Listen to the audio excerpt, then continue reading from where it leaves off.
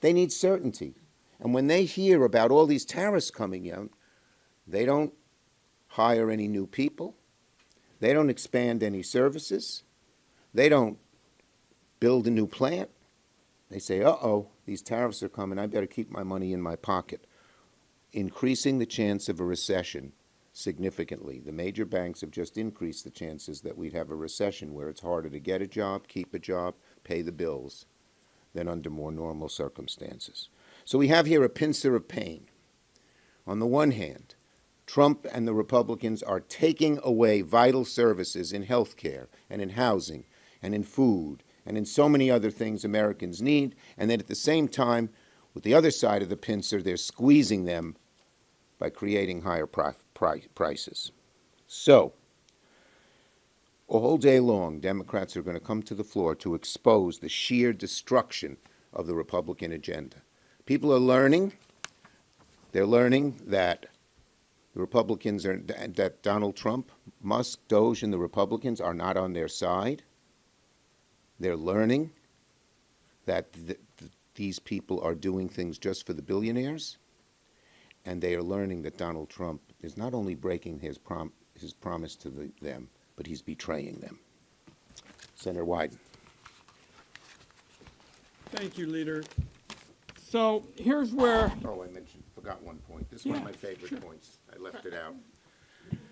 The tariffs are so poorly planned, the tariffs are so poorly planned that he's taxing penguins, not Putin, because the tax is levied on the herd in McDonald Islands, where only penguins live, but he's leaving Russia alone. Thank you for that little addition. So here's where things are right now. It's a bloodbath in the markets again today. And what you have all over the country now is Americans wincing as they look at their retirement accounts. And people are petrified. We're getting the calls about their jobs, their own personal finances. So they're hurting, but the billionaires, on the other hand, have got an ace in the hole. And that's their friends in the United States Senate, the Republicans. So while the economy is burning, thanks to Donald Trump's reckless tariffs, the bill the Republicans are scrambling to pass is essentially a bailout for them and big corporations. And he is taking the United States back to economic policy that predates the night bulb. He's driving up prices across the board. They did such an incompetent job. As you heard, they're talking about penguins. I guess as ranking Democrat on the Finance Committee, I got to be ready to maybe protect koala bears. Who knows what's next? Donald J. Hoover says he's not going to back down. And that is bad news for everybody who's counting on a steady paycheck to get by. But the well-connected billionaires who helped Donald Trump get back in power are safe in the knowledge that Senate Republicans have got their backs. The reality is, unless you're way up at the upper end of the income scale, any benefit you get from this Republican tax bill is going to get blown out of the water as the Trump tariffs continue to hike inflation. Trump, meanwhile, is completely out of touch, and as you have heard, they don't even really care about the harm they're causing. Donald Trump said so himself. He talked about auto manufacturing and said, quote, "I couldn't care less if they raised taxes." But what's even more striking is yesterday after the market crash. Donald Trump was asked about his tariffs, and he said, "I think it's going very well." You walk into a coffee shop in my home state, and you said something like that, that response you would be getting from people would be devastating, starting with the fact that they would call him a hypocrite because he said he was going to be concerned about the cost of living, and he's working on practically everything else. Thank you. Senator Klobuchar. Thank you, Senator Schumer. So, while we debate this Republican budget on the floor, which clearly gives 2/3 of the benefits to the wealthiest people and big corporations, at the same time, he's hit us with these tariffs. And I call these the Trump tariff tax. That's what this is.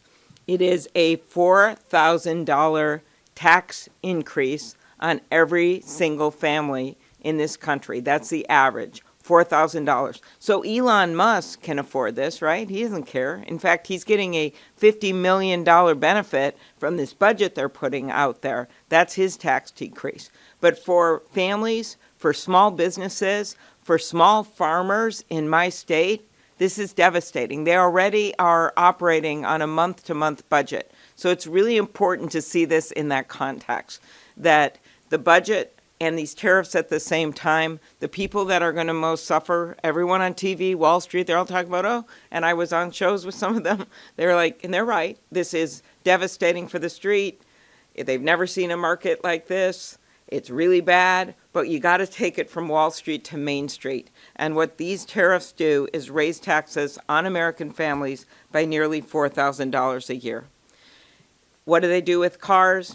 $3,000 increase for average family to buy a car. New homes for young people, $20,000 on average for a new home. It hits everyone in our economy, but perhaps those that are most scared right now are people who are depending on their savings, not in the long term, but immediately. Seniors depending on their savings.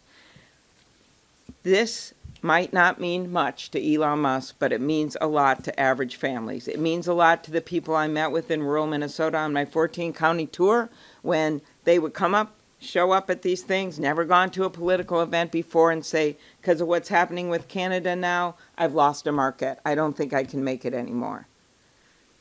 Our economy is a global economy, and he is cutting us off from the rest of the world. Just ask any one of those 70% of Canadians that have canceled their trips. Oh, okay. All right. Thank you for coming, and I'm happy to be joined by my colleagues, Senators Wyden, Klobuchar, Cortez Masto, and Ben Ray Lujan. It's great to be here with all of you. Now, this week, Donald Trump made one of the dumbest decisions he's ever made as president, and that is saying a whole lot. Instead of fixing inflation, which he promised to do, Donald Trump unleashed a wave of tariffs that will make inflation much, much worse. It is estimated the average American family will pay $5,000 more a year because of these tariffs. It is believed that these tariffs will hurt our economy and families from one end of America to the other. Here's what the nonpartisan chairman of the Federal Reserve, Jerome Powell, just said. It will increase inflation and slow growth. So, I am introducing an amendment to the Senate budget resolution with Senator Klobuchar and many other Dems that says that the amendment will make sure that any tariff put in place after January 20th, 25 will be rescinded if they have increased the costs of groceries, medicines, or other secondary goods. We leave in place the tariffs only on China, Russia, Iran, and North Korea. Now, Trump promised to lower prices on day one. Remember that? Well, they're going way up. And why is he doing these tariffs? Why would he do something like this? Because the Republican Party is in the vice grip of a group of very greedy billionaires. They have a billionaire bubble. And they say, all this money from tariffs could help make our taxes lower. It's a disgrace. It's an absolute disgrace. The amendment that we're doing calls for rescinding Trump's disastrous, chaotic tariffs that are hurting Americans. Everything's going to go up. Groceries, medicines, cars, gasoline, furniture, clothing, you name it. It's going to go up because this is across the board, across the world. And by the way, businesses hate this, not just big businesses, small businesses. They need certainty. And when they hear about all these tariffs coming out, they don't hire any new people. They don't expand any services. They don't build a new plant. They say, uh-oh, these tariffs are coming. I better keep my money in my pocket, increasing the chance of a recession significantly. The major banks have just increased the chances that we'd have a recession where it's harder to get a job, keep a job, pay the bills than under more normal circumstances. So we have here a pincer of pain. On the one hand, Trump and the Republicans are taking away vital services in health care and in housing and in food and in so many other things Americans need, and then at the same time, with the other side of the pincer, they're squeezing them by creating higher prices. So, all day long, Democrats are going to come to the floor to expose the sheer destruction of the Republican agenda. People are learning. They're learning that the Republicans are, that Donald Trump, Musk, Doge, and the Republicans are not on their side. They're learning that these people are doing things just for the billionaires.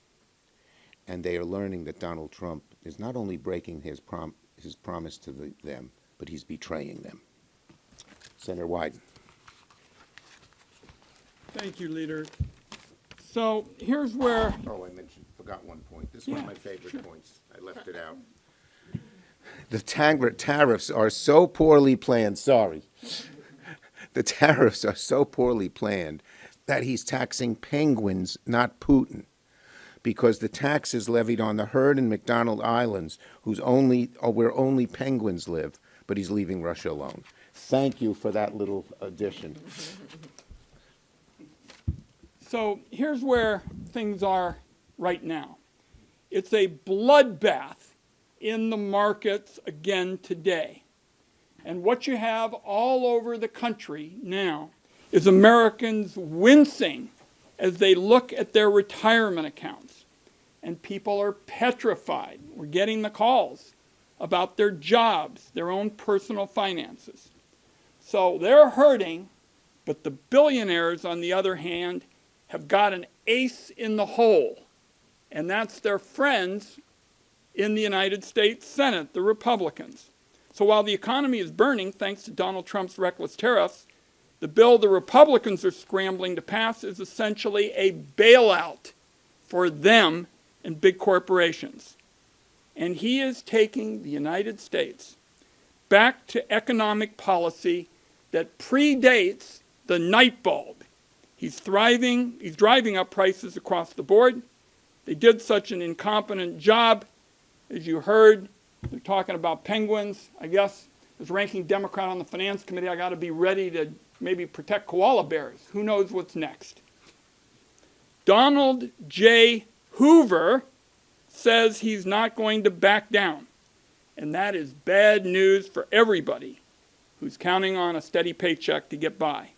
But the well-connected billionaires who helped Donald Trump get back in power are safe in the knowledge that Senate Republicans have got their backs. The reality is, unless you're way up at the upper end of the income scale, any benefit you get from this Republican tax bill is going to get blown out of the water as the Trump tariffs continue to hike inflation. Trump, meanwhile, is completely out of touch, and as you have heard, they don't even really care about the harm they're causing. Donald Trump said so himself. He talked about auto manufacturing and said, quote, "I couldn't care less if they raised taxes." But what's even more striking is yesterday after the market crash. Donald Trump was asked about his tariffs, and he said, "I think it's going very well." You walk into a coffee shop in my home state, and you said something like that, that response you would be getting from people would be devastating, starting with the fact that they would call him a hypocrite because he said he was going to be concerned about the cost of living, and he's working on practically everything else. Thank you. Senator Klobuchar. Thank you, Senator Schumer. So, while we debate this Republican budget on the floor, which clearly gives 2/3 of the benefits to the wealthiest people and big corporations, at the same time, he's hit us with these tariffs. And I call these the Trump tariff tax. That's what this is.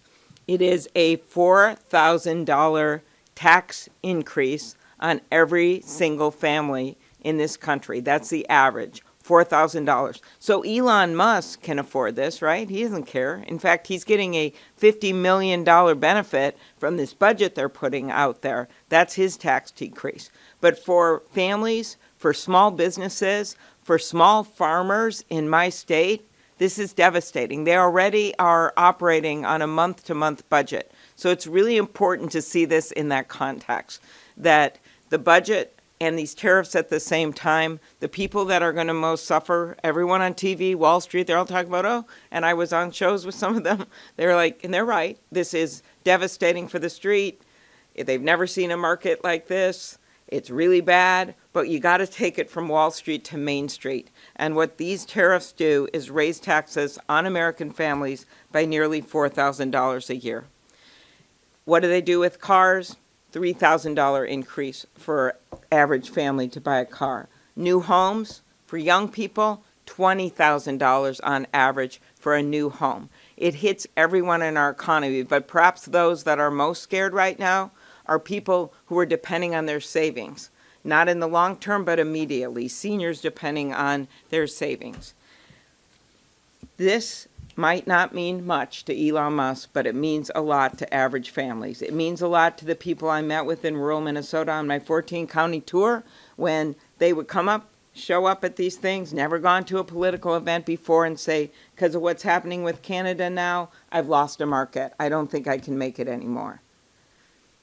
Our economy is a global economy, and he is cutting us off from the rest of the world. Just ask any one of those 70% of Canadians that have canceled their trips. Oh, okay. All right. Thank you for coming, and I'm happy to be joined by my colleagues, Senators Wyden, Klobuchar, Cortez Masto, and Ben Ray Lujan.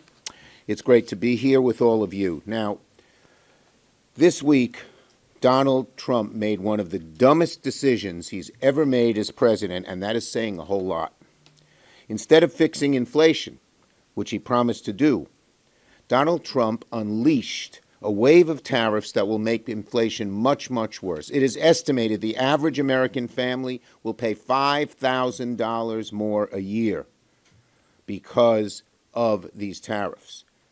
It is believed that these tariffs will hurt our economy and families from one end of America to the other. Here's what the nonpartisan chairman of the Federal Reserve, Jerome Powell, just said. It will increase inflation and slow growth. So, I am introducing an amendment to the Senate budget resolution with Senator Klobuchar and many other Dems that says that the amendment will make sure that any tariff put in place after January 20th, 25 will be rescinded if they have increased the costs of groceries, medicines, or other secondary goods. We leave in place the tariffs only on China, Russia, Iran, and North Korea. Now, Trump promised to lower prices on day one. Remember that? Well, they're going way up. And why is he doing these tariffs? Why would he do something like this? Because the Republican Party is in the vice grip of a group of very greedy billionaires. They have a billionaire bubble. And they say, all this money from tariffs could help make our taxes lower. It's a disgrace. It's an absolute disgrace. The amendment that we're doing calls for rescinding Trump's disastrous, chaotic tariffs that are hurting Americans. Everything's going to go up. Groceries, medicines, cars, gasoline, furniture, clothing, you name it. It's going to go up because this is across the board, across the world. And by the way, businesses hate this, not just big businesses, small businesses. They need certainty. And when they hear about all these tariffs coming out, they don't hire any new people. They don't expand any services. They don't build a new plant. They say, uh-oh, these tariffs are coming. I better keep my money in my pocket, increasing the chance of a recession significantly. The major banks have just increased the chances that we'd have a recession where it's harder to get a job, keep a job, pay the bills than under more normal circumstances. So we have here a pincer of pain.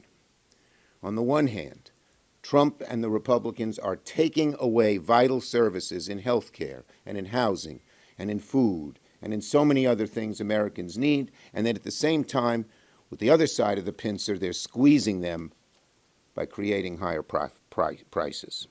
So, all day long, Democrats are going to come to the floor to expose the sheer destruction of the Republican agenda. People are learning. They're learning that the Republicans are, that Donald Trump, Musk, Doge, and the Republicans are not on their side. They're learning that these people are doing things just for the billionaires.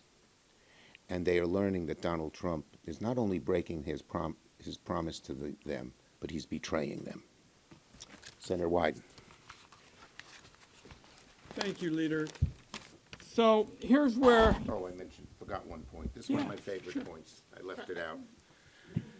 The tariffs are so poorly planned, the tariffs are so poorly planned that he's taxing penguins, not Putin, because the tax is levied on the herd in McDonald Islands, where only penguins live, but he's leaving Russia alone. Thank you for that little addition. So here's where things are right now. It's a bloodbath in the markets again today. And what you have all over the country now is Americans wincing as they look at their retirement accounts. And people are petrified. We're getting the calls about their jobs, their own personal finances. So they're hurting, but the billionaires, on the other hand, have got an ace in the hole. And that's their friends in the United States Senate, the Republicans. So while the economy is burning, thanks to Donald Trump's reckless tariffs, the bill the Republicans are scrambling to pass is essentially a bailout for them and big corporations. And he is taking the United States back to economic policy that predates the night bulb. He's driving up prices across the board. They did such an incompetent job. As you heard, they're talking about penguins. I guess as ranking Democrat on the Finance Committee, I got to be ready to maybe protect koala bears. Who knows what's next? Donald J. Hoover says he's not going to back down. And that is bad news for everybody who's counting on a steady paycheck to get by. But the well-connected billionaires who helped Donald Trump get back in power are safe in the knowledge that Senate Republicans have got their backs.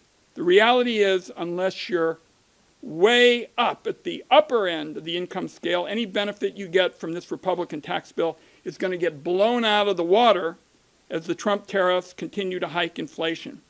Trump, meanwhile, is completely out of touch, and as you have heard, they don't even really care about the harm they're causing. Donald Trump said so himself. He talked about auto manufacturing and said, quote, "I couldn't care less if they raised taxes." But what's even more striking is yesterday after the market crash. Donald Trump was asked about his tariffs, and he said, "I think it's going very well." You walk into a coffee shop in my home state, and you said something like that, that response you would be getting from people would be devastating, starting with the fact that they would call him a hypocrite because he said he was going to be concerned about the cost of living, and he's working on practically everything else. Thank you. Senator Klobuchar. Thank you, Senator Schumer. So, while we debate this Republican budget on the floor, which clearly gives 2/3 of the benefits to the wealthiest people and big corporations, at the same time, he's hit us with these tariffs. And I call these the Trump tariff tax. That's what this is. It is a $4,000 tax increase on every single family in this country. That's the average, $4,000. So Elon Musk can afford this, right? He doesn't care. In fact, he's getting a $50 million benefit from this budget they're putting out there. That's his tax decrease. But for families, for small businesses, for small farmers in my state, this is devastating. They already are operating on a month-to-month budget. So it's really important to see this in that context, that the budget and these tariffs at the same time, the people that are going to most suffer, everyone on TV, Wall Street, they're all talking about, oh, and I was on shows with some of them, they're like, and they're right, this is devastating for the street. They've never seen a market like this. It's really bad, but you got to take it from Wall Street to Main Street. And what these tariffs do is raise taxes on American families by nearly $4,000 a year. What do they do with cars? $3,000 increase for average family to buy a car. New homes for young people, $20,000 on average for a new home. It hits everyone in our economy, but perhaps those that are most scared right now are people who are depending on their savings, not in the long term, but immediately. Seniors depending on their savings.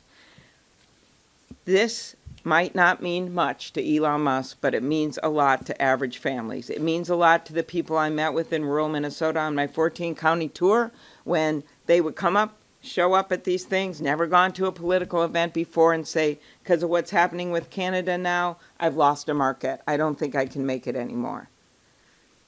Our economy is a global economy, and he is cutting us off from the rest of the world. Just ask any one of those 70% of Canadians that have canceled their trips. Oh, okay. All right. Thank you for coming, and I'm happy to be joined by my colleagues, Senators Wyden, Klobuchar, Cortez Masto, and Ben Ray Lujan.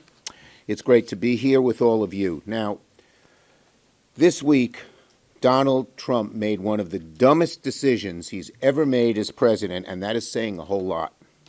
Instead of fixing inflation, which he promised to do, Donald Trump unleashed a wave of tariffs that will make inflation much, much worse. It is estimated the average American family will pay $5,000 more a year because of these tariffs.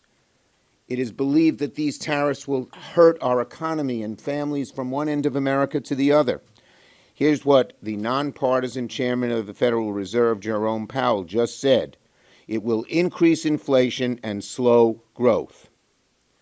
So, I am introducing an amendment to the Senate budget resolution with Senator Klobuchar and many other Dems that says that the amendment will make sure that any tariff put in place after January 20th, 25 will be rescinded if they have increased the costs of groceries, medicines, or other secondary goods.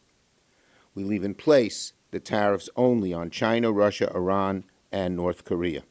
Now, Trump promised to lower prices on day one. Remember that? Well, they're going way up. And why is he doing these tariffs? Why would he do something like this? Because the Republican Party is in the vice grip of a group of very greedy billionaires. They have a billionaire bubble. And they say, all this money from tariffs could help make our taxes lower. It's a disgrace. It's an absolute disgrace. The amendment that we're doing calls for rescinding Trump's disastrous, chaotic tariffs that are hurting Americans. Everything's going to go up. Groceries, medicines, cars, gasoline, furniture, clothing, you name it. It's going to go up because this is across the board, across the world. And by the way, businesses hate this, not just big businesses, small businesses. They need certainty. And when they hear about all these tariffs coming out, they don't hire any new people. They don't expand any services. They don't build a new plant. They say, uh-oh, these tariffs are coming. I better keep my money in my pocket, increasing the chance of a recession significantly. The major banks have just increased the chances that we'd have a recession where it's harder to get a job, keep a job, pay the bills than under more normal circumstances. So we have here a pincer of pain. On the one hand, Trump and the Republicans are taking away vital services in health care and in housing and in food and in so many other things Americans need, and then at the same time, with the other side of the pincer, they're squeezing them by creating higher prices. So, a whole day long, Democrats are going to come to the floor to expose the sheer destruction of the Republican agenda. People are learning They're learning that the Republicans are, that Donald Trump, Musk, Doge, and the Republicans are not on their side. They're learning that these people are doing things just for the billionaires. And they are learning that Donald Trump is not only breaking his promise to them, but he's betraying them. Senator Wyden. Thank you, Leader. So here's where... Oh, forgot one point. This is one of my favorite points. I left it out. The tariffs are so poorly planned, the tariffs are so poorly planned that he's taxing penguins, not Putin, because the tax is levied on the herd in McDonald Islands, where only penguins live, but he's leaving Russia alone. Thank you for that little addition. So here's where things are right now. It's a bloodbath in the markets again today. And what you have all over the country now is Americans wincing as they look at their retirement accounts. And people are petrified. We're getting the calls about their jobs, their own personal finances. So they're hurting, but the billionaires, on the other hand, have got an ace in the hole. And that's their friends in the United States Senate, the Republicans. So while the economy is burning, thanks to Donald Trump's reckless tariffs, the bill the Republicans are scrambling to pass is essentially a bailout for them and big corporations. And he is taking the United States back to economic policy that predates the night bulb. He's driving up prices across the board. They did such an incompetent job. As you heard, they're talking about penguins. I guess as ranking Democrat on the Finance Committee, I got to be ready to maybe protect koala bears. Who knows what's next? Donald J. Hoover says he's not going to back down. And that is bad news for everybody who's counting on a steady paycheck to get by. But the well-connected billionaires who helped Donald Trump get back in power are safe in the knowledge that Senate Republicans have got their backs. The reality is, unless you're way up at the upper end of the income scale, any benefit you get from this Republican tax bill is going to get blown out of the water as the Trump tariffs continue to hike inflation. Trump, meanwhile, is completely out of touch, and as you have heard, they don't even really care about the harm they're causing. Donald Trump said so himself. He talked about auto manufacturing and said, quote, "I couldn't care less if they raised taxes." But what's even more striking is yesterday after the market crash. Donald Trump was asked about his tariffs, and he said, "I think it's going very well." You walk into a coffee shop in my home state, and you said something like that, that response you would be getting from people would be devastating, starting with the fact that they would call him a hypocrite because he said he was going to be concerned about the cost of living, and he's working on practically everything else. Thank you. Senator Klobuchar. Thank you, Senator Schumer. So, while we debate this Republican budget on the floor, which clearly gives 2/3 of the benefits to the wealthiest people and big corporations, at the same time, he's hit us with these tariffs. And I call these the Trump tariff tax. That's what this is. It is a $4,000 tax increase on every single family in this country. That's the average, $4,000. So Elon Musk can afford this, right? He doesn't care. In fact, he's getting a $50 million benefit from this budget they're putting out there. That's his tax decrease. But for families, for small businesses, for small farmers in my state, this is devastating. They already are operating on a month-to-month budget. So it's really important to see this in that context, that the budget and these tariffs at the same time, the people that are going to most suffer, everyone on TV, Wall Street, they're all talking about, oh, and I was on shows with some of them. They're like, and they're right, this is devastating for the street. They've never seen a market like this. It's really bad, but you got to take it from Wall Street to Main Street. And what these tariffs do is raise taxes on American families by nearly $4,000 a year. What do they do with cars? $3,000 increase for average family to buy a car. New homes for young people, $20,000 on average for a new home. It hits everyone in our economy, but perhaps those that are most scared right now are people who are depending on their savings. Not in the long term, but immediately. Seniors depending on their savings. This might not mean much to Elon Musk, but it means a lot to average families. It means a lot to the people I met with in rural Minnesota on my 14-county tour when they would come up, show up at these things, never gone to a political event before, and say, because of what's happening with Canada now, I've lost a market. I don't think I can make it anymore. Our economy is a global economy, and he is cutting us off from the rest of the world. Just ask any one of those 70% of Canadians that have canceled their trips. Oh, okay. All right. Thank you for coming, and I'm happy to be joined by my colleagues, Senators Wyden, Klobuchar, Cortez Masto, and Ben Ray Lujan.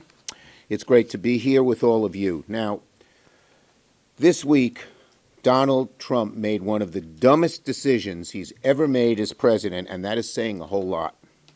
Instead of fixing inflation, which he promised to do, Donald Trump unleashed a wave of tariffs that will make inflation much, much worse. It is estimated the average American family will pay $5,000 more a year because of these tariffs.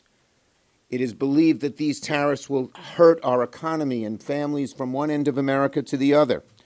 Here's what the nonpartisan chairman of the Federal Reserve, Jerome Powell, just said. It will increase inflation and slow growth.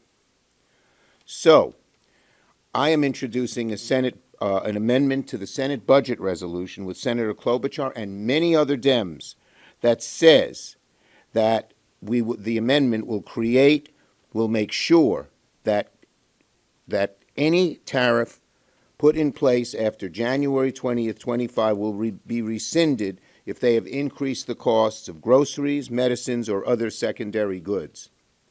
We leave in place the tariffs only on China, Russia, Iran, and North Korea.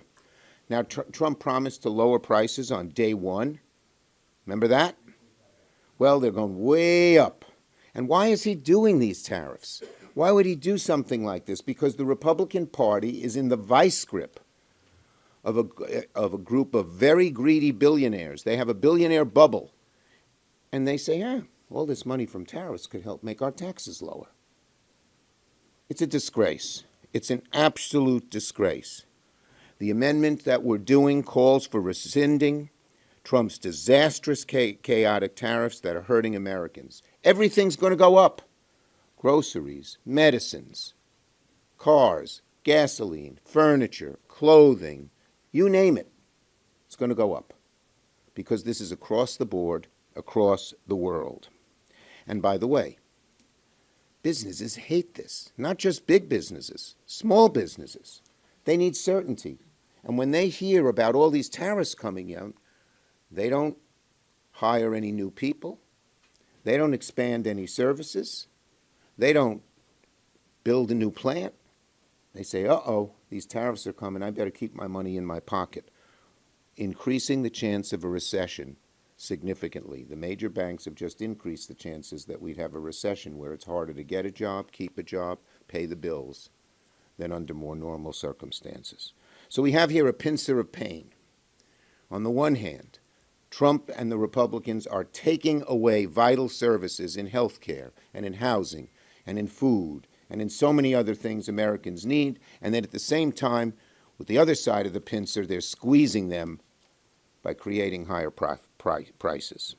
So, all day long, Democrats are going to come to the floor to expose the sheer destruction of the Republican agenda. People are learning. They're learning that the Republicans that Donald Trump, Musk, Doge, and the Republicans are not on their side. They're learning that these people are doing things just for the billionaires. And they are learning that Donald Trump is not only breaking his his promise to them, but he's betraying them. Senator Wyden. Thank you, Leader. So here's where, Oh, forgot one point. This is one of my favorite points. I left it out. The tariffs are so poorly planned, the tariffs are so poorly planned that he's taxing penguins, not Putin, because the tax is levied on the herd in McDonald Islands, where only penguins live, but he's leaving Russia alone. Thank you for that little addition. so here's where things are right now. It's a bloodbath in the markets again today. And what you have all over the country now is Americans wincing as they look at their retirement accounts. And people are petrified. We're getting the calls about their jobs, their own personal finances. So they're hurting, but the billionaires, on the other hand, have got an ace in the hole. And that's their friends in the United States Senate, the Republicans. So while the economy is burning, thanks to Donald Trump's reckless tariffs, the bill the Republicans are scrambling to pass is essentially a bailout for them and big corporations. And he is taking the United States back to economic policy that predates the night bulb. He's driving up prices across the board. They did such an incompetent job. As you heard, they're talking about penguins. I guess as ranking Democrat on the Finance Committee, I got to be ready to maybe protect koala bears. Who knows what's next? Donald J. Hoover says he's not going to back down. And that is bad news for everybody who's counting on a steady paycheck to get by. But the well-connected billionaires who helped Donald Trump get back in power are safe in the knowledge that Senate Republicans have got their backs. The reality is, unless you're way up at the upper end of the income scale, any benefit you get from this Republican tax bill is going to get blown out of the water as the Trump tariffs continue to hike inflation. Trump, meanwhile, is completely out of touch, and as you have heard, they don't even really care about the harm they're causing. Donald Trump said so himself. He talked about auto manufacturing and said, quote, "I couldn't care less if they raised taxes." But what's even more striking is yesterday after the market crash. Donald Trump was asked about his tariffs, and he said, "I think it's going very well." You walk into a coffee shop in my home state, and you said something like that, that response you would be getting from people would be devastating, starting with the fact that they would call him a hypocrite because he said he was going to be concerned about the cost of living, and he's working on practically everything else. Thank you. Senator Klobuchar. Thank you, Senator Schumer. So, while we debate this Republican budget on the floor, which clearly gives 2/3 of the benefits to the wealthiest people and big corporations, at the same time, he's hit us with these tariffs.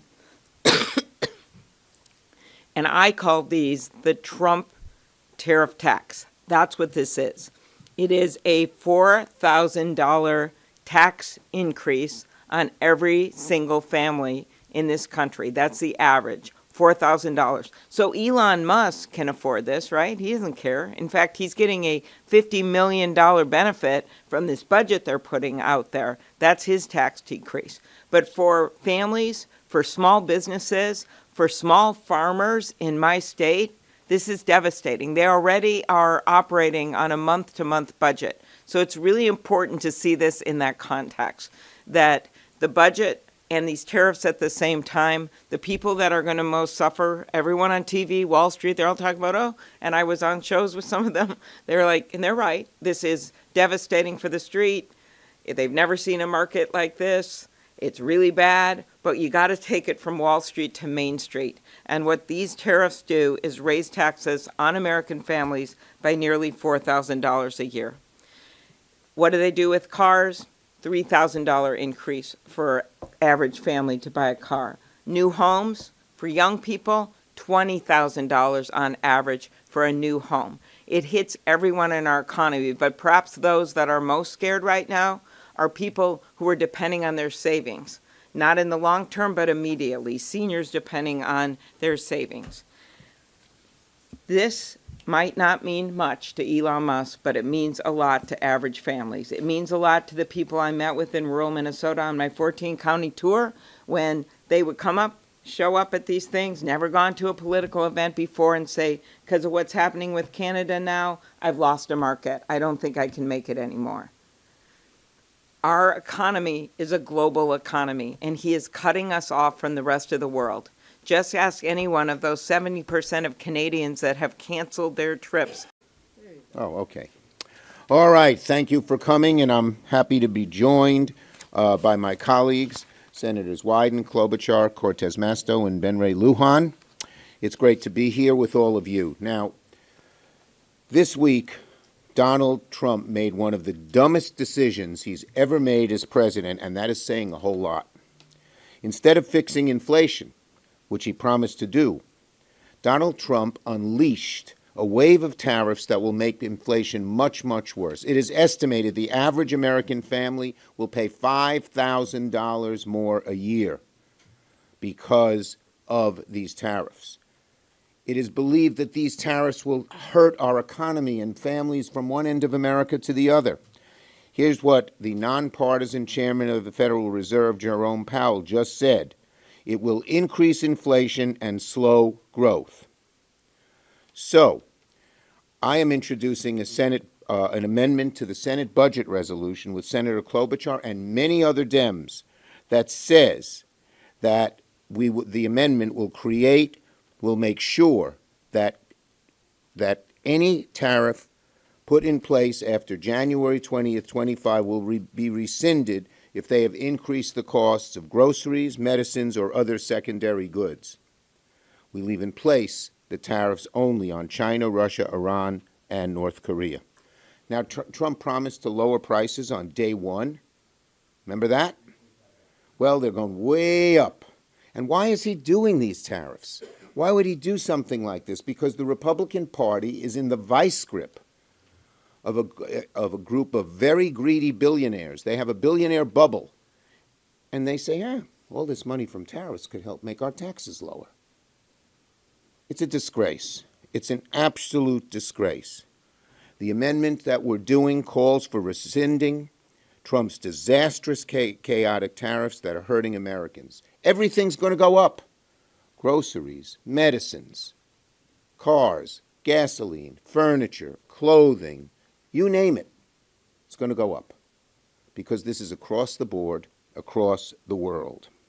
And by the way, businesses hate this, not just big businesses, small businesses. They need certainty. And when they hear about all these tariffs coming out, they don't hire any new people. They don't expand any services. They don't build a new plant. They say, these tariffs are coming. I better keep my money in my pocket, increasing the chance of a recession significantly. The major banks have just increased the chances that we'd have a recession where it's harder to get a job, keep a job, pay the bills than under more normal circumstances. So we have here a pincer of pain. On the one hand, Trump and the Republicans are taking away vital services in health care and in housing and in food and in so many other things Americans need, and then at the same time, with the other side of the pincer, they're squeezing them by creating higher prices.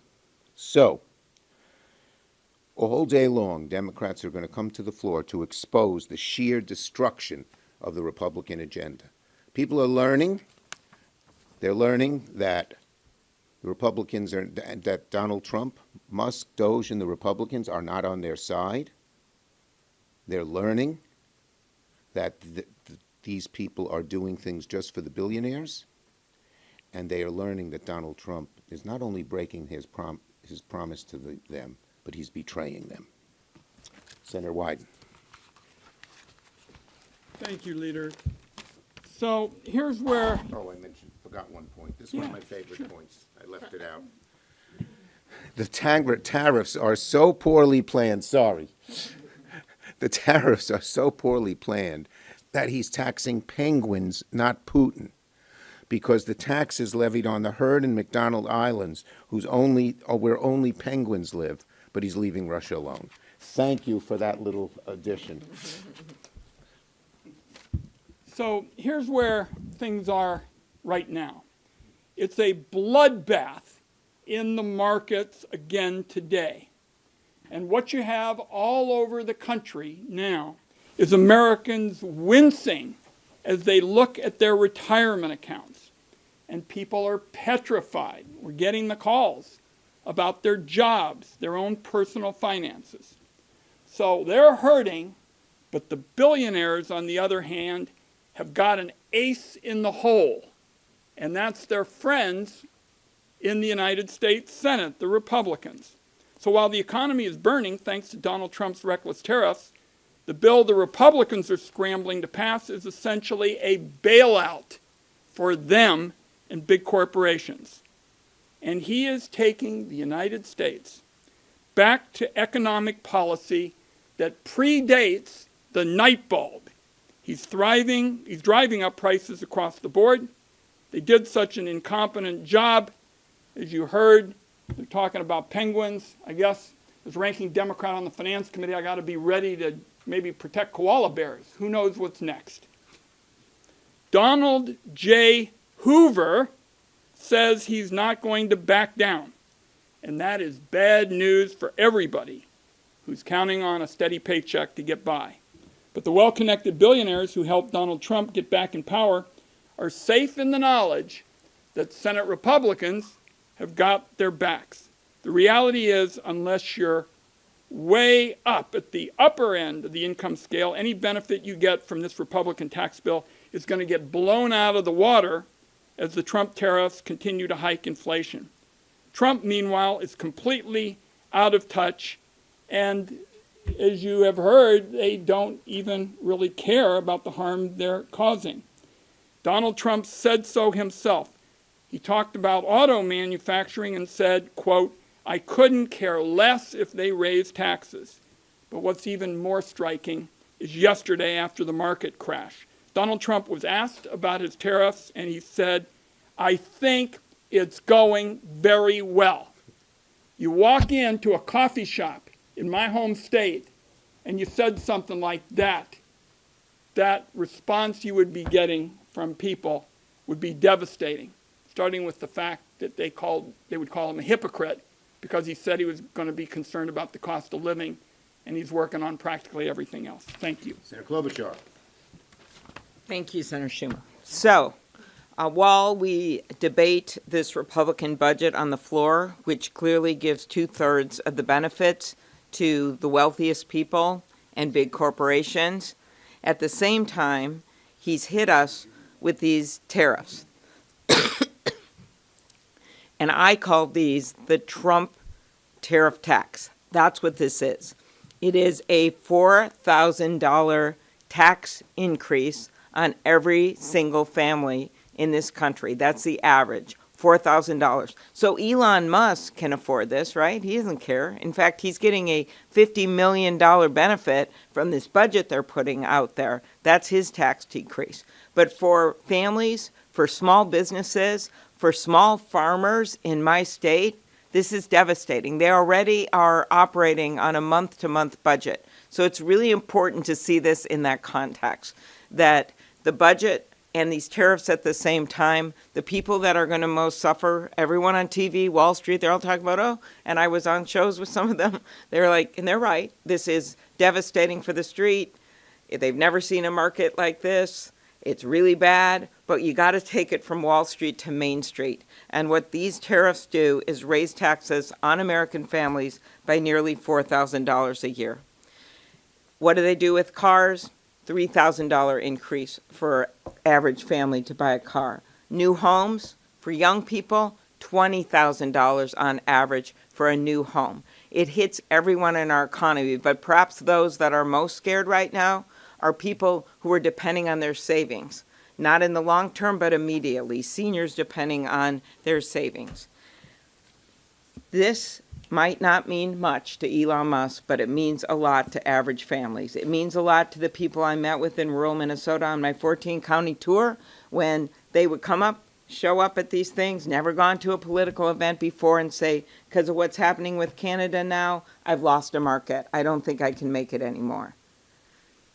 Our economy is a global economy, and he is cutting us off from the rest of the world. Just ask any one of those 70% of Canadians that have canceled their trips. Oh, okay. All right. Thank you for coming, and I'm happy to be joined by my colleagues, Senators Wyden, Klobuchar, Cortez Masto, and Ben Ray Lujan. It's great to be here with all of you. Now, this week, Donald Trump made one of the dumbest decisions he's ever made as president, and that is saying a whole lot. Instead of fixing inflation, which he promised to do, Donald Trump unleashed a wave of tariffs that will make inflation much, much worse. It is estimated the average American family will pay $5,000 more a year because of these tariffs. It is believed that these tariffs will hurt our economy and families from one end of America to the other. Here's what the nonpartisan chairman of the Federal Reserve, Jerome Powell, just said. It will increase inflation and slow growth. So, I am introducing an amendment to the Senate budget resolution with Senator Klobuchar and many other Dems that says that the amendment will make sure that any tariff put in place after January 20th, 25 will be rescinded if they have increased the costs of groceries, medicines, or other secondary goods. We leave in place the tariffs only on China, Russia, Iran, and North Korea. Now, Trump promised to lower prices on day one. Remember that? Well, they're going way up. And why is he doing these tariffs?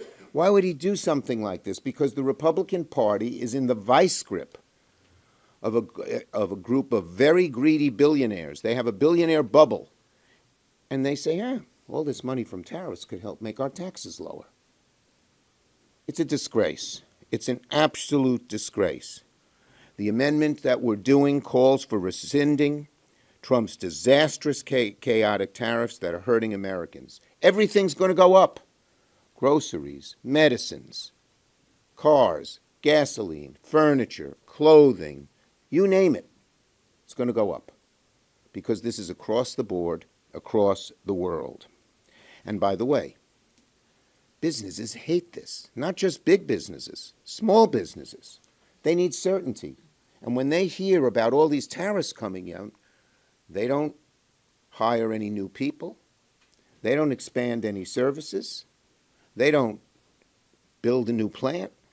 They say, these tariffs are coming. I better keep my money in my pocket, increasing the chance of a recession significantly. The major banks have just increased the chances that we'd have a recession where it's harder to get a job, keep a job, pay the bills than under more normal circumstances.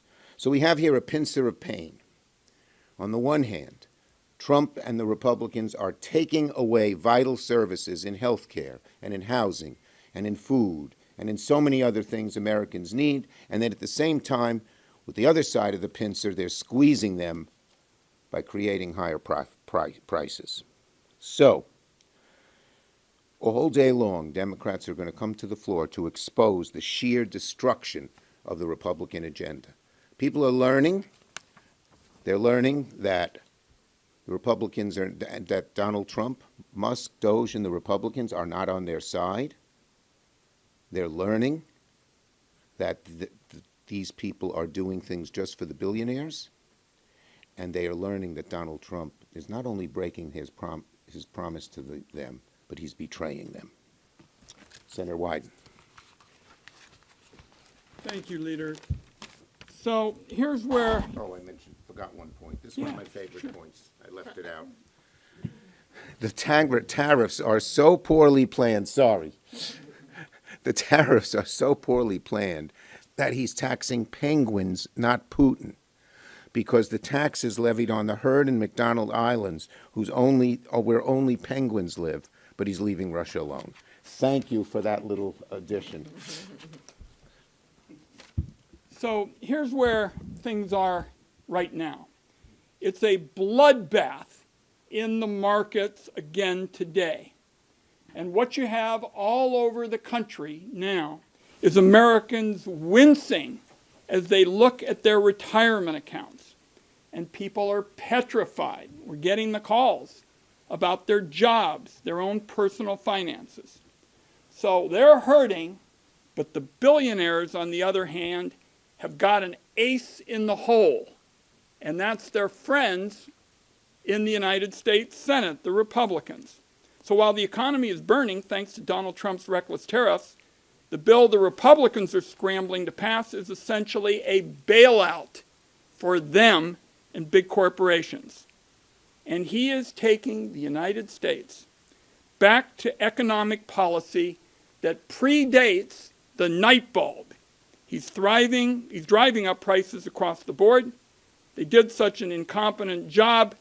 As you heard, they're talking about penguins. I guess as ranking Democrat on the Finance Committee, I got to be ready to maybe protect koala bears. Who knows what's next? Donald J. Hoover says he's not going to back down. And that is bad news for everybody who's counting on a steady paycheck to get by. But the well-connected billionaires who helped Donald Trump get back in power are safe in the knowledge that Senate Republicans have got their backs. The reality is, unless you're way up at the upper end of the income scale, any benefit you get from this Republican tax bill is going to get blown out of the water as the Trump tariffs continue to hike inflation.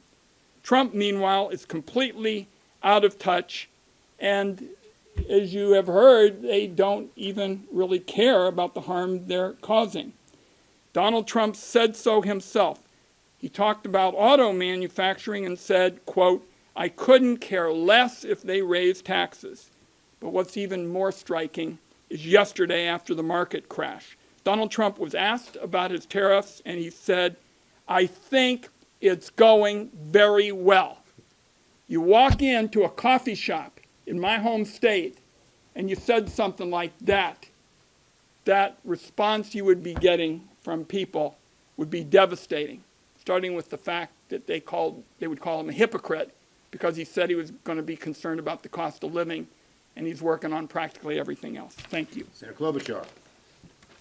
Thank you, Senator Schumer. So, while we debate this Republican budget on the floor, which clearly gives 2/3 of the benefits to the wealthiest people and big corporations, at the same time, he's hit us with these tariffs. And I call these the Trump tariff tax. That's what this is.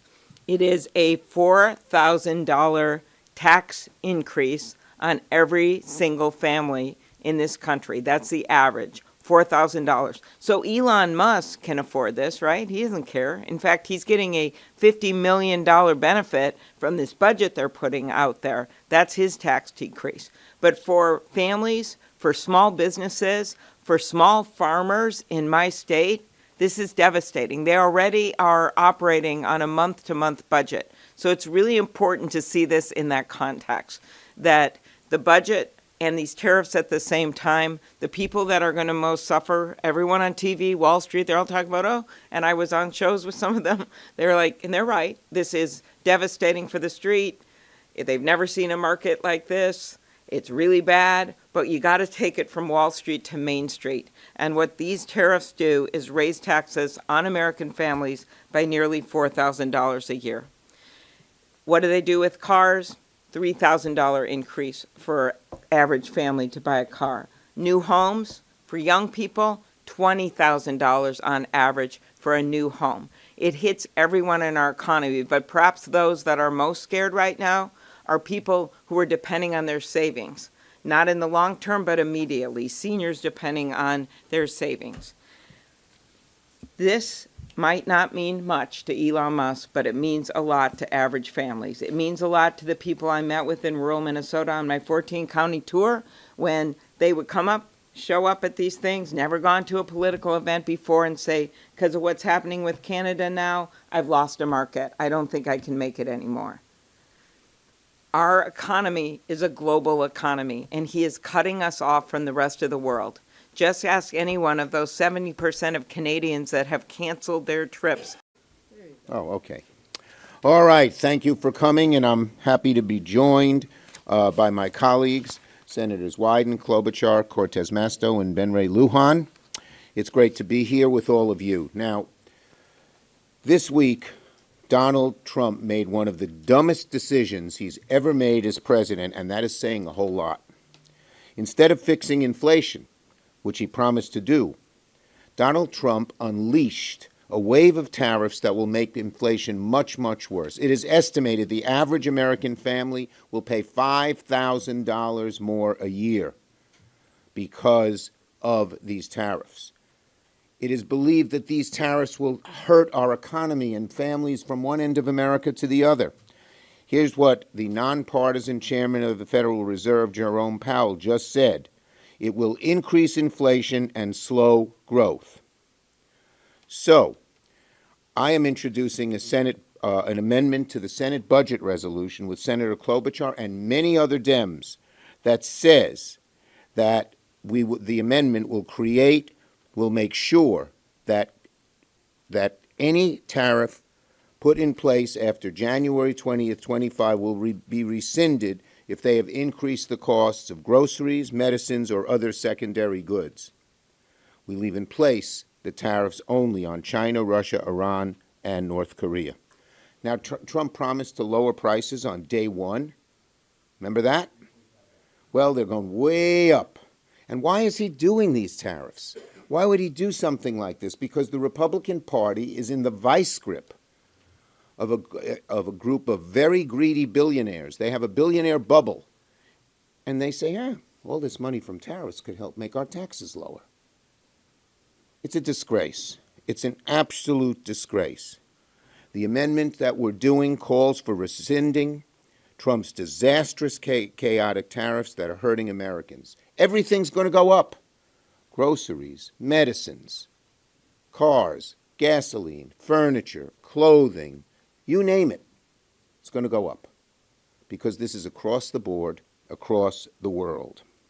And by the way, businesses hate this, not just big businesses, small businesses. They need certainty. And when they hear about all these tariffs coming out, they don't hire any new people. They don't expand any services. They don't build a new plant. They say, uh-oh, these tariffs are coming. I better keep my money in my pocket, increasing the chance of a recession significantly. The major banks have just increased the chances that we'd have a recession where it's harder to get a job, keep a job, pay the bills than under more normal circumstances. So we have here a pincer of pain. On the one hand, Trump and the Republicans are taking away vital services in health care and in housing and in food and in so many other things Americans need, and then at the same time, with the other side of the pincer, they're squeezing them by creating higher prices. So, all day long, Democrats are going to come to the floor to expose the sheer destruction of the Republican agenda. People are learning. They're learning that the Republicans that Donald Trump, Musk, Doge, and the Republicans are not on their side. They're learning that these people are doing things just for the billionaires. And they are learning that Donald Trump is not only breaking his promise to them, but he's betraying them. Senator Wyden. Thank you, Leader. So here's where... Oh, I forgot one point. This is one of my favorite points. I left it out. The tariffs are so poorly planned. Sorry. The tariffs are so poorly planned that he's taxing penguins, not Putin, because the tax is levied on the herd in McDonald Islands, where only penguins live, but he's leaving Russia alone. Thank you for that little addition. So here's where things are right now. It's a bloodbath in the markets again today. And what you have all over the country now is Americans wincing as they look at their retirement accounts and people are petrified. We're getting the calls about their jobs, their own personal finances. So they're hurting, but the billionaires, on the other hand, have got an ace in the hole, and that's their friends in the United States Senate, the Republicans. So while the economy is burning thanks to Donald Trump's reckless tariffs, the bill the Republicans are scrambling Nothing be complete freeloaders. a bailout for them. This thing is. And he is taking the United States back to economic policy that predates the night bulb. He's driving up prices across the board. They did such an incompetent job. As you heard, they're talking about penguins. I guess as ranking Democrat on the Finance Committee, I got to be ready to maybe protect koala bears. Who knows what's next? Donald J. Hoover says he's not going to back down. And that is bad news for everybody who's counting on a steady paycheck to get by. But the well-connected billionaires who helped Donald Trump get back in power are safe in the knowledge that Senate Republicans have got their backs. The reality is, unless you're way up at the upper end of the income scale, any benefit you get from this Republican tax bill is going to get blown out of the water as the Trump tariffs continue to hike inflation. Trump, meanwhile, is completely out of touch, and as you have heard, they don't even really care about the harm they're causing. Donald Trump said so himself. He talked about auto manufacturing and said, quote, "I couldn't care less if they raise taxes." But what's even more striking is yesterday after the market crash. Donald Trump was asked about his tariffs, and he said, "I think it's going very well." You walk into a coffee shop in my home state, and you said something like that. Rack up the biggest bill ever on the credit card of the middle class, an explosion in debt, but also to fund a tax cut for the fabulously wealthy. This is the 2017 tax cut, which is essentially going to be mirrored, we believe, by this tax cut. The top 1% of earners got tax cuts 852 times bigger than working families in America. We don't know the final shape of this tax cut, but it won't look fundamentally different from that.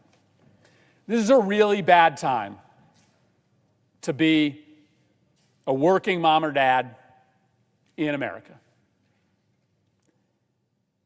This week, we are passing, apparently, a massive cut in health care benefits for working families in order to pad the pockets of the wealthy. But we are also dealing with the Trump tariff plan, which has been a Keystone Cop-like rollout that will ultimately raise prices for every single American. Tariffs can work as part of a coordinated, thoughtful approach to trying to rebuild American industry. But they only work when you partner those tariffs together with industrial policy, incentives to help promote the industry that you are trying to punish when the products come from abroad. I'm not reflexively opposed to the use of tariffs, but this use of tariffs is bananas because it's not paired with any domestic industrial policy, meaning that you're just going to get the downside, the massive increase in costs for consumers, without the upside, job creation in the United States of America. And so before I get to the insult to middle-class families that will come through the budget, let's just talk about what's going to happen with these tariffs. We know how it's going to work because we saw how tariffs worked in Trump's first term. Let me just take one specific example. In Trump's first term, he imposed a 20% escalating tariff on washing machines. And the idea was that, we want washing machines to be made in the United States instead of outside of the United States. But because he didn't pair that together with any more comprehensive help for the washing machine industry in the United States, it was only downside.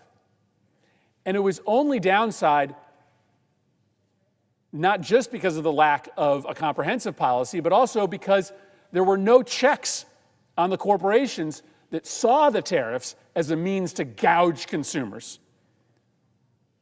You have to also partner tariffs together with some accountability for corporations, for the greedy corporations that get wide-eyed when they see the tariffs and realize, well, this is an opportunity to not just pass the tariff along, but to jack up the price a little bit more and say that it was all because of the tariffs. Here's what happened on washing machines. So you got a 20% escalating tariff. We have the data. We saw what happened. The economic data tells us that the washing machine companies passed along the 20% tariff and then padded the price increase, sometimes by 15%, sometimes by 50%. But it's worse than that. The price increase was not just for imported washing machines. They also increased the price of the domestic washing machines that weren't subject to the tariff. Why not? Why not? The Trump administration won't hold us accountable for that. Nobody really looks to see whether the washing machine was made in America or not. We'll just raise the price on everything. What do you buy when you buy a washing machine as well? A dryer. So guess what happened? Even though dryers weren't subject to the tariff, the price got jacked up on the dryers as well. Dryers went up by 50% sometimes in cost, 15%, 20%. All of a sudden, prices went up for everything. Now, Trump collected a bunch of money in tariffs, $80 billion, but that was literally just middle-class people paying the additional amount to the company and the company passing it along to the government. So it was just a tax. It was just a tax. Okay, maybe you could live with that if it revitalized the domestic washing machine industry, if there were tens of thousands of people going back to jobs in that industry. But that didn't happen. I think there were 1 or 2 domestic washing machine factories that opened up, and Trump, of course, made a big deal. You know how many jobs it was in total? Less than 2,000 jobs. Less than 2,000 jobs were created for a tariff that jacked up costs for every American and resulted in $80 billion of middle-class taxes being collected by the government. That works out to about $800,000 per job. So that's what's coming at scale, not just on washing machines, but on virtually every consumer product. A big price increase, little to no domestic job creation, all the pain on the middle class. Tariffs can work, but this is not the way that they work. And so this week, Senate Republicans, instead of trying to help consumers deal with the impact of these tariffs, I mean, we're talking about huge price increases coming for American families. And this week, we could be sitting here voting for bills that cancel the tariffs or try to help middle-class families in another way. We're doing exactly the opposite.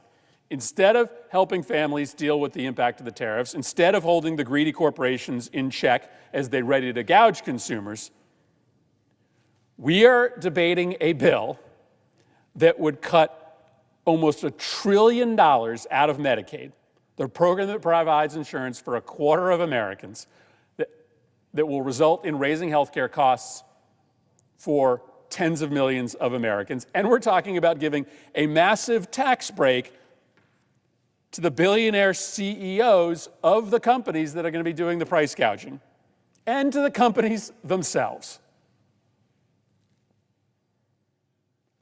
That's outrageous. That's outrageous. If you were a regular, ordinary American, what you are being told is that you're going to have to pay huge new price increases on everything you buy. You are going to have your health care disappeared, and corporate profits and take-home pay for CEOs are going to skyrocket. Who's asking for that? What American is asking for prices to go up, my health care to be cut, and billionaires to get a big tax break? Let's start talking about these tax cuts. Okay, they're the center of this bill. Right? Everything in the Trump administration is about a simple story. How do I help my Mar-a-Lago billionaire friends? So this is the old tax cut, because we don't know all the details of the new one. If you look at sort of the poorest Americans versus the richest Americans, the tax cut is 852 times bigger. But here's a back-of-the-napkin analysis of what this new tax cut is likely to look like if it's basically formed like the old one. And instead of taking the poorest Americans versus the richest Americans, instead, let's just look at sort of the bottom 60% of income earners in this country. That's roughly about everybody who makes $90,000 or less. So that's a lot of your neighbors, right? I mean, $90,000 is an income that is familiar to a lot of Americans. So under this new tax cut, if it looks like the old one, and that's the signal that we get, is that households in the top 1% are going to get an average tax cut that's 120 times bigger than the tax cut given to people who are making $90,000 or less. So that's 152 times bigger than the very poor. But let's take somebody who's making $60,000. The richest 1% are going to get a tax cut that is 120 times bigger. How is that fair? Okay, now you'd say, well, that's because they make a lot more money. So of course they're going to get a bigger tax cut. But let's do the math a different way.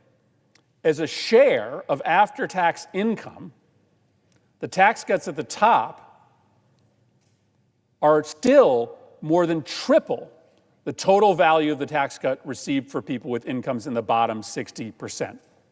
So even when you adjust for the fact that they are making more money, they are still getting a tax cut whose value is 3 times bigger than folks who are making a middle income in this country. And why?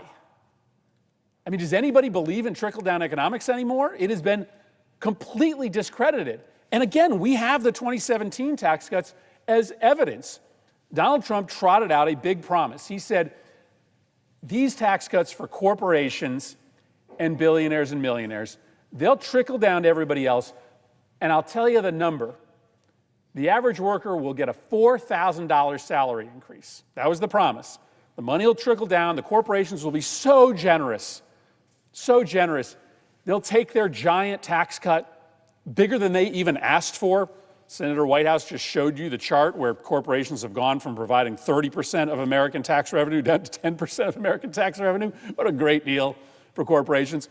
Okay, that's a nice chart. That makes sense if the corporations are taking their lower tax liability and turning it around into wages. Instead, they're not. They're keeping it for themselves, for their executives, for their top shareholders. The analysis shows that that promised $4,000 salary increase as a result of the tax cuts wasn't $4,000, it wasn't $2,000, it wasn't $1,000, it wasn't $100, it was zero. Because all of that money, virtually all of that money, ended up getting gobbled up by the corporations, mainly for stock buybacks. Didn't go to increase compensation for their employees. So it's not to raise wages. I guess it's just to make rich people richer.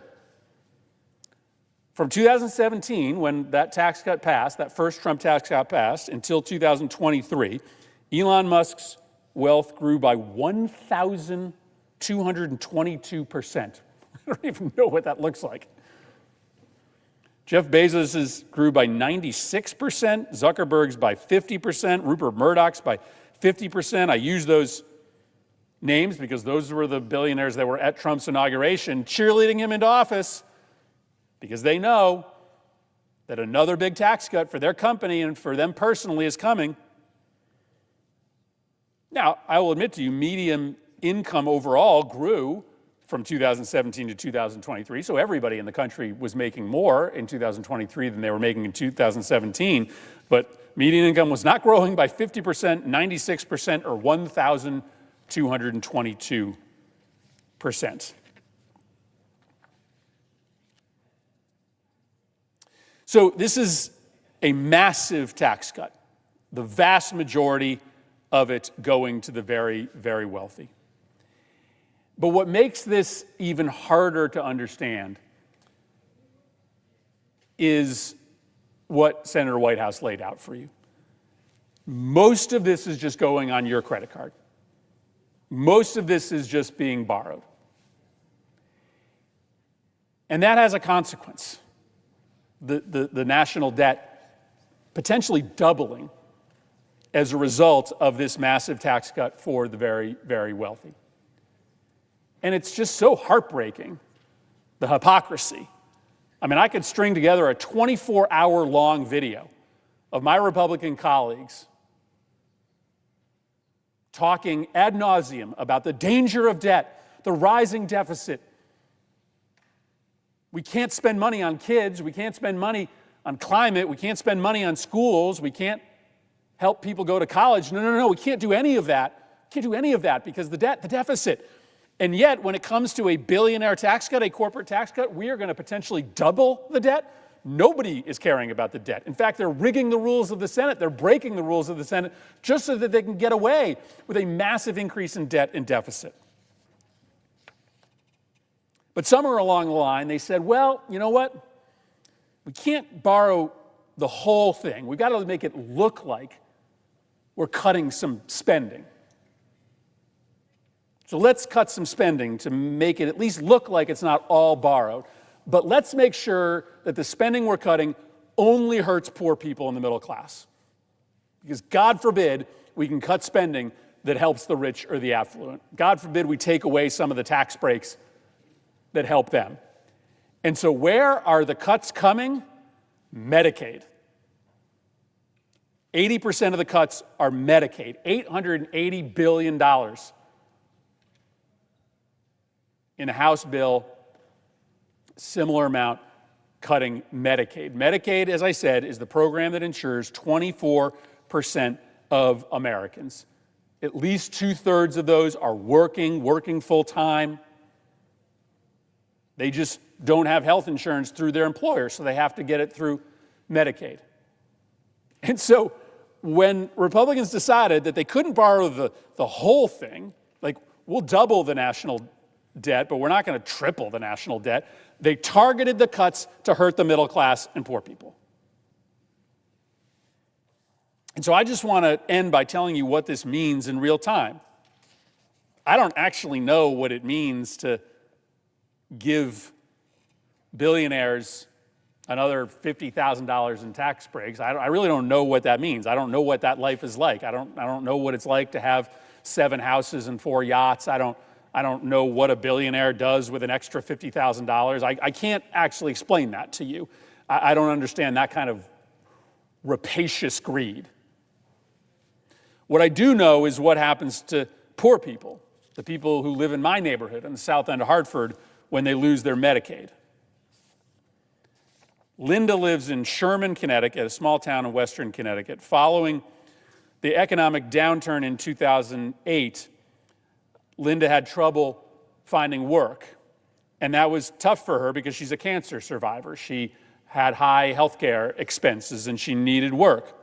She was underemployed. She worked in plant nurseries and agriculture. Her husband at the same time lost his job as an auto mechanic. They lost their health care insurance.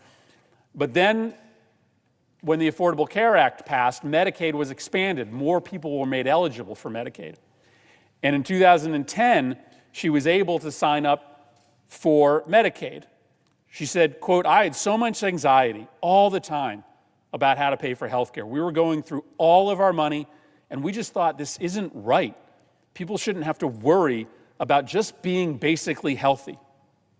But once she got health care, she was able to restart her life. Linda went back to school because now she had health care. She got a new degree. She found a job teaching agriculture at a local high school. But that program didn't provide health care, so she still needed that Medicaid. Medicaid, she says, just provides such a baseline for society. It allowed me to maintain my health so that I was able to continue working. The Medicaid cuts that they are talking about will destroy Medicaid expansion.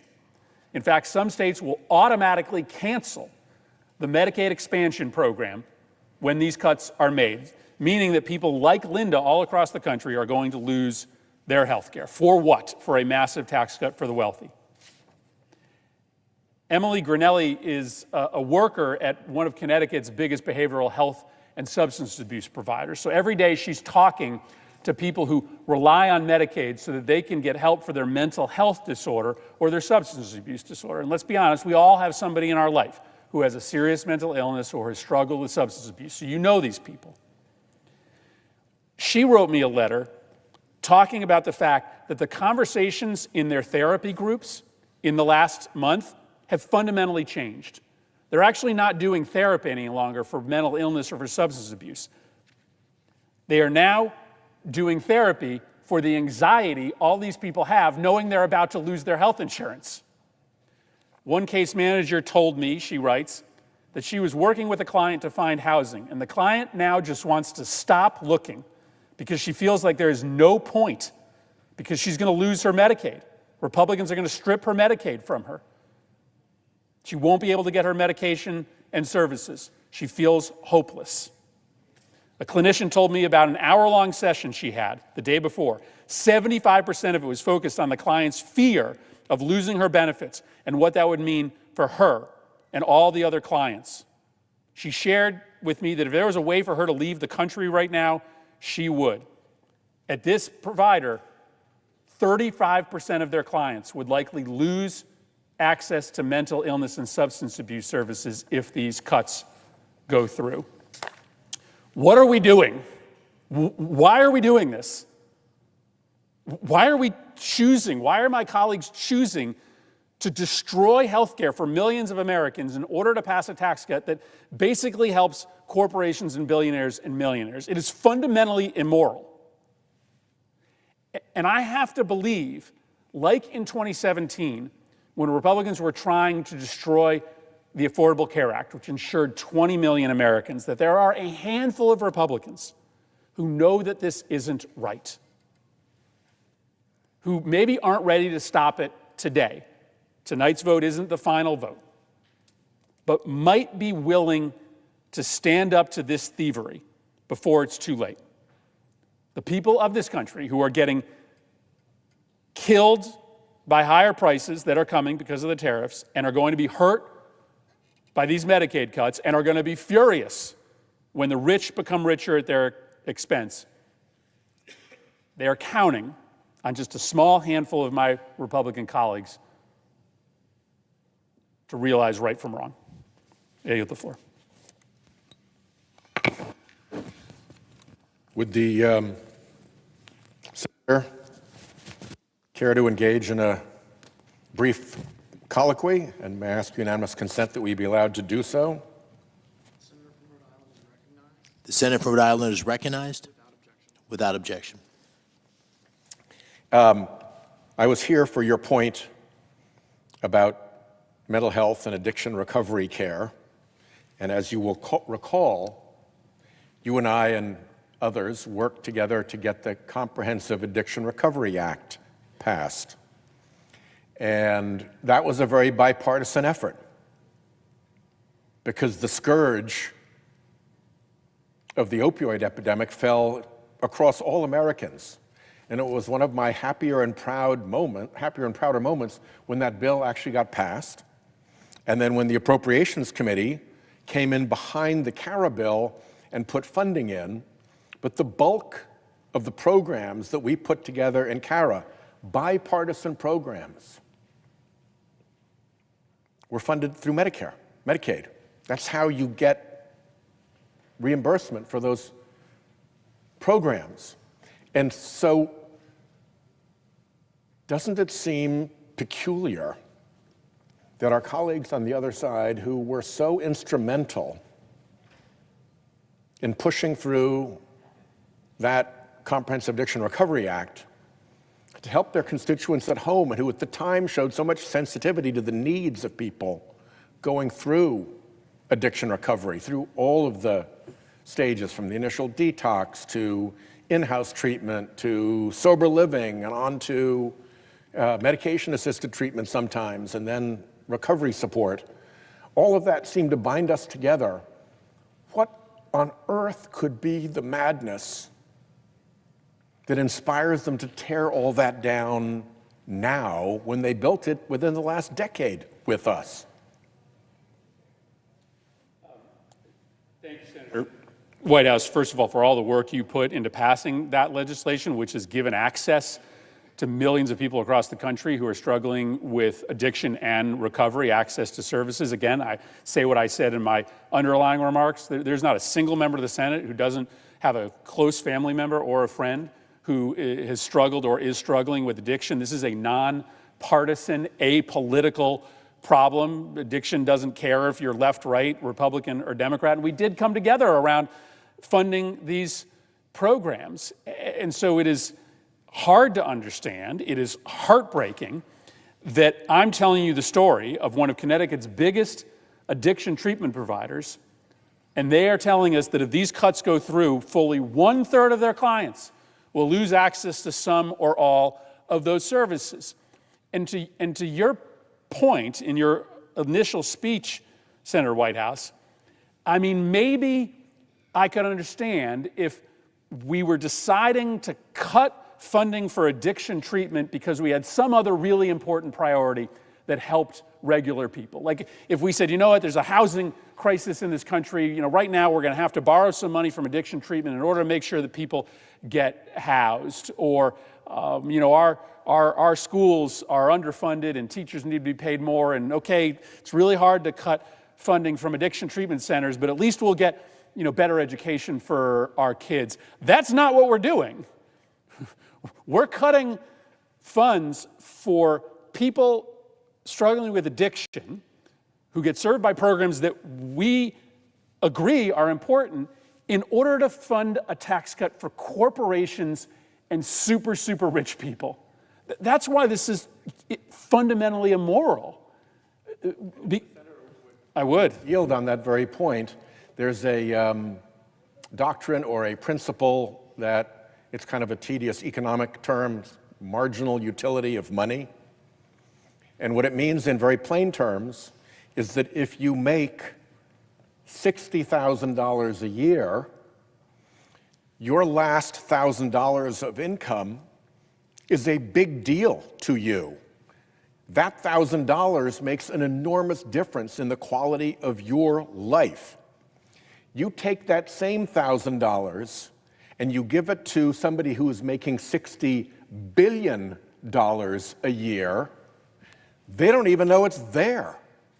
The marginal utility of that money in the billionaire's or mega millionaire's life is near zero. Near zero. And so if you're actually looking at the human side of the financial equation, are we not taking extremely important dollars that make an enormous difference in the lives of normal, regular people, scooping them up by the trillions, according to the graphs I showed, and delivering them to a crop of big corporations who already pay taxes too low, and mega millionaires and billionaires who won't even notice the money. It won't change a thing in their lives. They can still buy a $90,000 purse for their wife. They can still buy the 9th house. They can still buy the 190-foot yacht with its crew of 30 or 40 or 50 or whatever it is. Where is the benefit? You know, we talk about this as being a transfer of wealth from the poor, the middle class, to the very rich, but it's really an evaporation of wealth, because it's not going to make a difference to people who already have more money than they can spend in the rest of their lives. They couldn't spend it if they wanted to in the rest of their lives. And so this additional thing, it's more like a trophy. And it reminds me, when I was growing up, people talking about FDR, you know, recalling his presidency, and talking about JFK while he was president, and shortly thereafter. I was alive during JFK's life. And people used to say, well, you know, the good thing about electing those rich people is that they're too rich to steal. You don't have to worry about them. They're too rich to steal. FDR never stole a nickel, as best I can tell. JFK never stole a nickel, as best I can tell. This crop of creepy billionaires, what happened to too rich to steal, Senator Murphy? I mean, and it's thievery masked by a bogus economic argument that says the money will eventually find its way down to everybody else. And that is not true. That has never been true. In fact, the opposite is often true. You know, the billionaire class is sometimes referred to as sort of citizens of everywhere, right? They're global citizens. They globetrot from homes in the United States and Europe and the islands, but that's also where their money ends up going as well. It used to be that the richest guy in your community was, you know, investing only in your community. But today, when we pad the pockets of the uber wealthy, that money either does not get spent or it ultimately gets delivered to investments that flow into economies all over the world. These tax cuts don't end up back in America. To the extent the money gets spent anywhere, it gets spent in international index funds. So the theory of the case, which has always been cover for simply delivering more and more excessive resources to the very, very wealthy, has never worked. But it works even less now when in a global international economy, the very, very wealthy have options to invest in the United States or often for higher returns, investing somewhere else. And it looks to me, if I could reclaim my time for a moment and ask you another question, it looks to me a bit like as they're destroying Medicaid, which as you pointed out, serves a quarter of American households, and is essential in those households because it's granny's nursing home care, it's your sister's or wife's childbirth delivery in the hospital, or it's your colleague or friend or family member's opioid recovery treatment, swept away.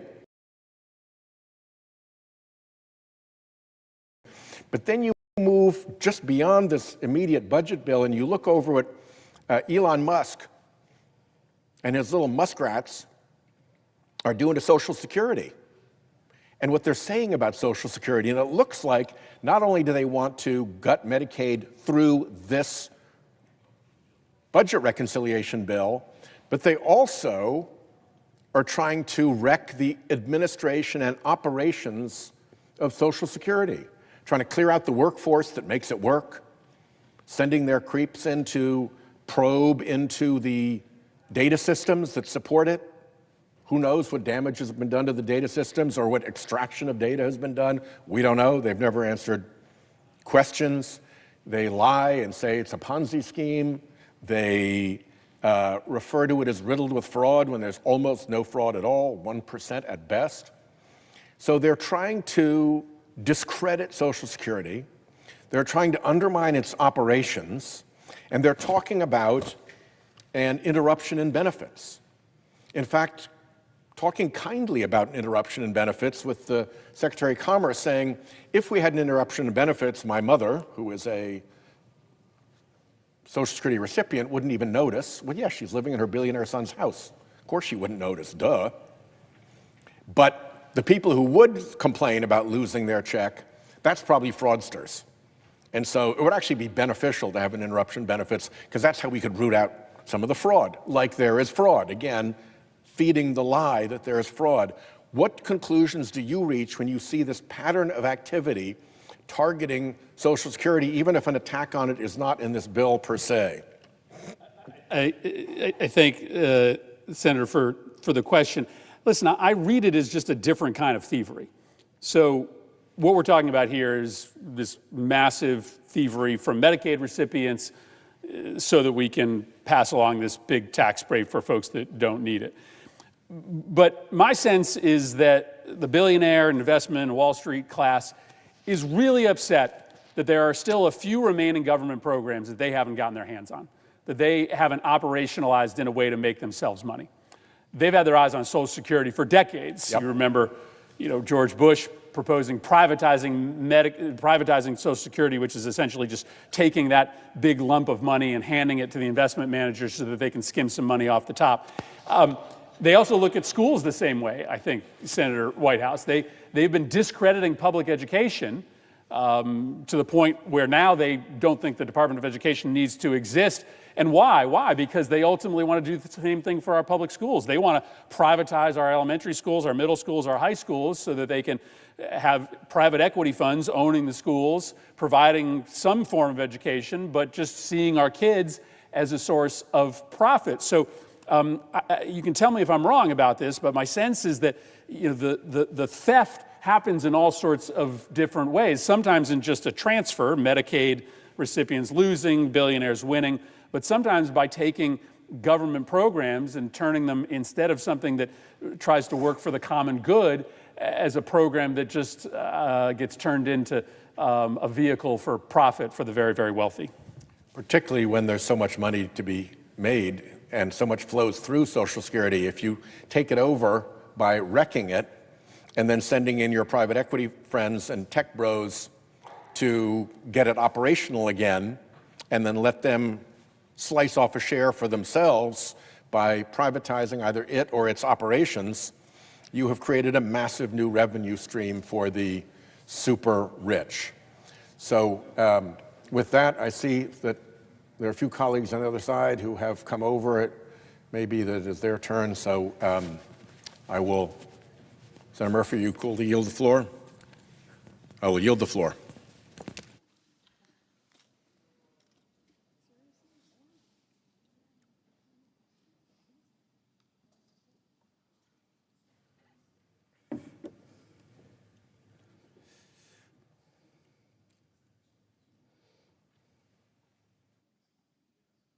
Mr. President, Senator from Kentucky. we're gathered here to talk about the budget. We're going to be voting on a budget resolution shortly, and I'm concerned. I'm concerned that there's so much enthusiasm among conservatives and Republicans for cutting waste and cutting fraud and quit spending $2 million on sex changes in Guatemala and $3 million on girl-centric climate change in Brazil, $4.8 million on social media influencers in Ukraine. I'm excited by eliminating all of that waste. I've been calling for it for years. But I'll tell you what worries me. What worries me is that so many things in Washington are smoke and mirrors. On the one hand, it appears as if all of this great savings is happening. But on the other hand, the resolution before us will increase the debt by $5 trillion. So which is it? Are we cutting spending or are we expanding the debt? If we expand the debt at $5 trillion, that will be an expansion of the debt equal to or exceeding everything that happened in the Biden years.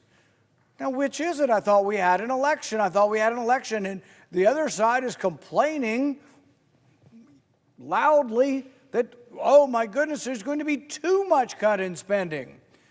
And our side is saying, no, no, no. And I'm looking at the numbers. The budget resolution is going to add $5 trillion over about a 2-year period. So they're going to add more than $2 trillion a year to the debt. In what world is that conservative? They say there is a difference between the parties, and yet when you look at the numbers, when you look at the fact that this budget resolution is going to borrow $5 trillion, you scratch your head and say, what's up here? Is there somebody not really being honest with us? They're going to borrow $5 trillion. And yet they'll say, well, the spending is coming down, and we've put these numbers in the budget that will reduce spending. If so, why are we borrowing $5 trillion? The reason they're going to ask the Republicans and the Democrats, but it'll be mostly Republicans voting for this debt, the reason they're asking for it is because they're anticipating that's what they'll need. They're also anticipating that, it's kind of embarrassing, really, to talk about debt. It's extremely embarrassing for Republicans who say they're conservative to be adding $5 trillion in debt and voting for it.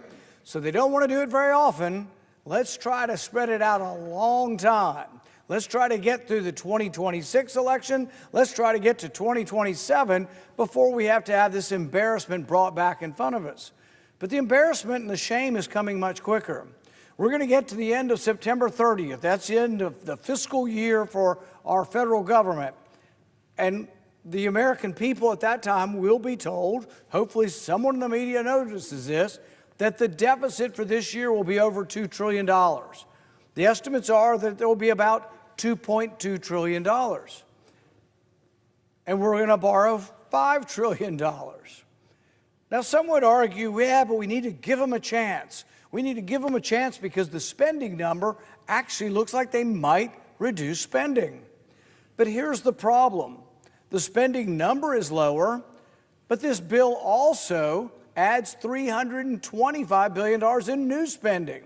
$150 billion for the military-industrial complex, another $175 billion for the border, but that's new money. How much money did we spend last year? A little over $7 trillion. But that's not enough, according to all the people here on my side today that are going to vote for this budget. They want more than last year. Well, if last year was $7.1 trillion, that must mean they're going to want $300 billion more than that. But the number in the bill says no, $6.5 trillion. So they're saying, no, we're going to spend less. I say, you know what? I've seen the way this place operates, and I don't trust either party. Why? Because I've seen the deficit and the debt grow and triple since I've been here. It's $36 trillion. Now, I voted against every last penny of it. I've voted against the spending bills. I've voted to balance the budget. I've introduced budgets that balance over 5 years. But you know, the one thing that would happen, even if I had my way and I could introduce and my budget would be accepted, there'd have to be some debt accumulation. So what I'm offering today is, let's accumulate some debt. Let's raise the debt ceiling. Never voted for this before, but I'm willing to vote for 3 months, about $500 billion to raise the debt ceiling. Why? Because it has to happen. Why don't I want to give them $5 trillion? Because then you're just turning your back and they're going to do whatever they always do. What does the swamp always do? Take your money, borrow money, spend and borrow. It continues unabated. But if you wanted to keep your Congress on a leash, if you wanted to have leverage, to say, well, what if you're not being honest with me? What if in 3 months the deficit's over $2 trillion? And what if in 3 months the spending levels aren't $6.5 trillion, but in actuality $7.4 trillion? How would we then rebuke you? How would we stop you? How would we stop the spending? Well, the way we would stop the spending is by not giving you any more borrowing. So what I'm proposing today is an amendment that will raise the debt ceiling by $500 billion. To me, that's an extraordinary amount of money, but your government spends it so darn fast that that's about 3 months worth of spending. But there's nothing conservative about raising the debt ceiling $5 trillion. It boggles the mind to try to comprehend how anyone who is self-describing themselves as conservative would vote to increase the debt by $5 trillion. It makes utterly no sense. But it also is free rein for the spenders because they've got $5 trillion they can spend. In recent years, on occasion, they haven't even put a number in there. Probably the only reason we're getting a number is because the rules of the budget require a number. But what they've been doing, both parties, they've been just saying, well, why don't we just borrow money for 2 years or 3 years? And many people argue, many on the other side of the aisle say, we shouldn't even have these votes at all. Why have a debt ceiling at all? Let's just let it spin out of control. Has anybody ever seen the debt clock? Go to the debtclock.org and watch the numbers spinning wildly out of control. Now, some will say deficits don't matter. This was the Cheney family. Dick Cheney famously said deficits don't matter. But the thing is, they really do, because you have to pay interest on the debt. We're paying about $1 trillion in interest. So the largest item in our spending now, bigger than our military, is actually the interest. Over the next 10 years, we're going to pay about $14 trillion in interest. I think it's actually probably worse than that. That's what the estimates are now, but it is literally out of control. And you say to yourself, how would we rein in spending? You have to look at everything. Every item we spend money on has to be looked at. You have to look across the board at everything. But what we have is the current administration says we're not going to look at Social Security, despite what the other side says about Social Security. Nothing's going to happen to Social Security. They're not going to fix it. They're not going to make it better. They're not going to reduce anything. Social Security is going to be untouched. So is Medicare. But then there are reports and complaints saying, well, we shouldn't touch Medicaid either. And then people say, food stamps, we can't touch food stamps. Well, Social Security, Medicare, Medicaid, and food stamps comprise all the money that comes into our government. They're about $5 trillion worth. That's about what we pay in taxes. So the government brings in about $5 trillion and spends $7 trillion. It's about a $2 trillion overdraft. We're $2 trillion in the hole every year, and we're up to about $36, $37 trillion total. But how would we actually get there if you're taking off the table Medicare, Social Security, Medicaid, and food stamps? Those four items are about $5 trillion, pretty close to it. So if you take all the entitlements off the table, what are you left with? And people love and they get excited about the terrible foreign aid. I do too. I think it's the lowest hanging fruit. It's the most egregious of the spending. It's the easiest to cut. But I forced a vote on that 2 weeks ago, and we got no Democrat votes. In fact, I don't think there is a Democrat in Congress who will vote to cut 1 penny. I'd like to do that sometime, introduce a bill to cut a penny or to cut $1 to see if they would. Let's cut $1 from the $2 million that they spend doing sex change surgery in Guatemala with U.S. tax dollars. Will the Democrats support a bill to cut $1? Probably not. They would probably insist, even if they admitted the program was egregious or horrible or out of normalcy, they would probably insist the money be spent somewhere else. And that's sort of the debate we have over time. I have a bill called Bonuses for Cost Cutters, which says that if you are in charge of a budget for government, let's say you're in charge of $12 million at the Department of Energy, if you save $1 million, you would actually get a personal bonus for the federal employee as an incentive. When I put this forward, the main complaint that usually comes from across the aisle is they're okay with giving federal workers bonuses for saving money, but they insist that the money not go back to the Treasury. This is the big debate that's going on also. What Elon Musk has done and Doge has done is absolutely commendable, and we need more of it. The whole place is rotten and it needs to be shaken up, and we need to look for waste. But there's going to be another debate.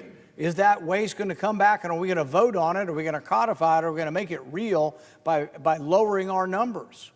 But the only way we would have any leverage on either party is by only giving them a little taste of the money. Don't give them so much money they're wallowing in it and it comes out as fast as the Federal Reserve can print it. Give them about 3 months worth. Let's see how they do in 3 months.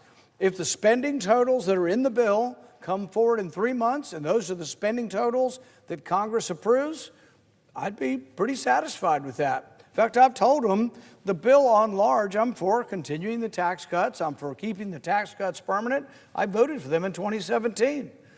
I'm for reducing spending, which on the surface, some of the numbers look better. But I'm just not for borrowing $5 trillion. If we're doing a good job, if we're doing a better job, why are we borrowing $5 trillion? Something doesn't add up. Something is fishy. If we're going to do such a good job, and if we have transformed government, if we are different than the other side of the aisle, and we really are for less spending and less debt, why are we borrowing more money than we've ever borrowed at one time in the history of the country?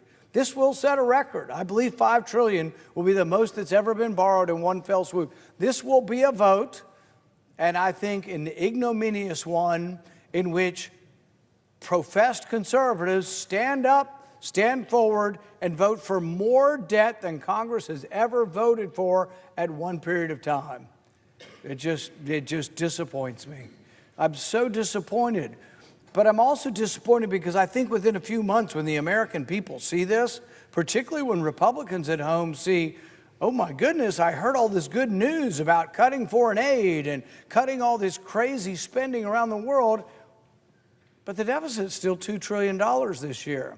And then they're going to scratch their heads, and maybe they give the Republicans another 6 months to look. And then they're going to find that another $1 trillion has been borrowed in another 6 months. And they're going to find we're 2 years into a new Republican administration with a Republican majority in the Senate and a Republican majority in the House, and we're going to borrow $5 trillion. Something doesn't add up here. Someone needs to stand up and say something. Someone needs to give conservatives, if we have conservatives in this body, an alternative. That's what my amendment will be. My amendment will be an alternative. Instead of borrowing $5 trillion, sticking our head in the sand and saying, oh, please be nice to us and do what you promised and spend less money, no, we give them 3 months and we say, prove to us that you will, for the first time, adhere to your word. And it isn't just a couple individual people. This is the history of the institution. Occasionally, through the last several decades, there have been people come forward and put forth rules. There was Graham-Rudman-Hollings. There were different rules that said you have to pay as you go. So if somebody brought up $300 billion in new spending, you'd have to cut $300 billion from somewhere else. But you know what's happened? These things have been evaded time and time again. Why are people like me cynical of the process? Why do people like me not believe them when they say they're going to cut spending? Because they've always gone back on their word. They exempt themselves from the rules they create. Graham-Rudman-Hollings, pay-as-you-go, would have been effective, but it's been evaded by Congress 60, 70 times now. So I say trust but verify. I say trust, accept your colleagues if they say they're really going to do this, but give them 3 months worth of borrowing. Don't give them 2 years worth of borrowing. Don't give $5 trillion. Don't put yourself on record. Today, if this is passed, or tomorrow morning early, if this is passed, Republicans who vote for this will be on record as being more fiscally liberal than their counterparts. They will vote to borrow more money than the Democrats have ever borrowed. So there really is a disconnect here. Something is not as it appears. There is a smoke and mirrors. There is this great enthusiasm across the land for what is happening, and I share that. I share President Trump's desire to balance the budget. I'm pleased with his cabinet. I'm super pleased with having Elon Musk and Doge and these young people look for waste. I'm for all of that and more. But if it's going to be reflected in something, we have to borrow less. If we're still borrowing the same amount, maybe it isn't real. Maybe we're just talking about things and we're not actually doing them. It is hard to cut spending. Everybody wants something. Everybody wants something from government. But there is no such thing as something for nothing. It has to come from somewhere. Most people know this in their daily lives. As you work, you get something for work and you feel good about yourself because you've worked for something. You can't simply just hand out money to people. You can't print up money like it grows on trees. But I can tell you there's an absolute historical record of abuse by both parties. But what saddens me in particular for Republicans is Republicans will go on record today to increase the debt more than the Democrats ever had. The new world's record for accumulation of debt, the new world record for expanding debt in our country will belong to the Republican Party with this. This is a sad day. I will vote against this bill and object to it unless we get rid of this enormous amount of borrowing. If we get rid of the $5 trillion and adopt my amendment, I'll vote for the bill. The bill would borrow, if my amendment were passed, $500 billion. Is it enough? No, we'd have to do it again. We'd come back in 3 months. But this is the idea of trust but verify.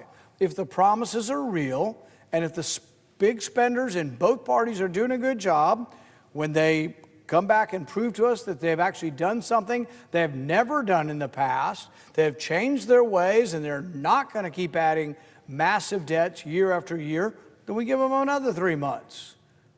If they do a great job, maybe we give them 6 months. But we don't give big spenders in Washington who have a terrible history with the debt, we don't give them no leash at all, no controls at all.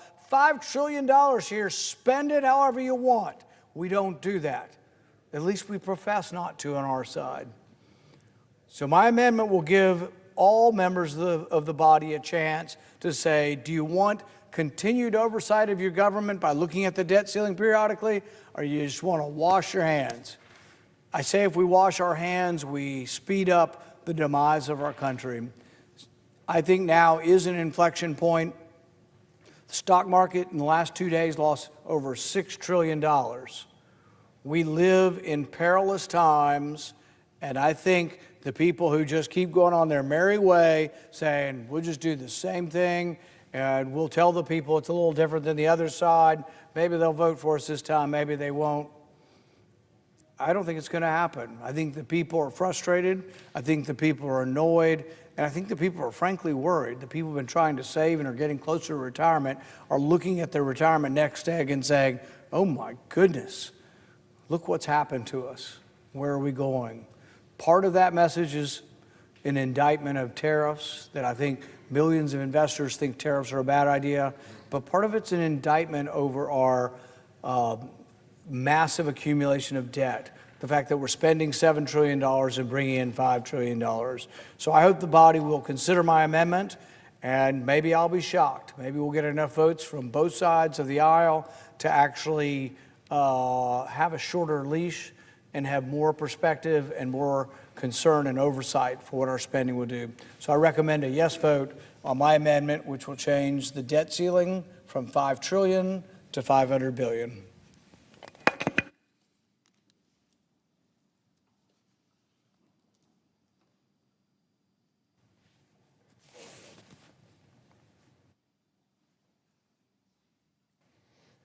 Mr. President. Senator from Idaho. Thank you, Mr. President. I appreciate the remarks that have just been given by my colleague from Kentucky. I think the main message we need to hear there, and what I'm going to talk about, is that the problem we have in America is not that our taxes are too high or too low, but that our spending is too high.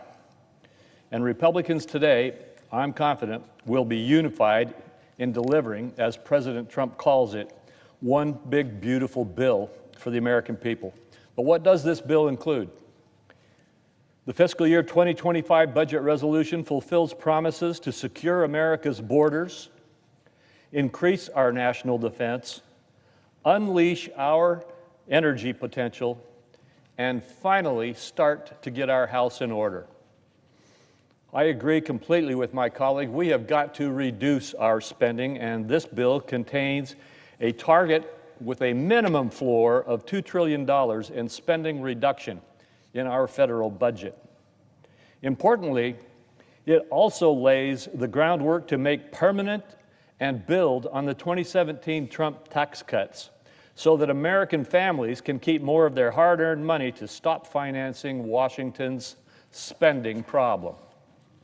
Our conference is united in preventing an over $4 trillion tax hike on American families and businesses, and delivering additional tax relief to those who have suffered for 4 years now under inflation.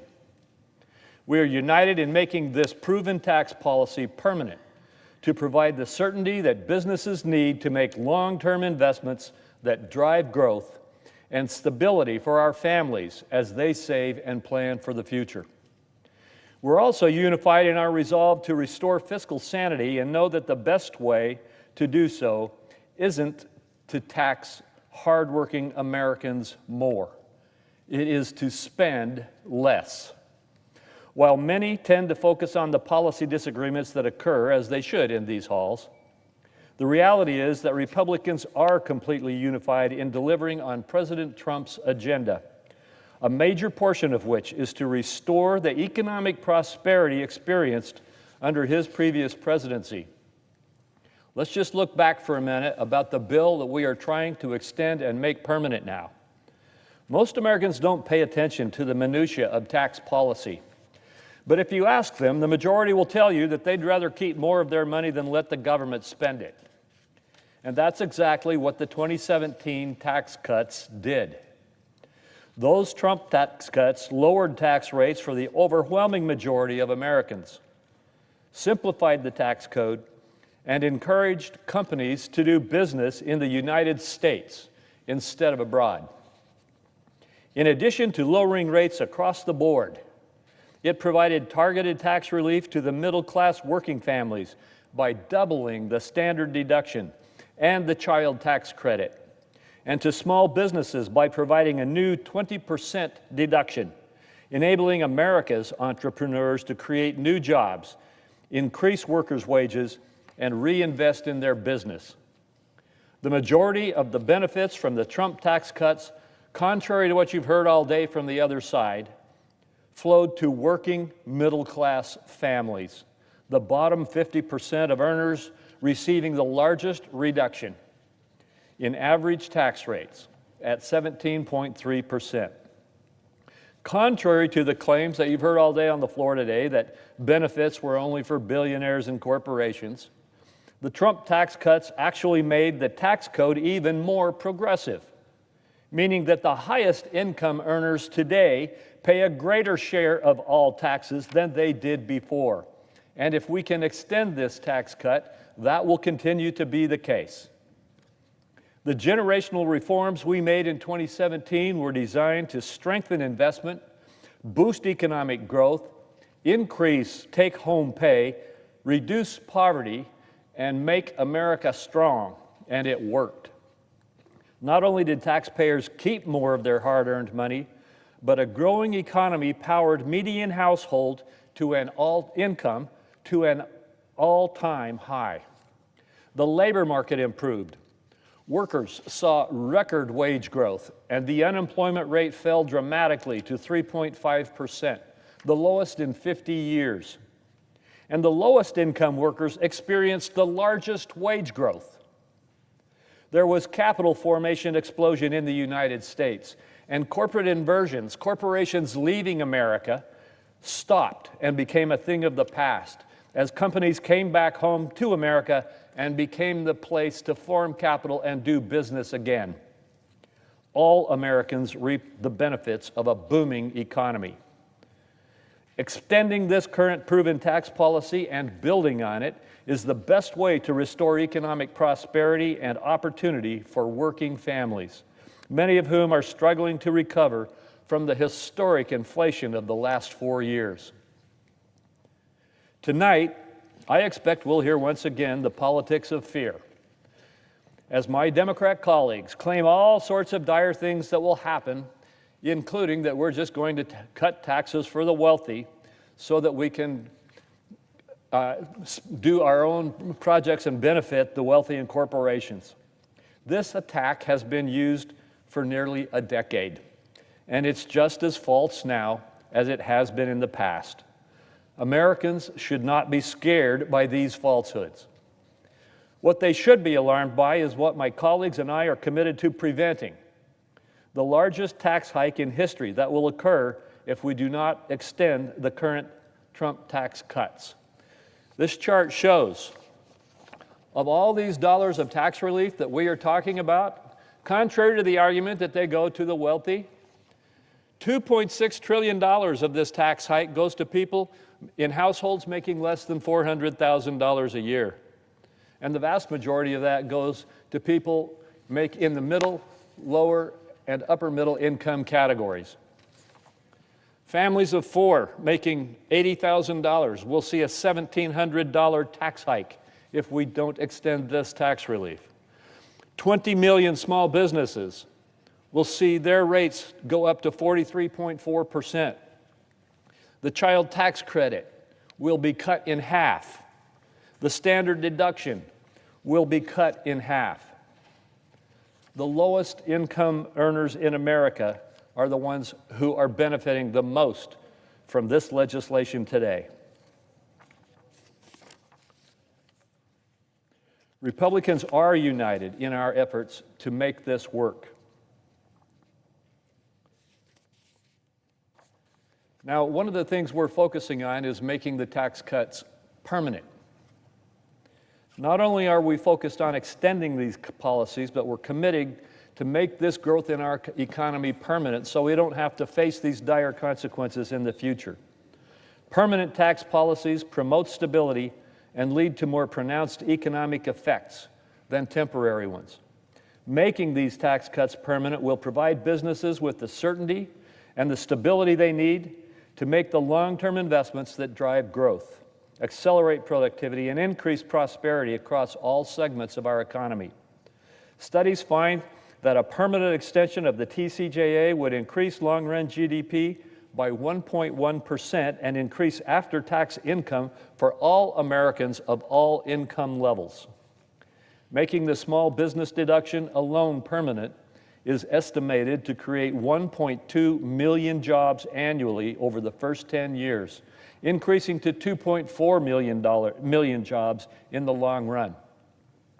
The President's Council of Economic Advisors just released an analysis that says that extending the Trump tax cuts combined with other pro-growth economic policies that we are pursuing now would boost the level of short-run GDP growth by 3.3 to 3.8%, and long-run real GDP growth by 2.6 to 3.2%. Now, what does that mean?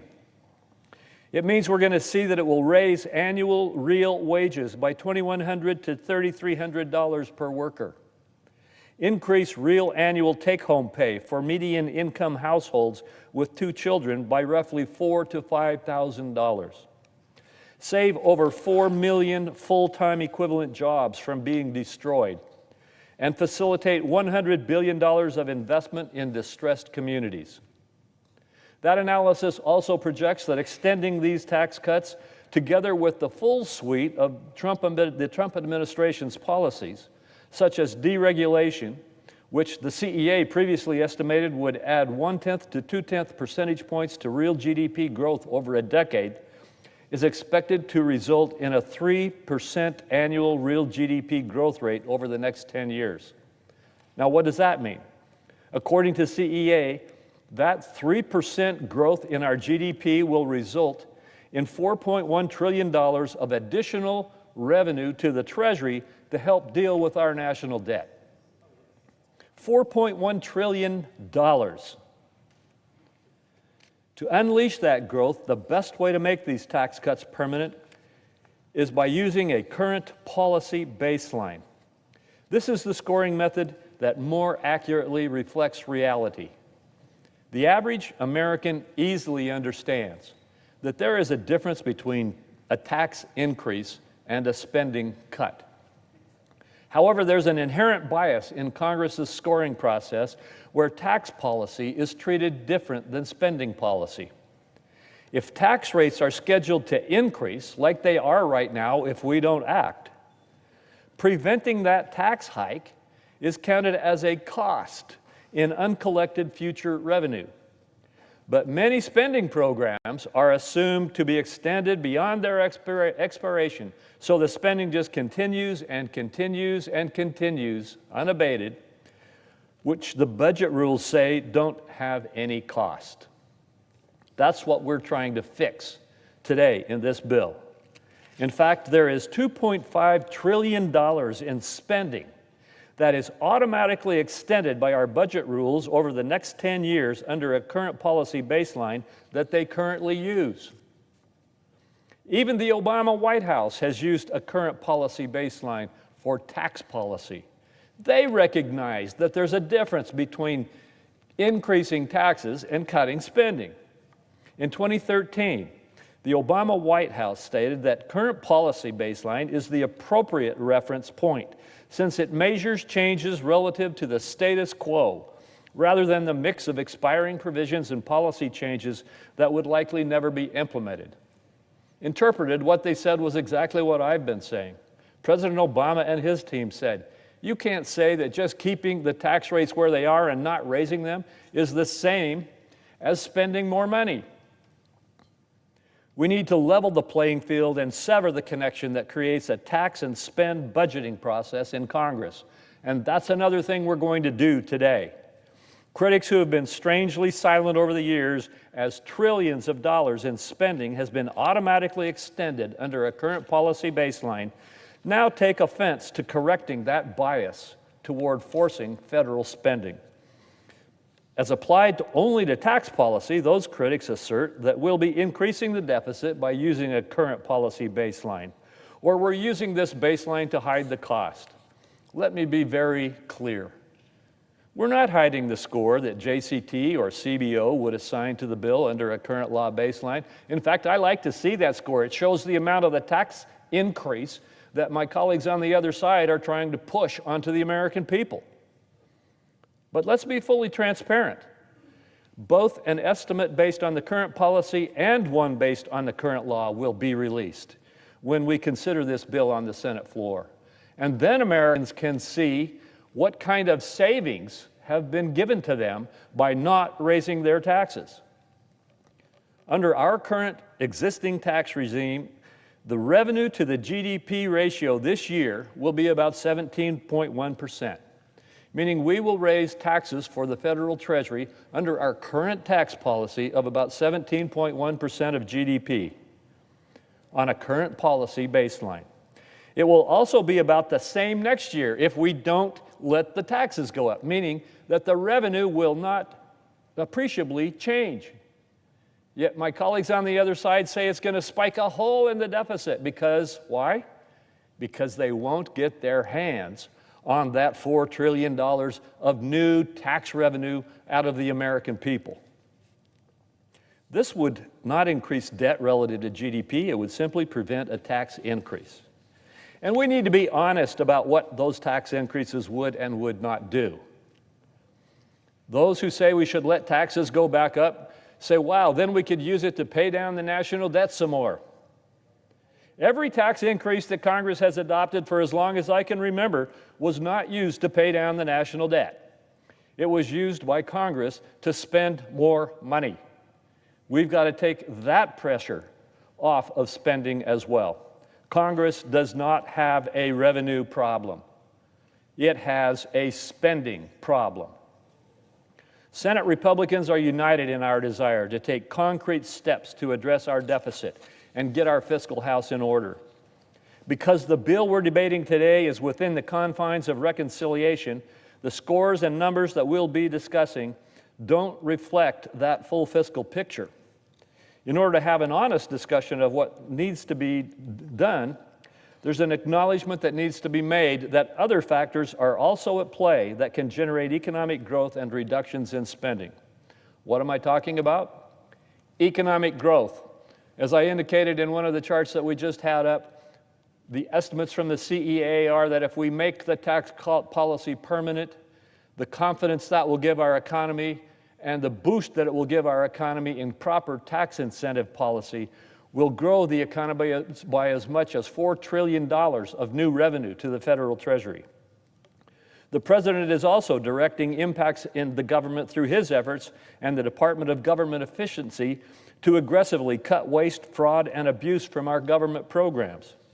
Spending on federal government programs has ballooned in recent years. We have a responsibility to evaluate these spending increases and ensure that these programs work effectively and efficiently for everyone. The president has also undertaken and will likely pursue more deregulation. Deregulation has had as big an impact on revenues and economic growth as tax policy has in the past, and we should recognize that.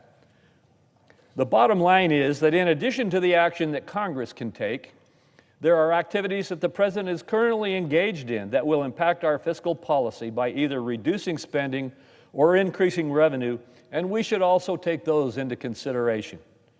Congress must begin the process of restoring fiscal sanity by achieving deficit reduction and spending reforms as the best way to achieve that goal. In contrast, imposing the largest tax increase in our country's history would be counterproductive by easing the gliding path and making it easier for more spending. We will have a very robust debate in the weeks ahead about the best way to deliver on President Trump's agenda, and I look forward to those discussions. The budget resolution unlocks the process for us to strengthen our national security, secure our borders, permanently extend the Trump tax cuts, and provide additional middle-class tax relief. Thank you, Mr. President. I yield the floor.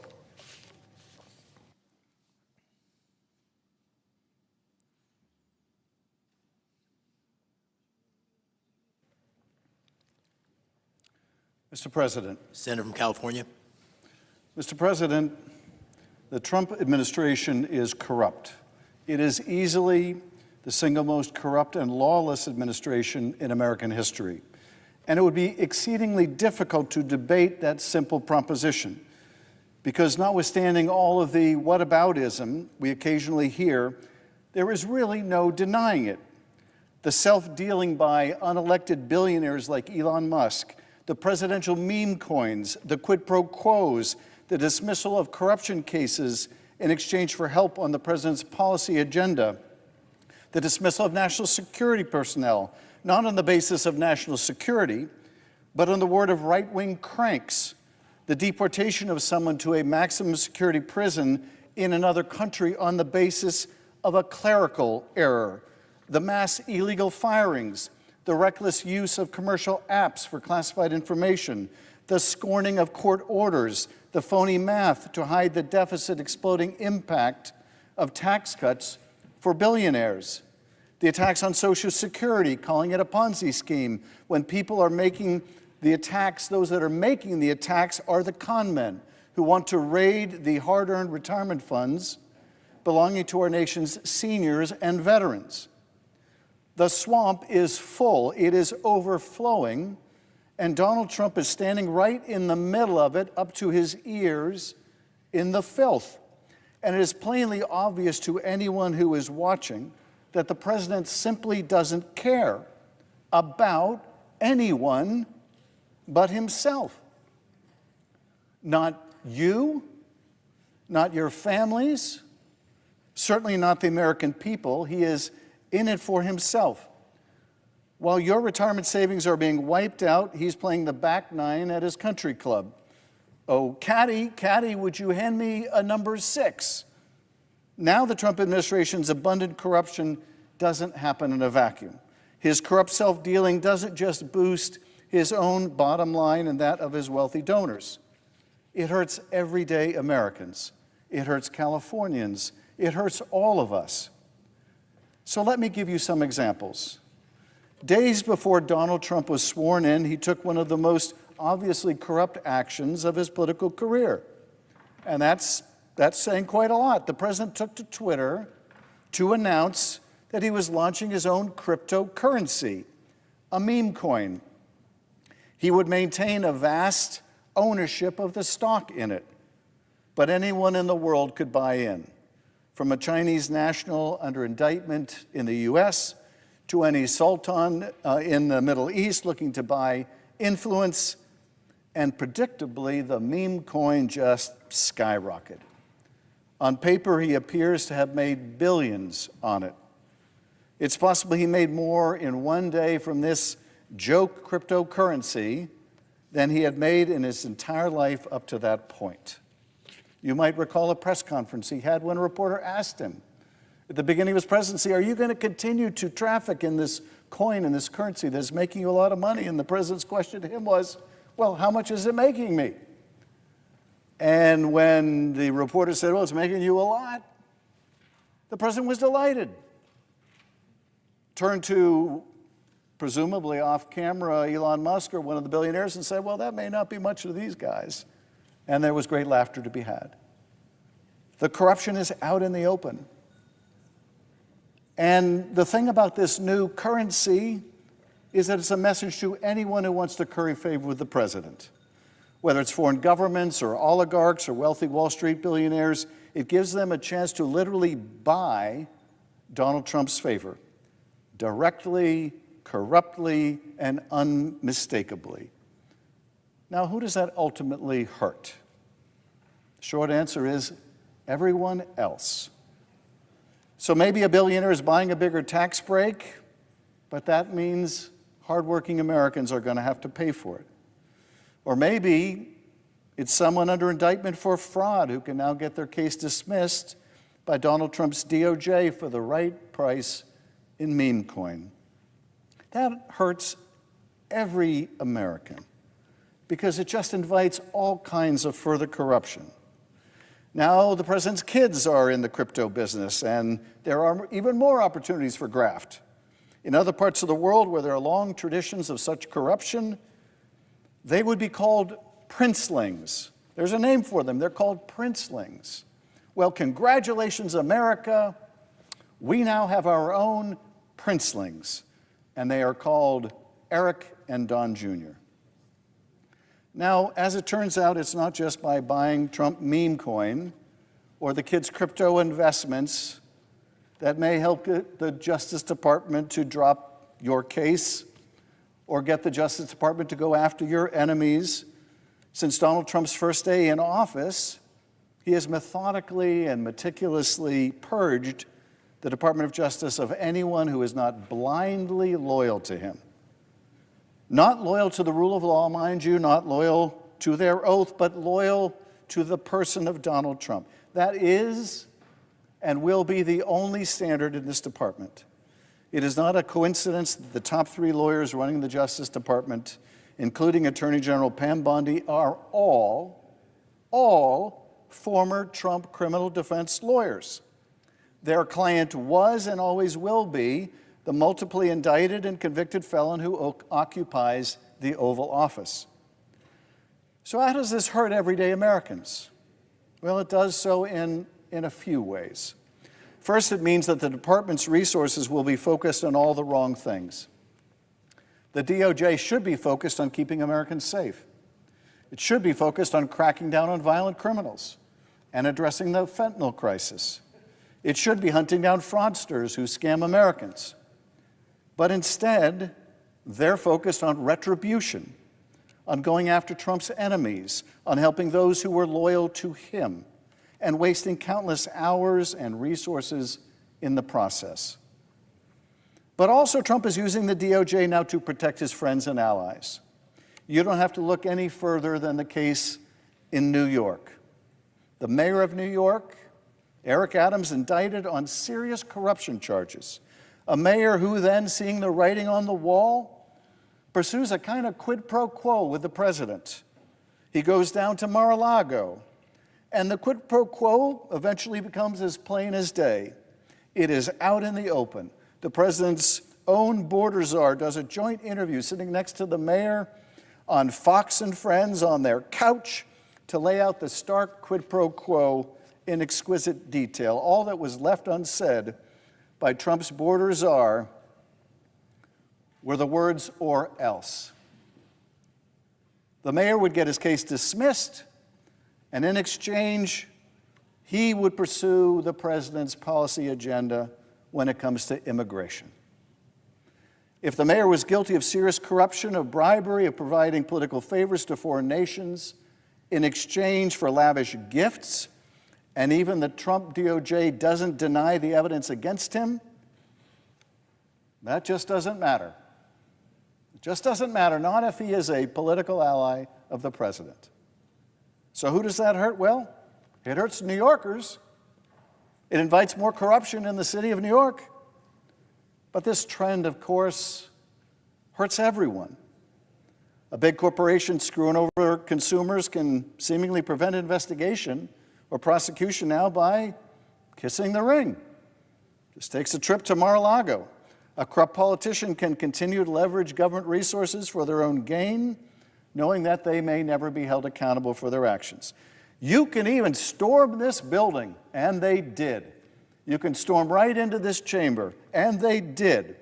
You can trample American democracy, you can beat police officers in the name of this president, and not only will your prosecution be dropped, but you will be pardoned and celebrated. And beyond that, the public servants who prosecuted you will be removed, replaced, or demoted. They will be purged. By using the Justice Department as a shield to protect his friends and a sword to go after his enemies, it is the American people who will lose. Now, just down the street from the DOJ, at the Food and Drug Administration, there is something less talked about, but also quite sinister going on. Elon Musk and his many companies owns one, among his many companies, owns one called Neuralink. Now, this is a company that is aiming essentially to implant computers into people's brains. Now, while I am not personally one to want a Elon-sponsored device shoved into my cerebral cortex, I do believe in responsible innovation, and I even celebrate it. But unfortunately for responsible innovation, within weeks of entering office, Elon and Doge had fired essentially the entire team at the FDA's Office of Neurological and Physical Medicine Devices. You guessed it, the office in charge of reviewing his product. Gone. That sent a pretty clear message through the agency: get on board with Elon or you're out. It feels like par for the course for Elon, but it is really unprecedented in this country. Especially damaging is the fact that this also occurs at a time when they are just massively laying off people at the FDA. Huge cuts in the folks that make sure our medicine and food are safe. Not only does that mean life-saving medicine doesn't get reviewed and deployed faster to the American people, it means that dangerous stuff gets into circulation much longer before it can be stopped. Or maybe if it just gets to slip through with a wink and a nod and a big enough contribution to the Trump meme coin. And if you thought Elon stopped at the FDA, well, I have some more news for you. Doge has pulled the exact same move at other agencies, providing oversight over him or with which he has contracts. The FAA, where Elon Musk has desires for contracts for his Starlink satellite system. The Consumer Finance Protection Bureau, where Elon's companies face a significant threat of oversight, or at least they did before he made that agency largely go away. Or NASA, where Elon's SpaceX has billions in contracts. The Pentagon, more contracts for Elon.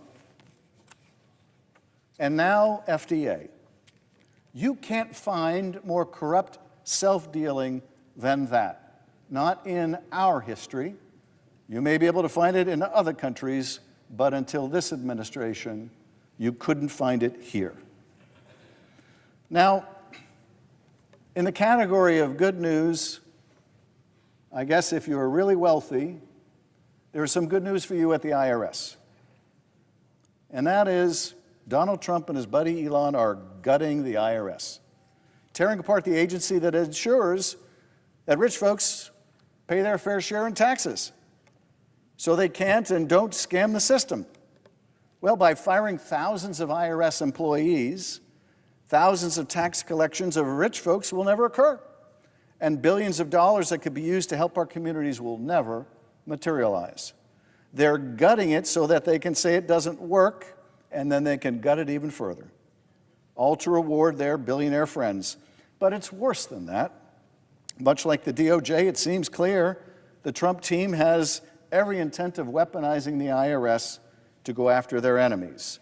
They can order audits against people who speak out, protect those from audits who toe the line. Those attacks won't be just on big business, but also prominent political enemies. They could come for anyone who dares to speak out. A small business that sells a product they don't like, a nonprofit that supports a cause they don't like, they get an audit. But the president's wealthy buddies, no, they do really well. But this gutting of the IRS, this tax giveaway to people by gutting the IRS, this isn't the biggest con. This isn't the biggest con, not by a long shot. Because the biggest con involves trillions of dollars. And that, of course, is the tax cut. How they pay for it and how they don't. Donald Trump, who solicited untold sums from billionaires in the form of campaign contributions and shady schemes to enrich himself, delivers in a way that those donors could hardly imagine. Massive tax cuts for the wealthiest among us, paid for by cutting Medicaid and other vital services, and by borrowing a ton of money from your kids and grandkids, sinking the nation further into debt. Tax cuts for billionaires and more. Well, if you're one of them, that's great news. That means time to buy another yacht. or maybe another vacation home, more money to invest in the stock market, and they may need to, given what the Trump tariffs are doing in the market right now. But that's what their contributions bought them, a few billion here and a few billion there.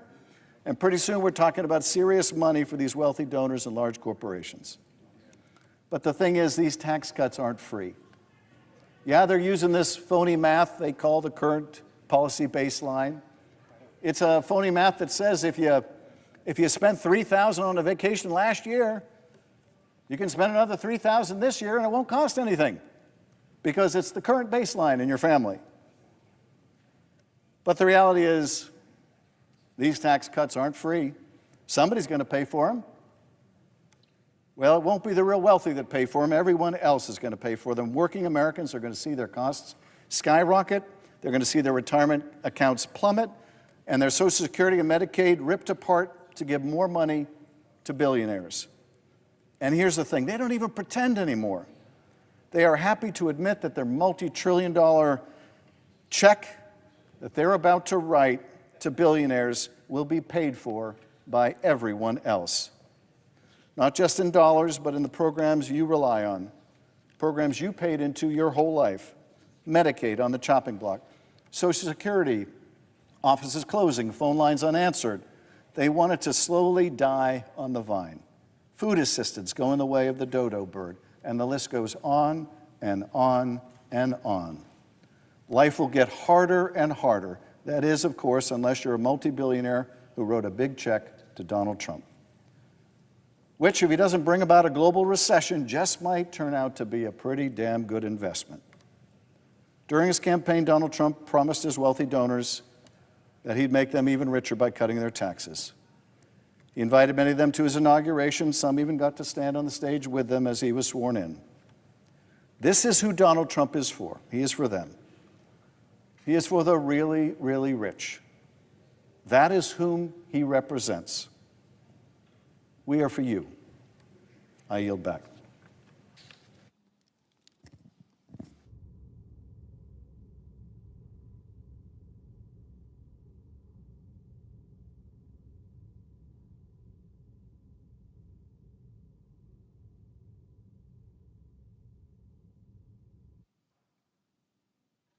Madam President. Senator from Vermont. Thank you. Madam President, let me say a few words about where we are as a nation, what this budget resolution does, and why I am strongly opposed to it. Madam President, as you may know, we have more income and wealth inequality in our country today than we have ever had in the history of America. 3 people on top own more wealth than the bottom half of American society. Top 1% owns more wealth than the bottom 90%.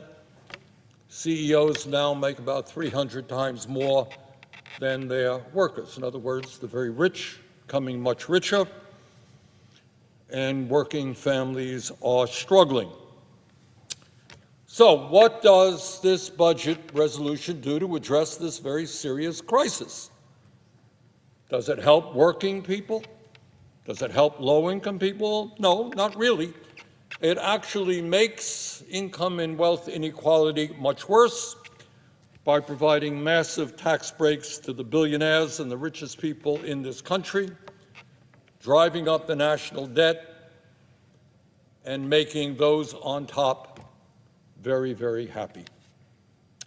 Madam President, in America today, the richest country in the history of the world, we have 60% of our people living paycheck to paycheck, struggling every week to put food on the table, to pay the rent, to deal with child care, to take care with health care.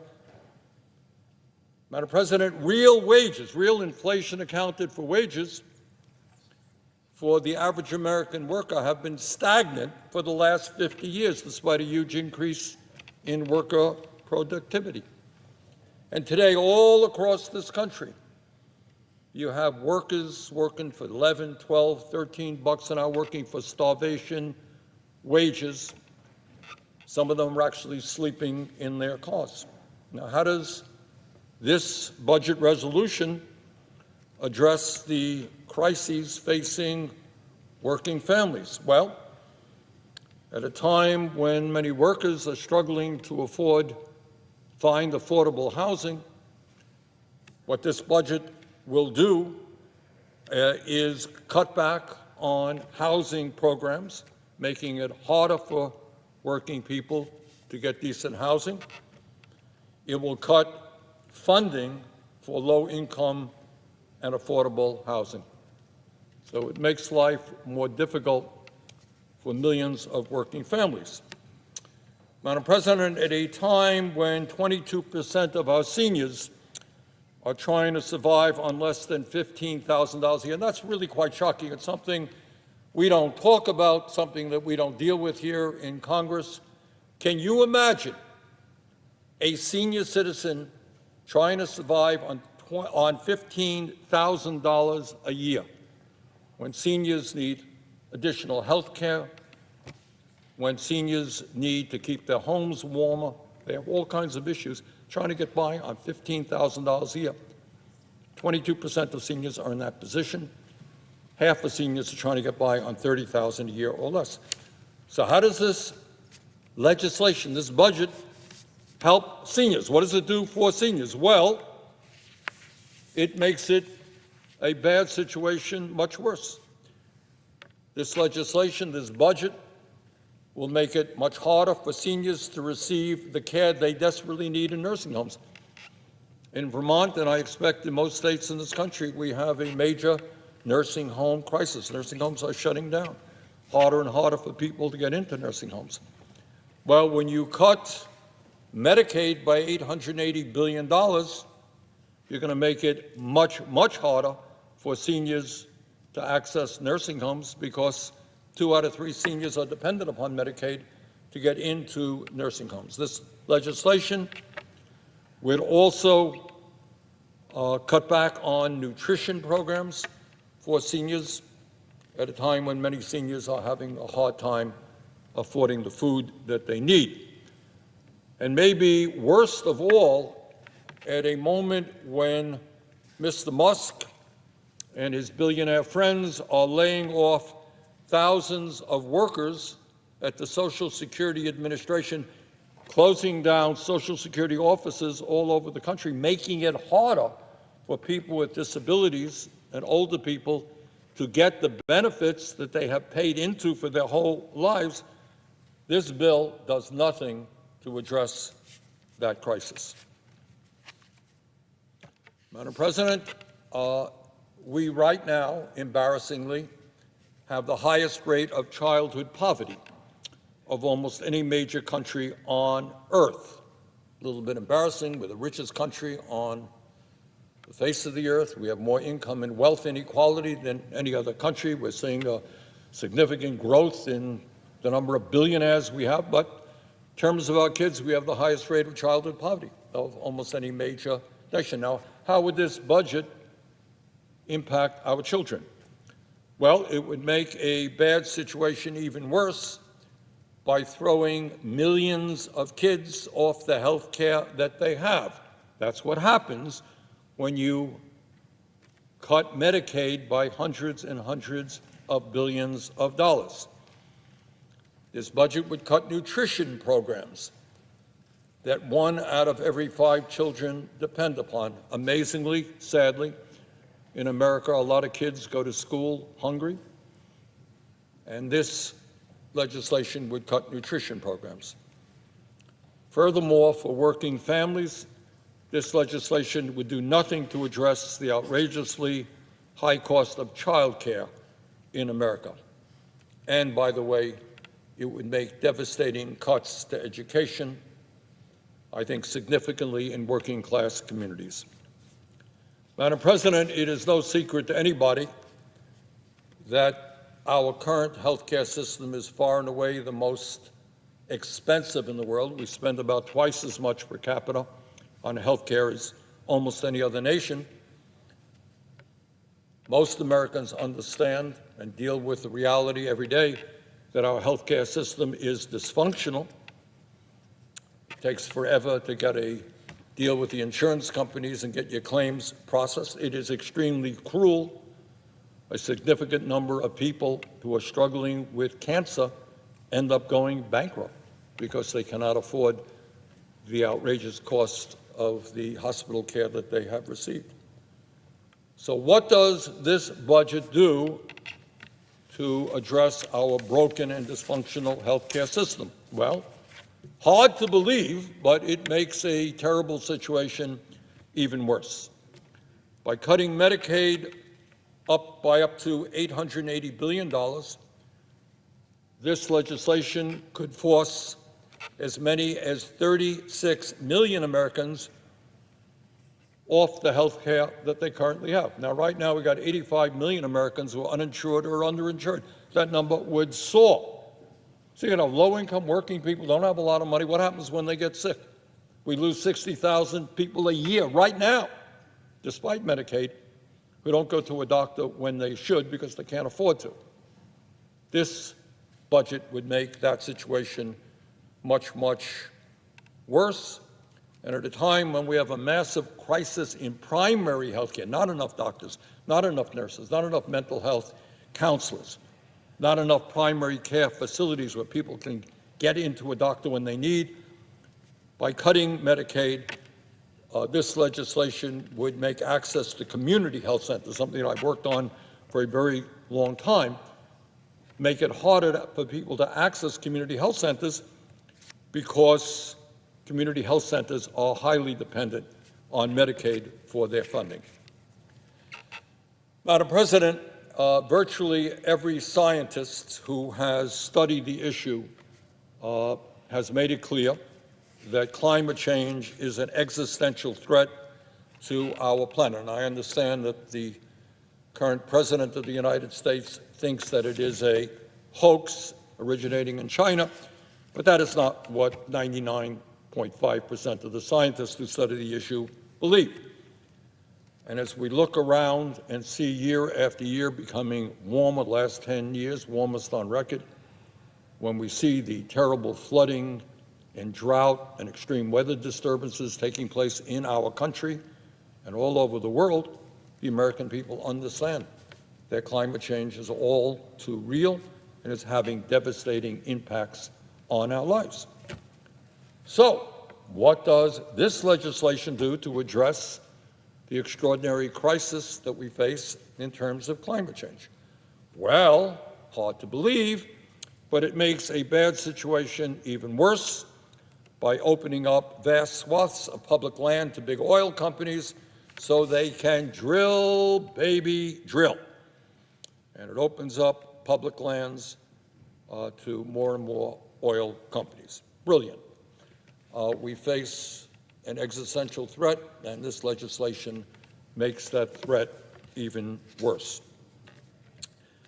Well, it seems to me, Madam President, that instead of passing this absurd budget proposal, we should move in exactly the opposite direction that this proposal takes us. Instead of making life more difficult for the working class of our country, instead of rewarding the billionaire campaign contributors who fund many, many campaigns around here, maybe, just maybe, we should represent the needs of our constituents, the working families of this country. And one of the ways that we could do it is by raising the minimum wage to a living wage. I know that is around here a very radical idea. Imagine that. We raise the minimum wage, which is today at the federal level $7.25 an hour. So we're going to be offering an amendment to raise the minimum wage to a living wage, $17 an hour. And maybe instead of making it harder for working families to find affordable housing, maybe, just maybe, we should build millions of units of low-income affordable housing. Maybe, just maybe, instead of making it harder for families to access child care, we should make it easier and more affordable. And maybe instead of cutting Medicaid by $880 billion, maybe instead of doing that, we should do what virtually every other major nation on earth does, and that is understand that health care is a human right, that every man, woman, and child is entitled to health care as a human being. And we can do that by passing a Medicare for All single-payer program. The function of a health care system should not be to make the insurance companies and the drug companies much wealthier. It should be to provide quality health care in a cost-effective way to all of our people. So there you go. What we have is a budget proposal in front of us which makes bad situations much worse and does virtually nothing to protect the needs of working families. But what it does do, of course, is reward wealthy campaign contributors by providing over $1 trillion in tax breaks to the top 1%. You know, I'm going to vote against this proposal, that's for sure. And I wish my Republican friends the best of luck when they go home, if they dare to hold town meetings and explain to their constituents why they think at a time of massive income and wealth inequality, it's a great idea to give tax breaks to billionaires and cut Medicaid and education and other programs that working families desperately need. I do wish them the very best of luck as they go forward in that way. Madam President, with that, I would yield the floor.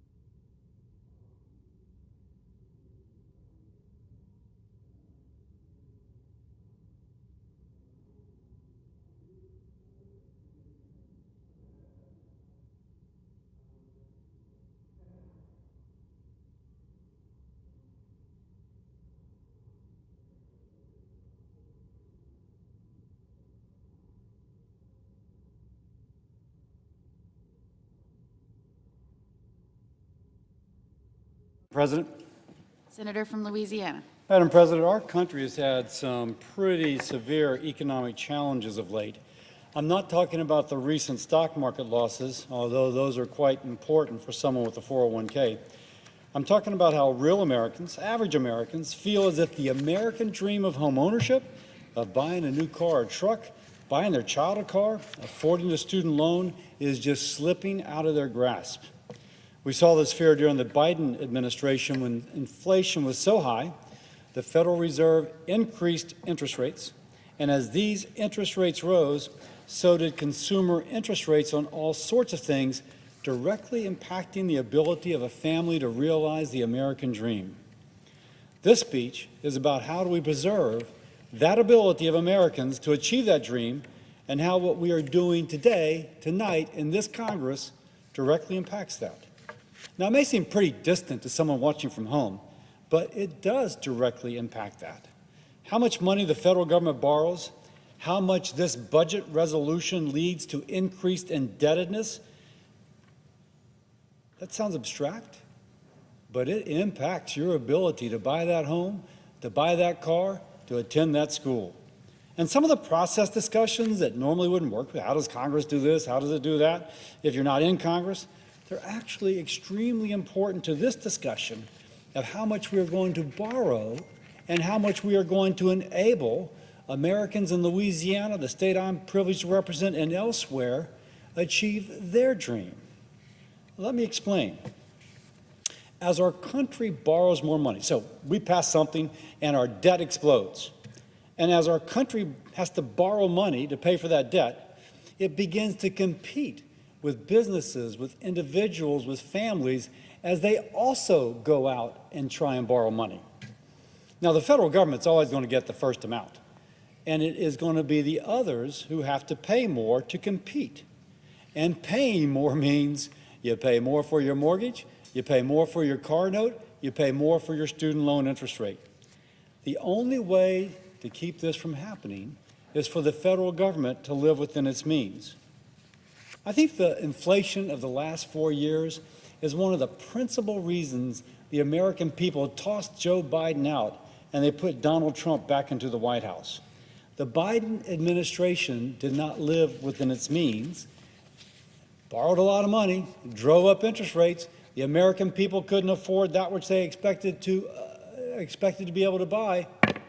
They voted for change. Now, President Trump understands this. When he spoke to Congress last month, spoke of renewal of the American dream. And in that speech about renewing the American dream, he spoke about having a balanced budget. He understands, he desires, he sees the connection between living within our means and making it good for fellow Americans. And by the way, I agree with him. I agree that balancing the federal budget is key to preserving that dream. So why is this important now? Our country, right now, not tomorrow, right now, is $36 trillion in debt. 36 trillion with a T. And if we do nothing, if all we do is status quo, continue on the path we're on, it is estimated we will add $21 trillion to that indebtedness over the next 10 years. Now, what about today? We're going to vote on a budget resolution tonight.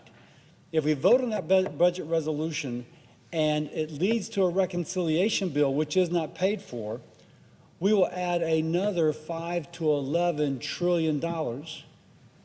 On top of that, 36 trillion plus 21 trillion, we could end up with 65 to almost $70 trillion of indebtedness 10 years from now if we don't do that right. I'm a doctor. I'm going to borrow a term from medicine. I'm going to adapt it, if you will. That would be congressional malpractice. We do not want to be guilty of congressional malpractice. Now, at some point, the problem begins to build upon itself. Currently, a fifth of tax revenue is used to pay interest on the debt. 20% of all the money the federal government gets is right now being used to pay interest on the debt. That is more than we spend on national defense. I'm going to repeat that one. Right now, we're paying more, paying back people who lent us money, than we're paying to protect our country and to pay the troops who are doing so. There's a historian, Niall Ferguson, who says that when a country is spending more on debt service than on defending itself, that is the mark of a country in decline. Current Treasury Secretary Scott Bessent made a similar point in a Fox News op-ed. He wrote that, quote, America's next security crisis is lurking in our pocketbooks, that our escalating debt crisis hurts national security in three key ways. It diminishes our financial surge capacity. It robs our private sector of capital for productive investment, and it imperils America's preeminent role in international financial markets. Well, Scott Bessent is now Secretary Bessent, and he is right. The debt is a threat to our national security and to the economic security of the American family. By the way, families know this. You might be in Caddo Parish, Louisiana, you might be in Covington, Louisiana, but they've learned to live within their means, and we should learn something from those Louisiana families. So let's discuss the budget resolution before us. Now, to be sure, this resolution only sets up a discussion of a reconciliation bill. And the reconciliation bill is where we actually establish how much is spent and where it should be spent. Nevertheless, this budget resolution points in a direction and establishes certain parameters. Now, at this point, I'm going to discuss a little bit about process. And there's been a lot of debate in Washington about using current policy versus current law as baseline in this budget resolution. Now, current policy has never been used as baseline involving this much money and in a reconciliation bill. And I'm going to show a chart here. In this chart, this is the years over here. This is 2025 going all the way out to 2055. And this is how much our debt is as a percent of our tax revenue. And you can see that if this is what the Congressional Budget Office says is our current trajectory, that in 2055 we'll have a debt to GDP ratio of about 156%, that under what we're looking at could increase that to 211 to 230%. So this is the trajectory on, which is not great. But if all we do is what we're doing today without any effort to offset it, we would increase this 210 to 230%. Now somewhere around 174%, the economists say we're in trouble. To borrow a gastroenterological term, I'm a gastroenterologist, we're in deep doo-doo. And in that is what we have to worry about. Now, I've discussed this extensively with my Senate colleagues. I'm pleased to say there is a commitment from President Trump and the White House to work with senators to go through the budget line by line to see where there can be savings. The White House and Congress have committed to working together to decrease the regulatory hassle that keeps a business from starting a new venture, to create more jobs, to hire more people, to give them better salaries. Let's cut that red tape and allow those businesses and those workers to achieve their potential. And doing so increases revenue. When people are making more money, they pay more taxes. Clearly, the president's working hard now to make the government work more efficiently, again, which saves us money.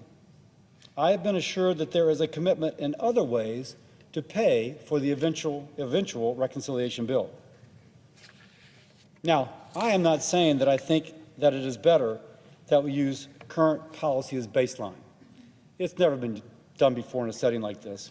I think it establishes a dangerous precedent. It might be within the rules to do so, but it doesn't mean it's wise to do so. And as a conservative, I know sometimes that even if you can open Pandora's box, it's better not to. Put differently, just because you can doesn't mean you should. But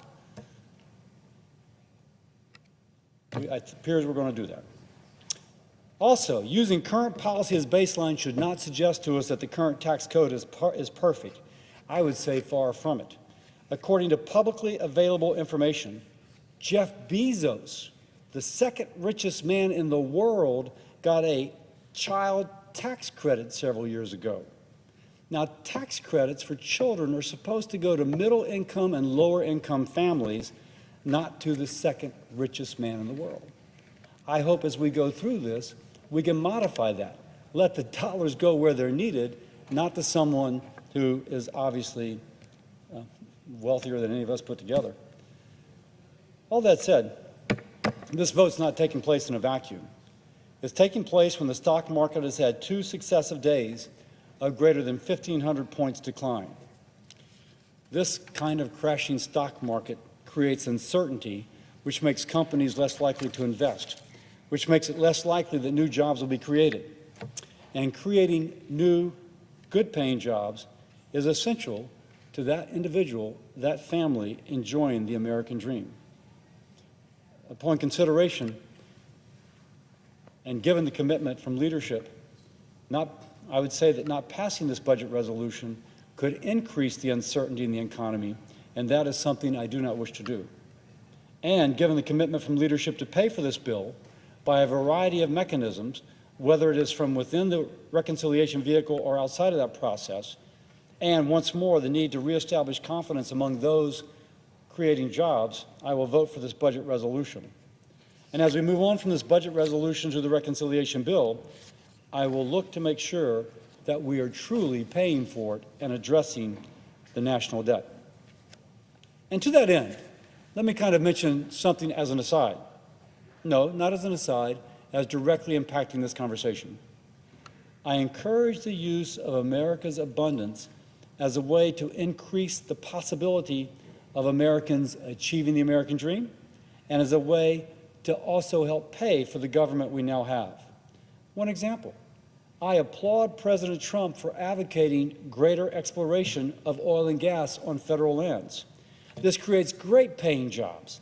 It is a tax base for communities, and it generates significant revenue for the federal government.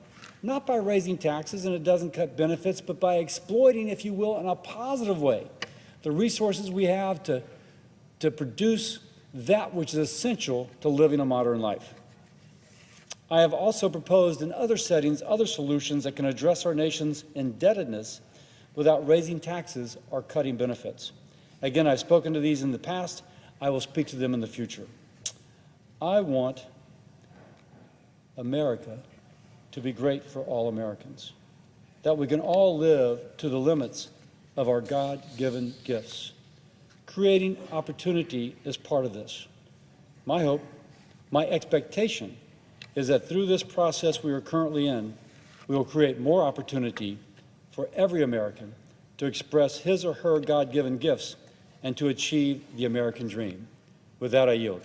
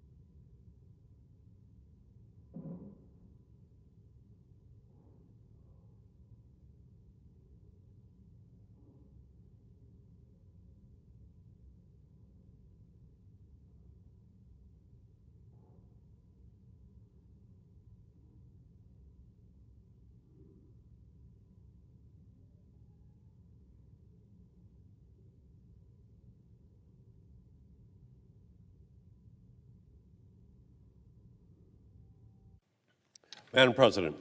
Senator from Massachusetts. Madam President, are we in a quorum? We are not. Thank you, Madam President. Madam President, Social Security is under attack. Donald Trump, Elon Musk, and Doge are revving up their chainsaw and coming after America's earned Social Security benefits. They are cutting staff, slashing services, closing offices, and lying about the program. 10 days from now, the Doge chainsaw is threatening to cut phone services at the Social Security Administration. Cutting the phone services at the Social Security Administration. jeopardizing benefits that seniors earned through a lifetime of work. In 2023, do you know how many people died waiting for their Social Security benefits? 30,000. 30,000 Americans. What do we think now about doing away with 1-800 phone service, and what will that do to wait times that are already too long? Yesterday, I just decided to get on and to dial 1-800 and just see how long it would take for a United States senator to be able to connect with the Social Security Administration. It was a half hour, it was an hour, and then they just said, there's at least a 2-hour wait. Well, for Grandma and Grandpa, you know, we just don't want them waiting a couple of hours or more in order to get the information they need about, for most of them, or a lot of them, the only check in their life, the only thing that keeps them with the capacity to be able to pay for the groceries, the rent, or even for the phone service. But at the Social Security Administration, over the last 8 weeks, it's now 1-800, dial the number, and then just wait.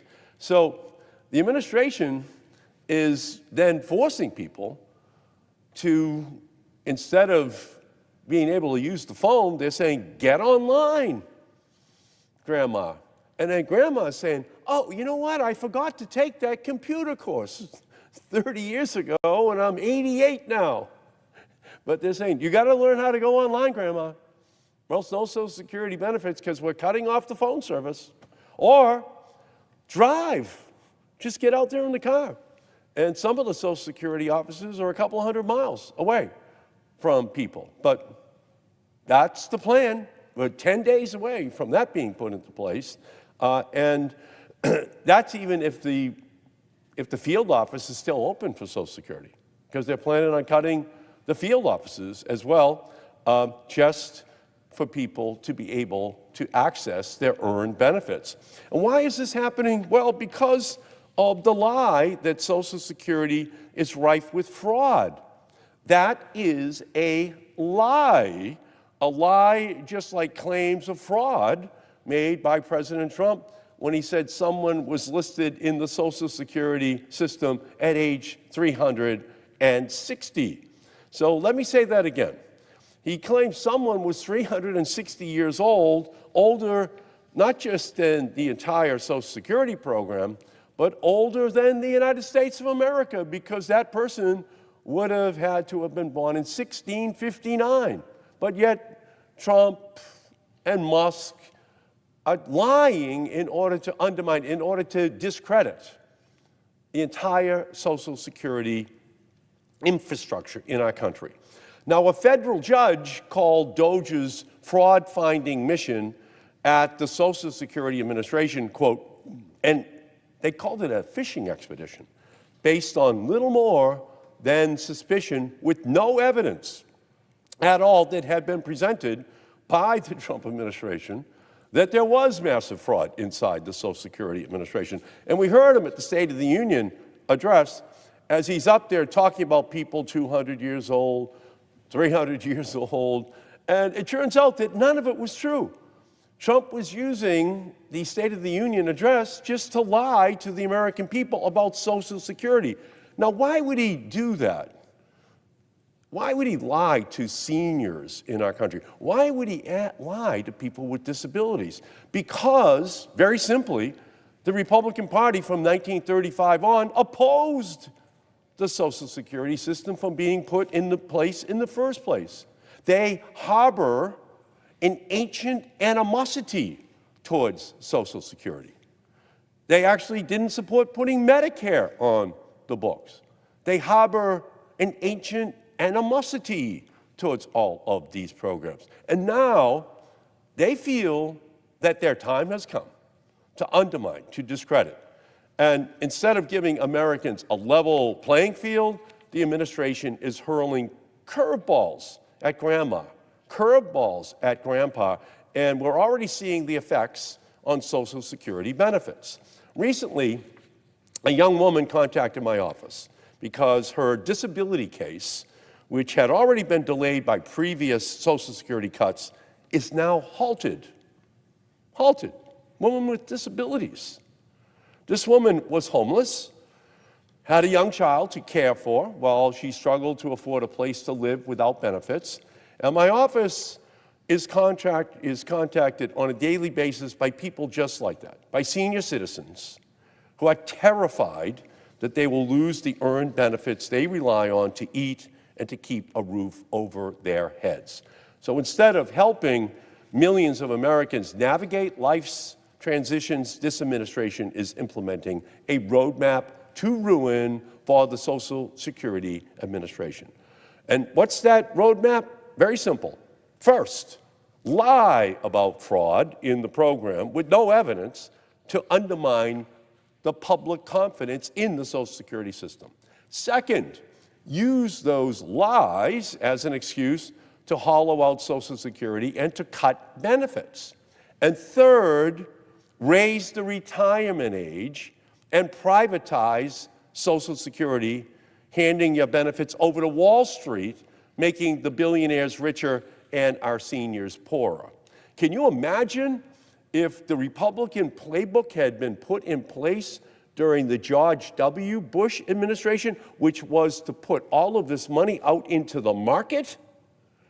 There would be seniors all across our nation having a Pepto-Bismol moment in the marketplace, wondering what was happening to their life savings. So that was the program that they tried to put in place during the George W. Bush's administration.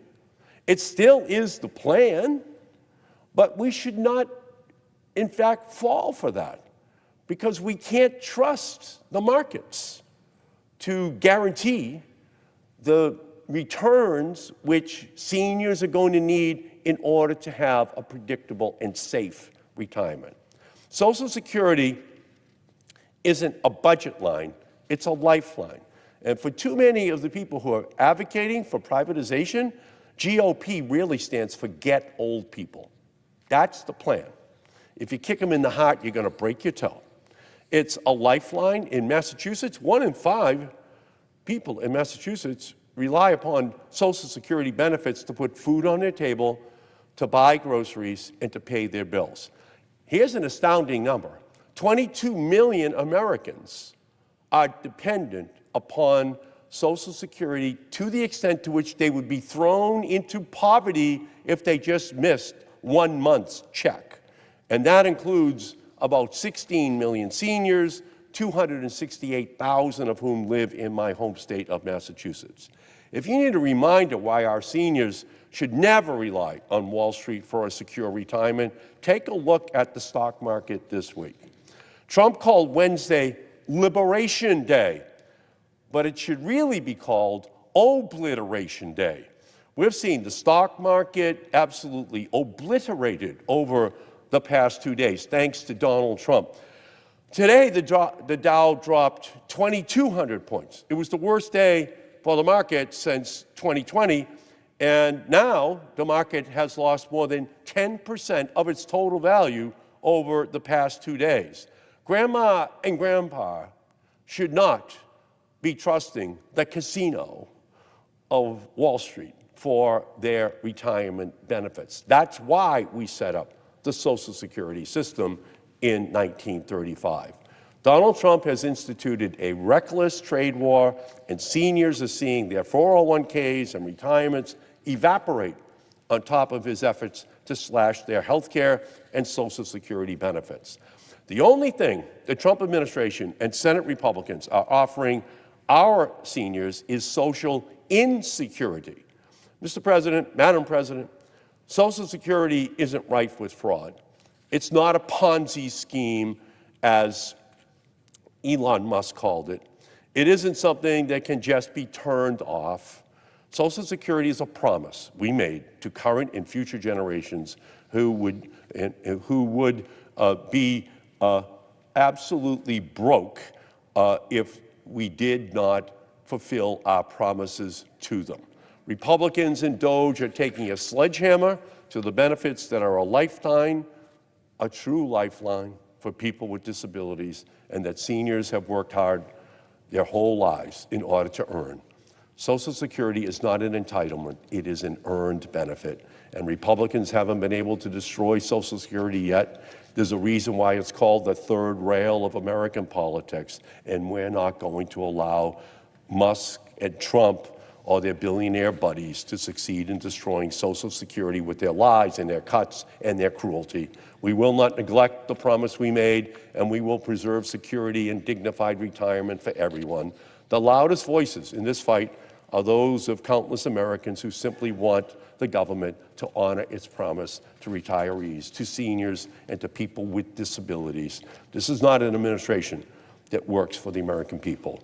Trump's not going to take from the American people all at once. He's going to do it inch by inch at a time, and Trump and his billionaire enablers will inch by inch steal from the workers to give tax breaks to the rich, steal from seniors to give tax breaks to the rich, steal from children to give tax breaks to the rich, steal from those who are sick to give tax breaks for the rich, to loot all the programs that have been put on the books in order to ensure that our society is so much better than it was in 1935. And I'll tell you this, in 1900, the average age of death, life expectancy, was 48 years of age.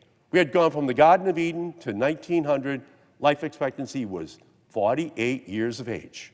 In 1900, 20% of all children died before the age of 5. And then the progressive movement put programs on the books, Social Security, vaccines, Medicare, Medicaid, Head Start, in order to make sure that everyone was able to enjoy the full benefits of our society.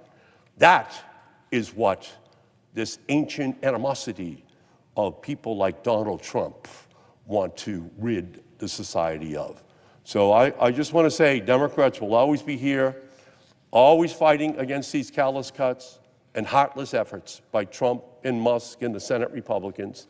And we're going to do it on vote after vote all night and into the morning in order to make sure that the American people understand who is on their side. So with that, Madam President, I yield back.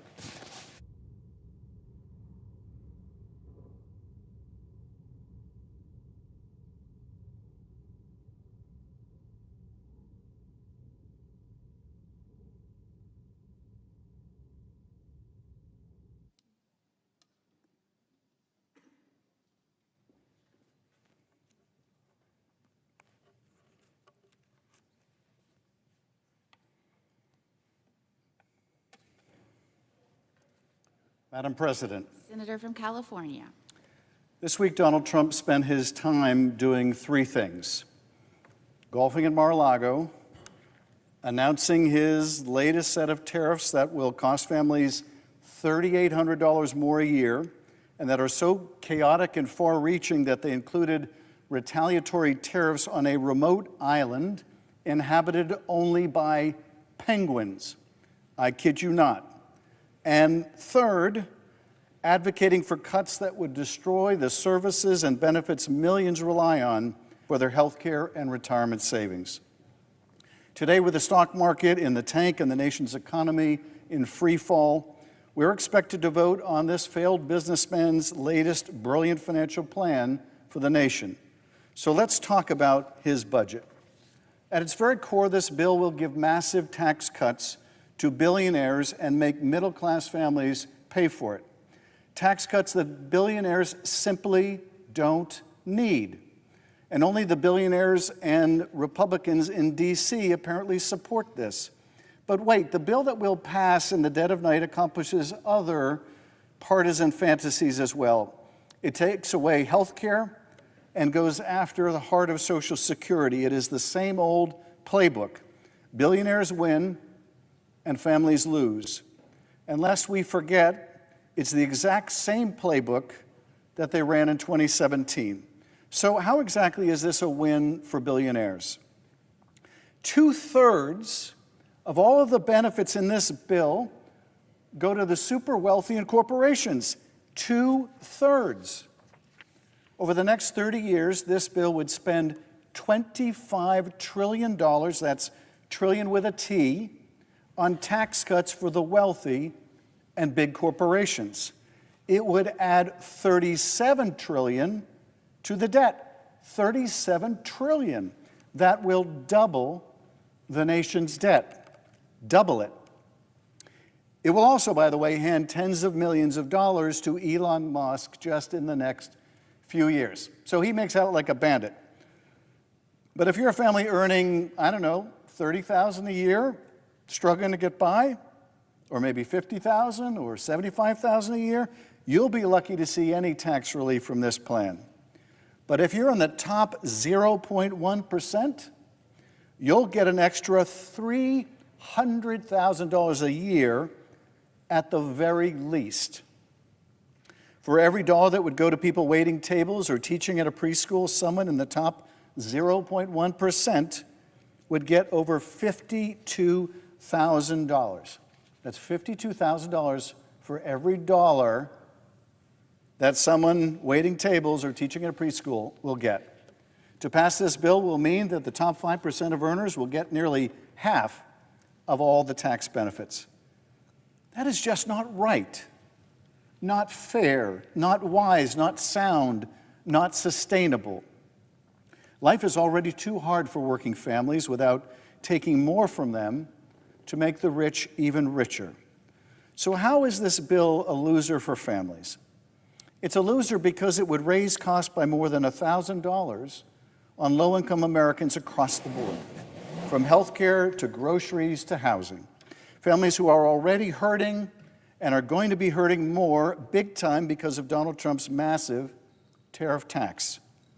Tariffs that are raising the costs of everything they buy, from coffee to the eggs they have for breakfast, to the clothes they dress their kids in before school, to the gas they use to drive to work, to the materials their small businesses import, to the meals that they have when they arrive at home, or the sandwich they grab in between jobs.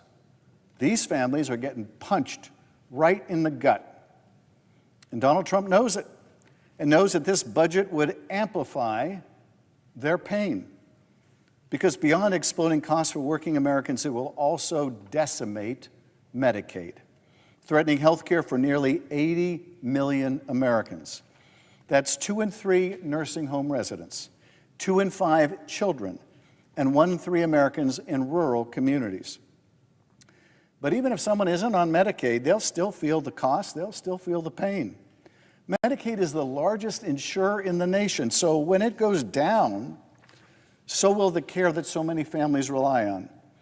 Now, whether you're on Medicaid or you are not, it is your local hospital that may close. Clinics will close, doctors will have to move or shutter their practices. Care that used to be maybe one town away will now be an entire county away, and a very long drive, especially for Americans in rural areas who already cannot afford the cost of living. This bill would be the equivalent of an atomic bomb on the care and the caregivers they rely upon. Caregivers like Sabrina Bishop, a California home care provider. She serves 3 clients around San Diego. 2 are disabled veterans. 1 receives care through California's in-home support services, all of which is funded through California's Medicaid provider, Medi-Cal. Bathing them, medication management, cleaning, laundry, food preparation. She does it all. She lives with her client, Mike. He is at the end stage of dementia and unable to communicate. He can't dial 911. If he sees any medication bottles, he'll just take them. If he sees a car door open, he might just get in, no matter whose car it is. Here's what she told me. My work means that he has someone to help him, that he can safely live and with dignity in his twilight years. Many of the folks who rely on funding from Medicaid don't have a family who can help with around-the-clock care. And without the services that she provides, which are funded by Medicaid, those people won't get their medications on time or be bathed or fed. We are talking about a person's most basic needs. If funding were to get cut more, Sabrina says she thinks many caregivers will just decide they can't afford to do the work they love anymore. There's already a major shortage of care providers. Thousands of people who need care are stuck on waiting lists. And Republicans in this bill want to make things so much worse, so much worse. Seniors and disabled individuals will be trapped in their homes without anyone to look after them or be institutionalized at greater cost, if indeed they can even find a skilled nursing facility that is still open. When asked what she wants members of Congress to understand about her situation, Sabrina said, "Don't be so quick to cut funding for Medicaid. You yourself may end up needing a caregiver. You may be diagnosed with a terminal disease at your next doctor's appointment. You may have a car accident and can no longer take care of yourself." But without Sabrina and the countless others who do the life-saving work that she does, there may be no one to call.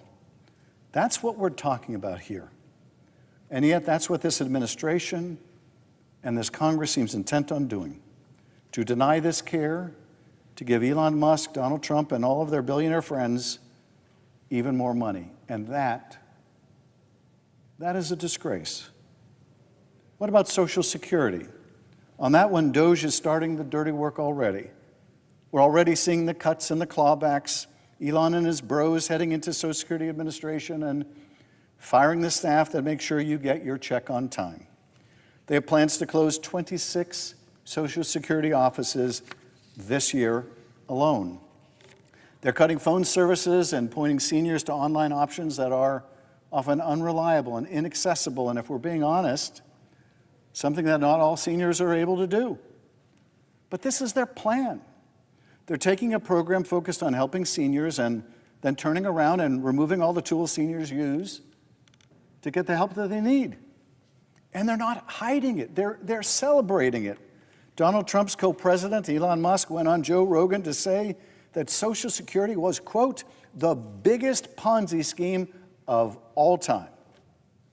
The billionaire Secretary of Commerce, Howard Lutnick, said that his mother-in-law wouldn't even notice or care if her check didn't arrive, that only fraudsters would complain if their check didn't arrive on time or at all. And Donald Trump himself, who stood in front of Congress and delivered an address so riddled with false claims about Social Security that it was impossible to disguise his true intention. And that is to sow mistrust, broad mistrust, so they can come for it all, so they can slash it and leave seniors in the lurch, so they can privatize it. That is their plan for much of the federal government. First, they cut the staff, then they cut the services, and finally they say, it doesn't work. It doesn't work. Privatize it. Let the billionaires run it. Put it in the market. What could possibly go wrong? Have you seen the market lately? Leaving your hard-earned benefits to the whims of the stock market that Donald Trump has so recently destroyed, plunging millions of seniors into poverty. That is their plan, all for a few more bucks in their pockets.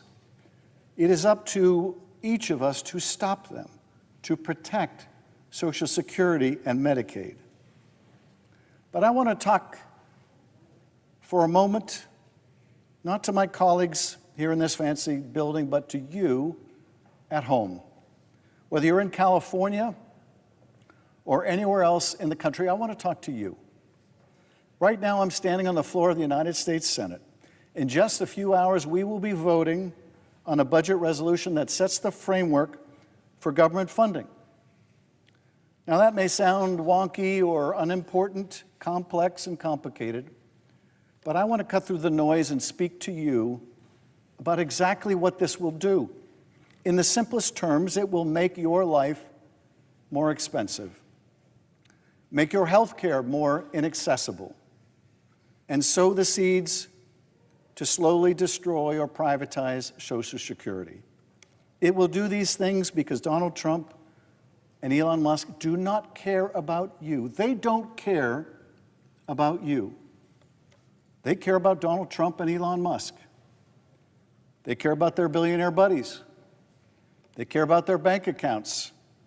They don't care about you or the fact that whether you can afford a home or you can't afford a home, whether you have the money to take vacation days that you have saved up, whether you can afford to take your kid to the hospital, whether you have to drive 2 or 3 hours to the nearest hospital, they don't care. They don't care if you're paying $6 for eggs, $5 for a gallon of gas, or depending where you live, maybe a lot more.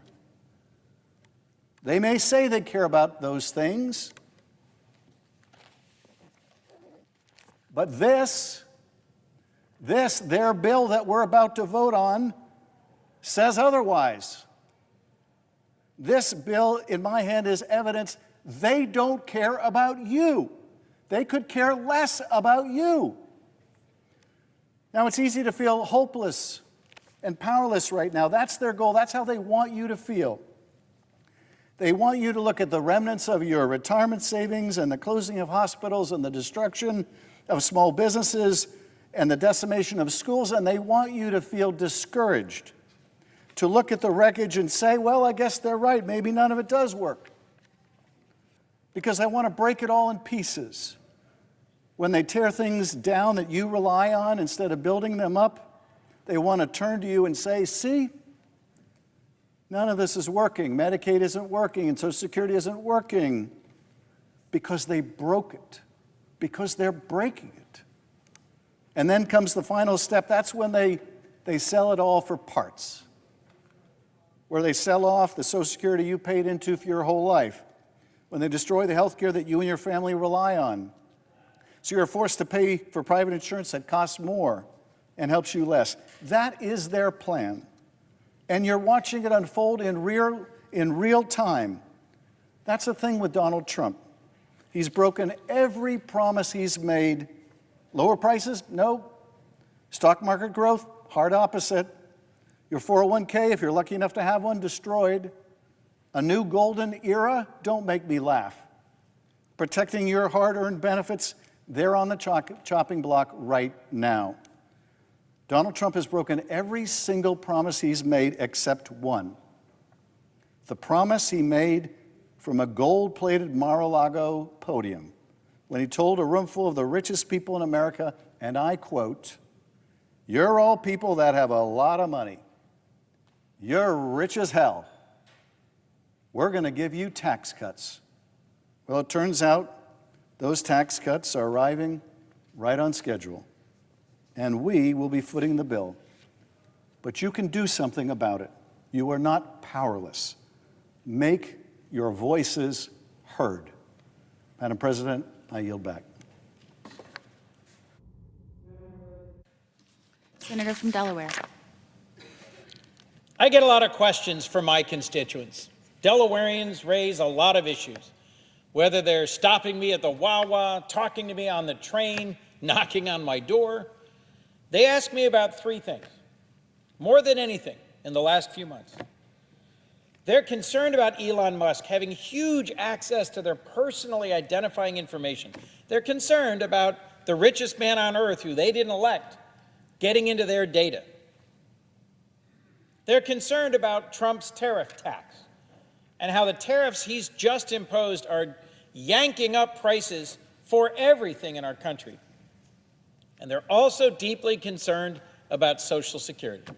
I'm going to focus for a few minutes about the alarm I'm hearing from Delawareans that the Trump administration, Elon Musk, and Republicans in Congress are going after our Social Security net, the social safety net, the Social Security benefits that so many rely on for stability and security in their lives, as part of the bill that's moving on this floor tonight to help pay for tax cuts for billionaires that are buddies of Elon Musk. Ask American seniors what they think of Social Security, and they'll tell you it's an earned benefit. It's a vital lifeline. It's the thing that keeps them out of poverty, pays for their medication, helps them afford rent, helps them live decently and safely. 70 million Americans get Social Security benefits every month. 4 out of 10 rely on it for a majority of their income. A few quick examples. Arlene reached out to my office. Arlene's a Delawarean whose husband died in January, and she relies on Social Security to keep paying her bills.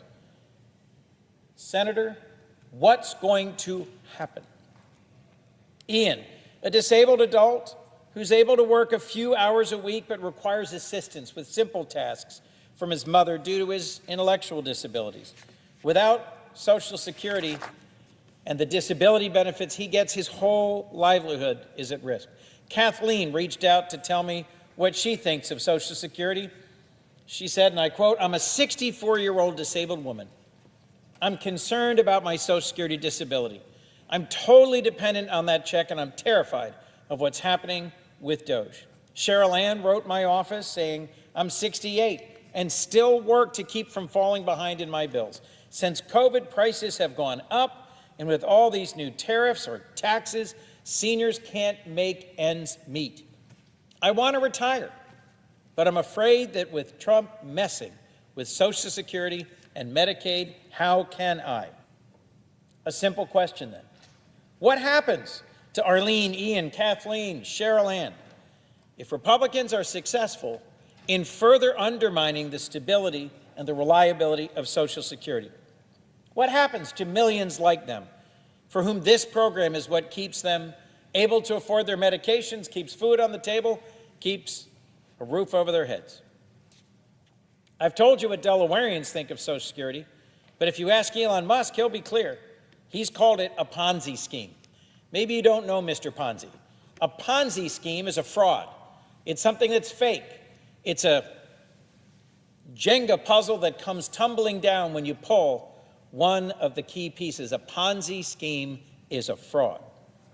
Already, the Doge boys are slashing the workforce at Social Security. They're making it harder for seniors to get the benefits they've earned. They're cutting the budget, firing employees, closing offices, and these needless cuts will just make it harder for seniors to get answers to their questions and to get their checks, forcing those seniors who live in rural areas or who are disabled, like the few I just cited, to struggle to access what they've earned. Doing all of this in the name of cutting waste and fraud is compelling because where there is waste and fraud, we should go after it. But there are tiny amounts of fraud in this program. Don't take my word for it. Listen to Lee Dudek, the Trump administration's chosen acting Social Security commissioner. Lee Dudek, the Trump administration's acting Social Security administrator, at a press conference just last month, estimated that of all the Social Security payments every year, 0.00625%, less than 0.1% are fraudulent. That's actually, I'm sorry, less than 0.01%. To give you some context, if you think about the entire world, the landmass of the world that is covered by Delaware is 0.003%. And Delaware is pretty small, and the world's pretty big. That gives you a sense just how small the fraud is in this program that is treasured by Americans. Doge's favorite talking point about dead people collecting Social Security has been debunked more times than I can count. They claim there's people 200, 300 years old still getting benefits. Trump even said, President Trump said the same thing right here in the Capitol in his address to Congress as he read out the names of folks 200, 250, 300 years old. There's only one problem. It's not true that they're getting benefits. The badly outdated Social Security computer system has a problem with birth dates, and it automatically adds a reference point in certain date errors that's 150 years ago. So yes, there are names on a register of people who were born, allegedly, a long time ago. But for the last decade, the Social Security Administration automatically stops payments to anyone over 115 years old. Automatically. The checks aren't going out to people whose birth date is recorded as 200 or 250 years old. An independent inspector general looked at this question and said, almost none of the number holders discussed in the report receive payments. So if the fraud doesn't exist, why do they keep talking about it? Well, they have to find ways to pay for tax breaks for billionaires. House Republicans have made plain they want to cut $2 trillion in spending to pay for their massive reconciliation bill that we will soon turn to. And you can't do that without touching Medicaid, or Social Security. Let me conclude. Social Security is not a giveaway.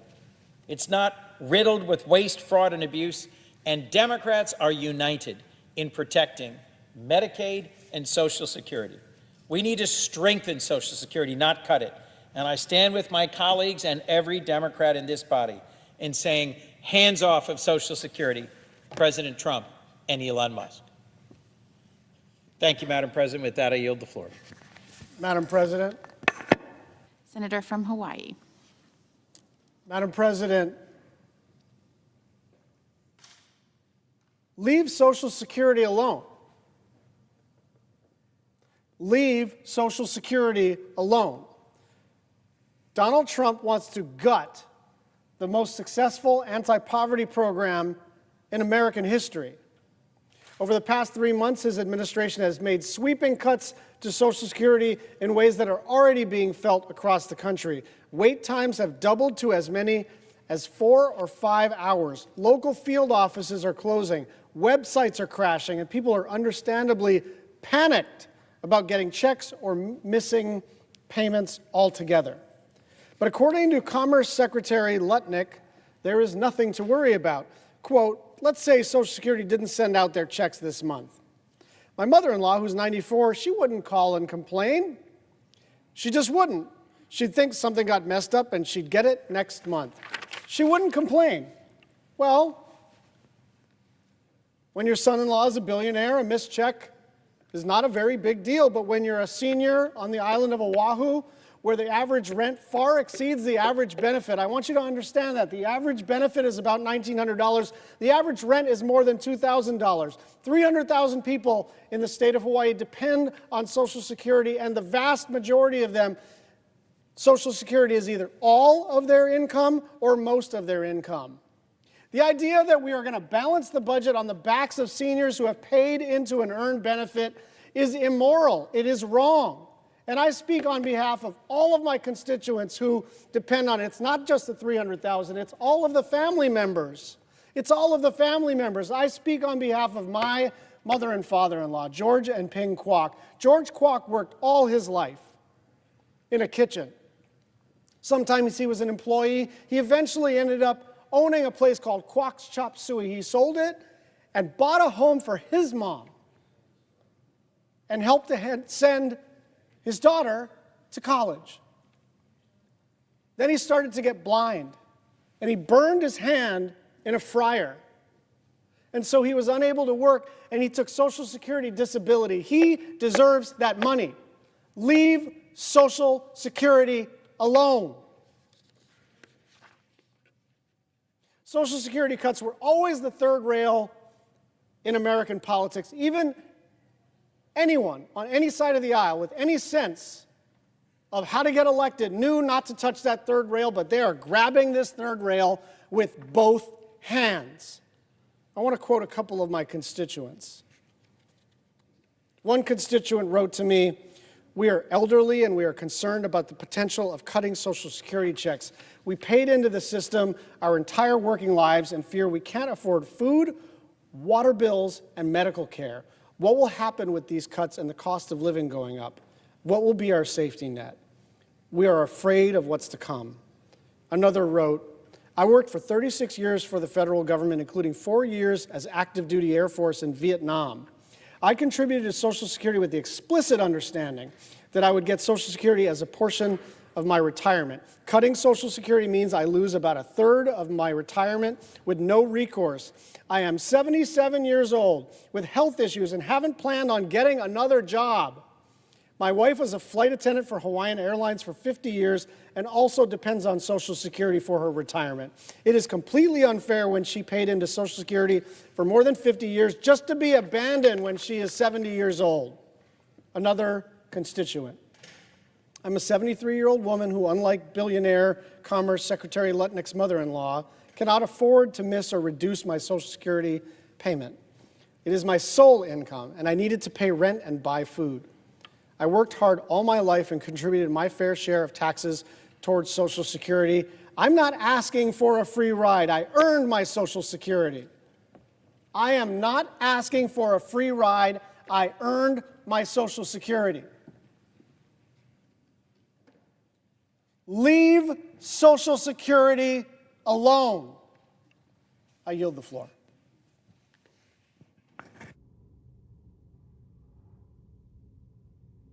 Mr. President. Where is she? Oh, Senator from Minnesota. Thank you, Mr. President. Mr. President, I rise today to call out the threat that this Republican budget and the Trump administration poses to Social Security. President Trump and Elon Musk's move fast and break things mentality is breaking Social Security. And it is obvious that they intend to dismantle Social Security, which will hurt the millions of Americans that rely on it, that count on it, including more than 1 million Minnesotans. Now, one thing that I have learned over the last 70-some plus days is to believe these guys when they tell us what they mean to do. So when Musk recently called Social Security the biggest Ponzi scheme of all time, I'm sure that he meant it. And when he said entitlement spending is, and I quote, the big one to eliminate, I believe him. And then you have Commerce Secretary Howard Lutnick, who recently said that if his 94-year-old mother-in-law happened to not receive her Social Security check in 1 month, she'd just wait for the next one. Well, I have news for Secretary Lutnick. When people don't get their Social Security checks, they aren't just waiting for the next check, they could be waiting for their next meal. Secretary Lutnick is clearly not in touch with the reality that 22 million Americans, including more than 16 million seniors, would be living in poverty were it not for Social Security. They don't have bank accounts millions sitting in a bank account somewhere.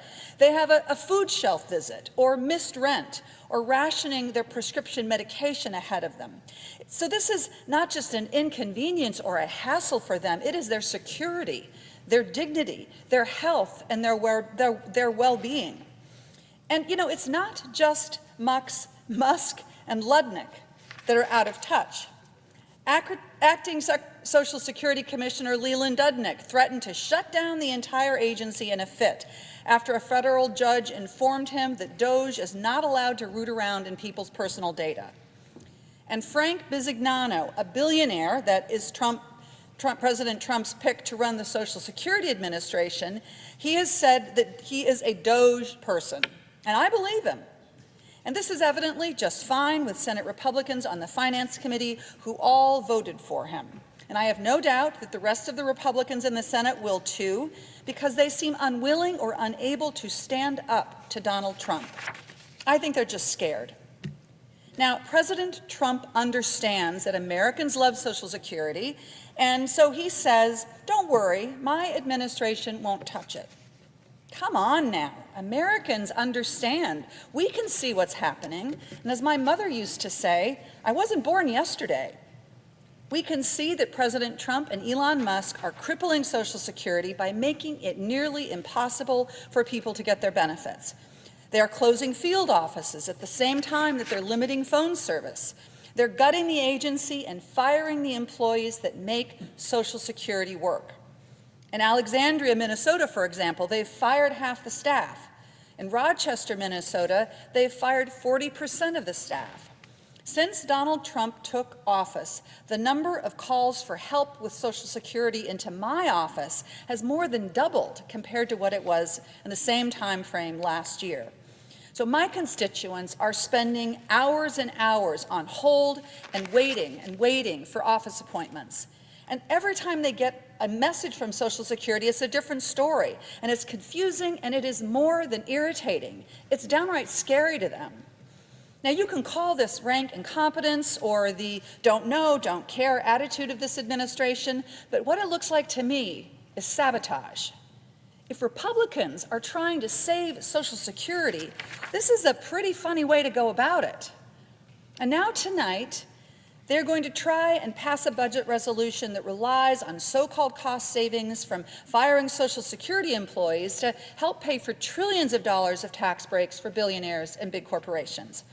There's talk about rooting out waste and fraud, and I mean, I'm all for that.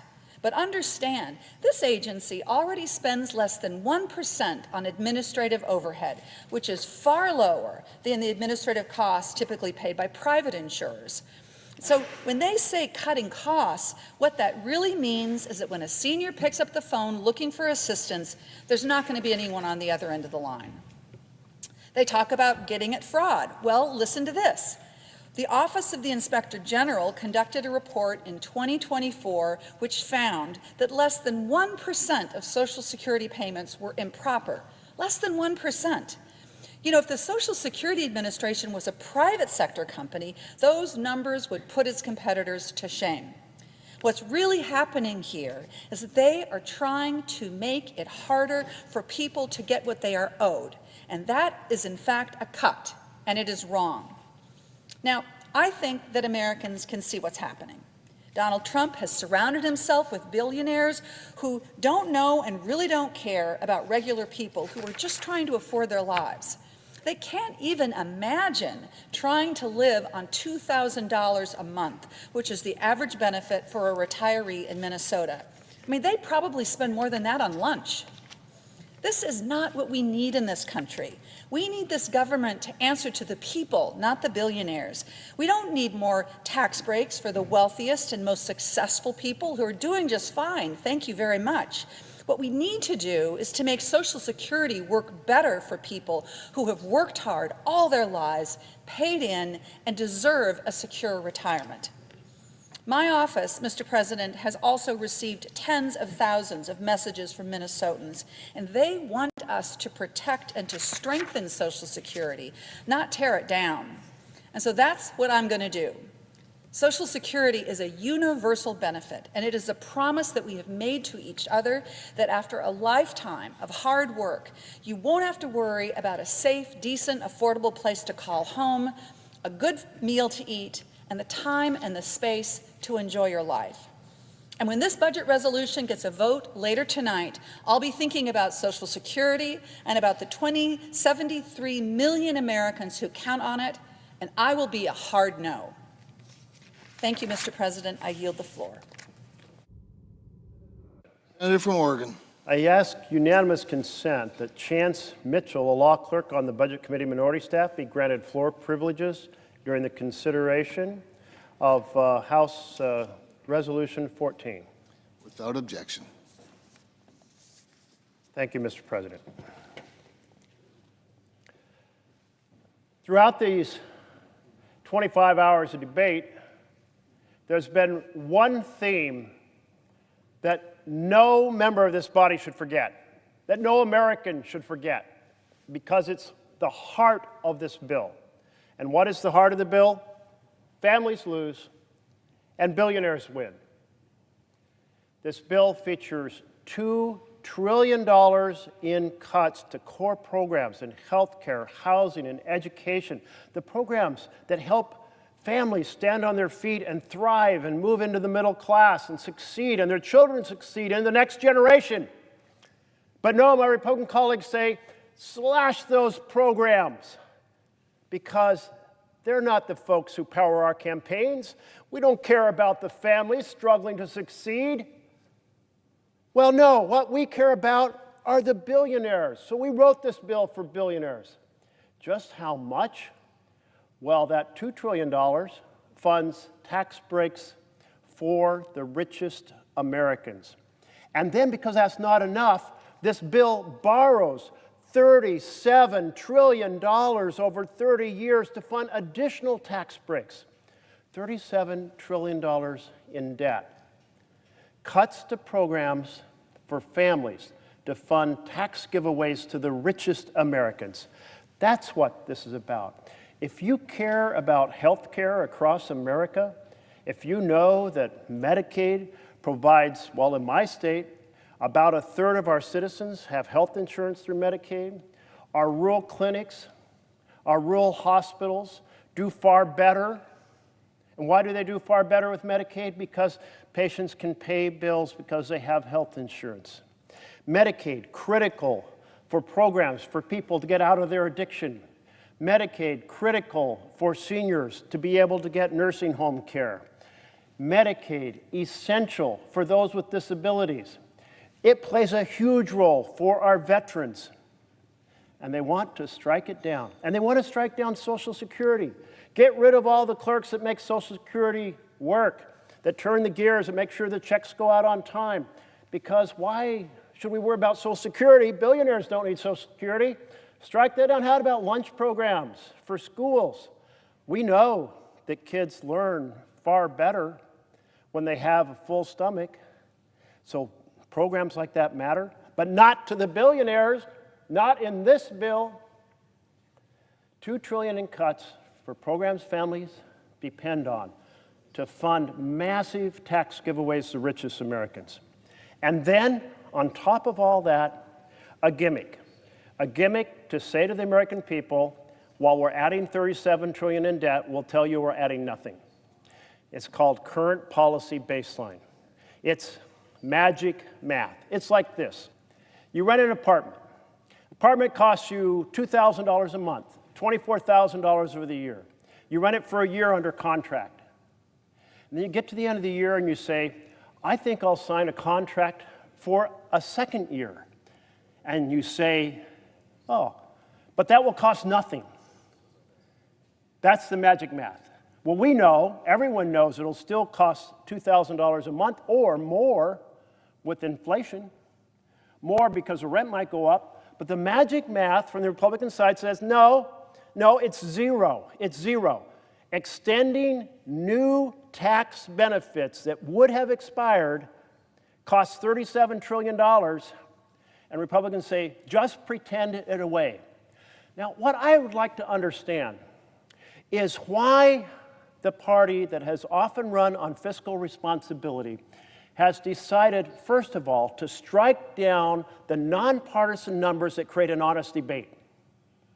That's been the rule, the direction, the bipartisan consensus since 1974. We will use honest numbers. We created a whole organization, the Congressional Budget Office, to make sure the numbers were fair so we could have an honest debate here and with the American people.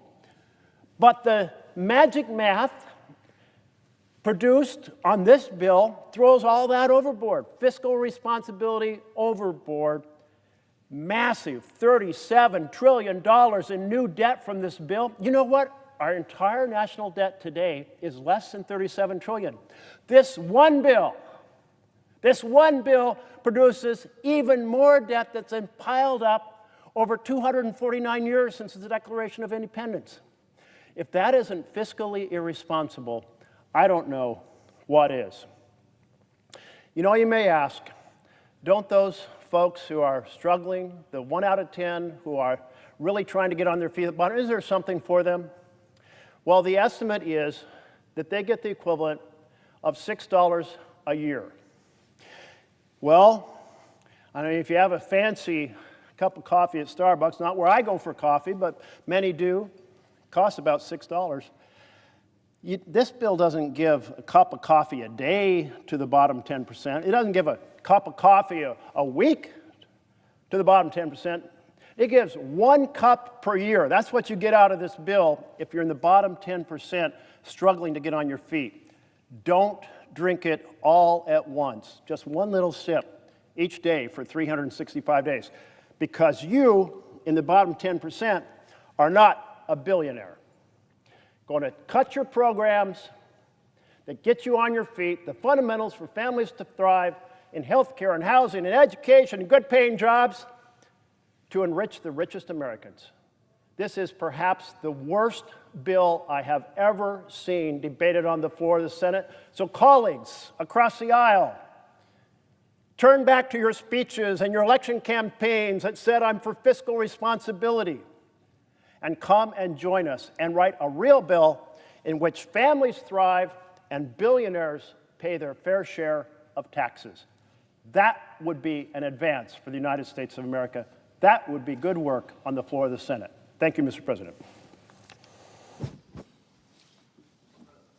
Senator from South Carolina. Different view on this. To my good friend from Oregon, who has been a real gentleman to work with, and you got a great staff, and I appreciate our ability to work together, but we have a little different view of what we're doing here tonight. So I'm going to give you our side of the story. I got charts too. I never thought I'd have a chart, but I got one. We're trying to do sort of four things tonight.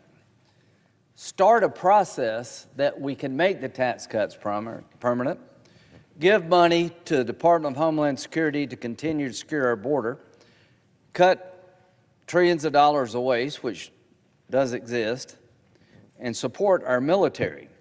Now, the bill tonight, the resolution, opens up that process that will be done by the House and the Senate authorizing committees. So this doesn't do anything other than start the game. And it's time this game started. Now, what's in this for you if you're not a billionaire, which I am not? If we do nothing, the 2017 President Trump tax cuts expire in December. None of them voted for it. They're going to expire, and what does that mean to you? 6 million jobs will be lost. The average taxpayer would see a 22% tax hike if the tax cuts expire. A family of four making $80,610, the median income in the United States, would see a $1,695 tax increase if they expire this December. This is worth about 9 weeks of groceries. 40 million families would see their household child tax credit cut in half. If any of y'all listening out there that not a billionaire, you might want to keep listening. If this expires, you're going to get hit hard, and we don't want that. 26 million small businesses would be hit with a 43.4% top tax rate if Section 199A of the small business deduction expires. Now, why I know about that one? I can't walk 5 feet in South Carolina without somebody begging me to make sure that expensing and deductions and accelerated depreciation doesn't go away because they run a business. Our friends over there run the government. That's all they know. They're very good at making it bigger, not very good at making it efficient. There's no amount of money that's enough for these folks. So if you're looking for that crowd over there to cut your taxes, you're looking in the wrong direction. I got about 100 years to prove that point. The point I'm trying to make is these tax cuts expiring matter to real people raising a family and trying to run a business, particularly small business. This would be devastating. We're not going to let that happen. Now, if you're waiting for this crowd, our friends on the other side, to cut spending, you're going to die waiting. Now, we have a chance as Republicans, if we pass this resolution tonight, to cut spending and make the tax cuts permanent without one Democratic vote. It's called reconciliation. To my Republican friends who may be watching, 4 times in the last 100 years, the Republicans had the House, the Senate, and the White House. This doesn't happen a lot.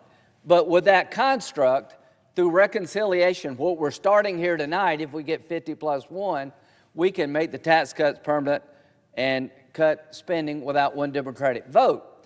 This is what they use, Democratic friends, to pass Obamacare, all the spending around infrastructure spending, Inflation Reduction Act, which really didn't do much to reduce inflation. They've done this, and we're going to do it a different way. They did it to grow the government. We're going to do it in a way to get more money back to you. And we're going to look at the budget we have up here and see if we can find a way to save some money. Don't you think it's time that we looked at the budget up here like you look at your budget? And we're going to do that. And we're going to secure our border. We don't talk enough about this. In this package, there's $175 billion that will allow the Trump administration to finish the wall.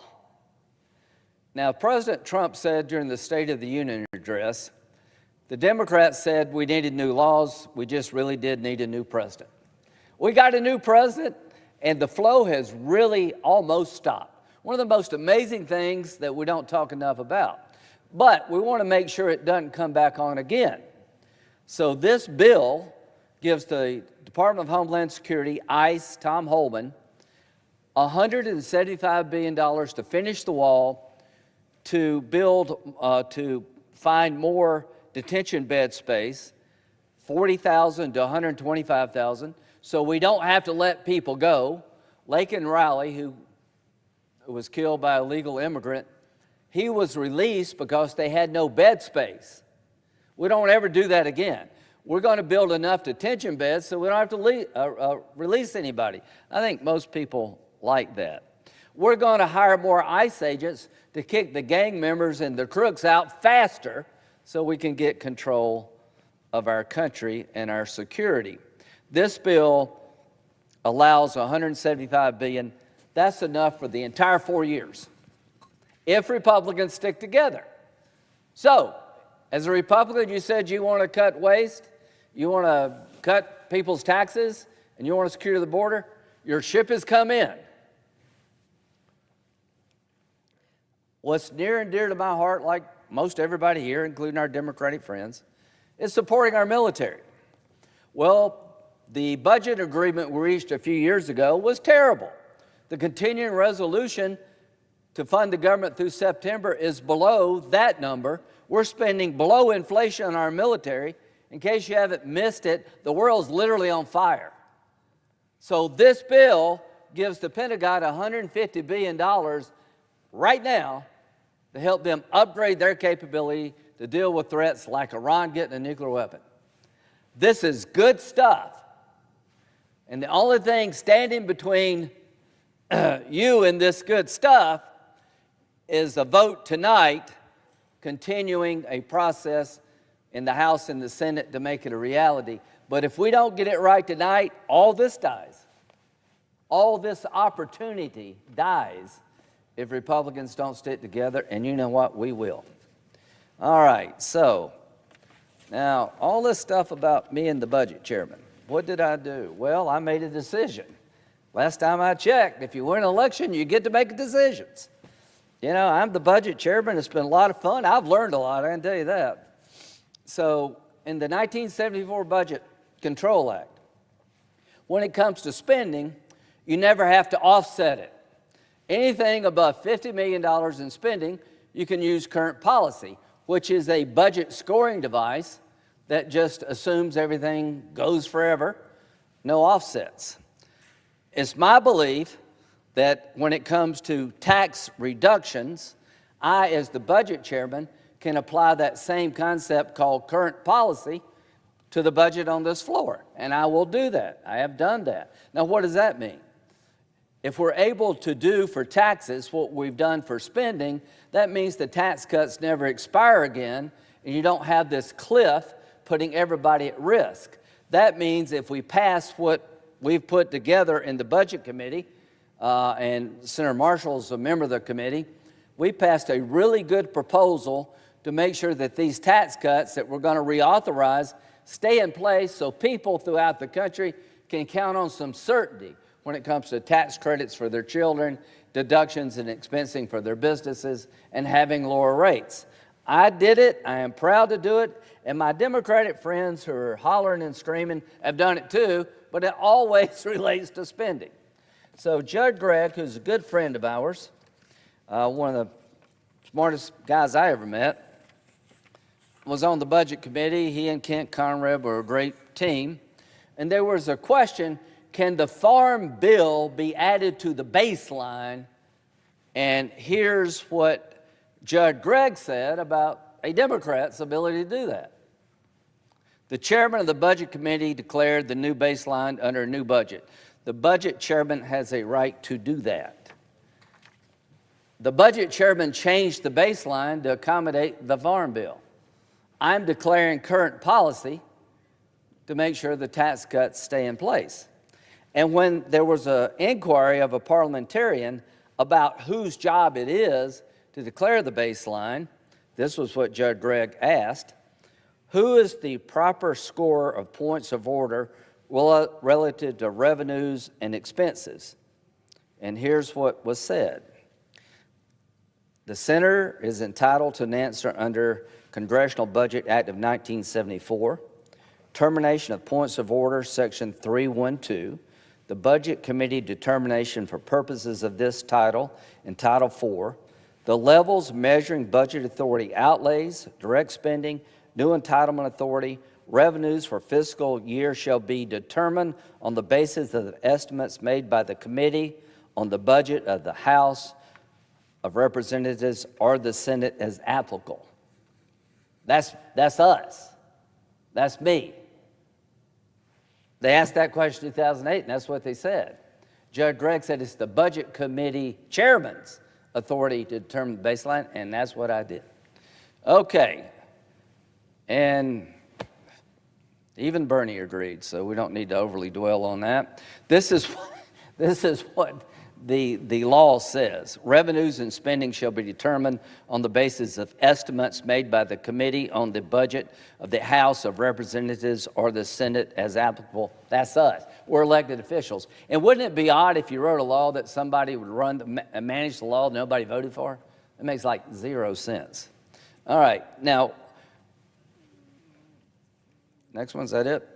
Okay, so bottom line, tax cuts are going to be permanent. It will help the economy. And when it comes to estimating what happens around here, CBO, great people, JCT, Joint Commission on Taxation, they make estimates. The one thing they've been consistent about is being wrong when it comes to tax revenue. They've got it wrong like every time.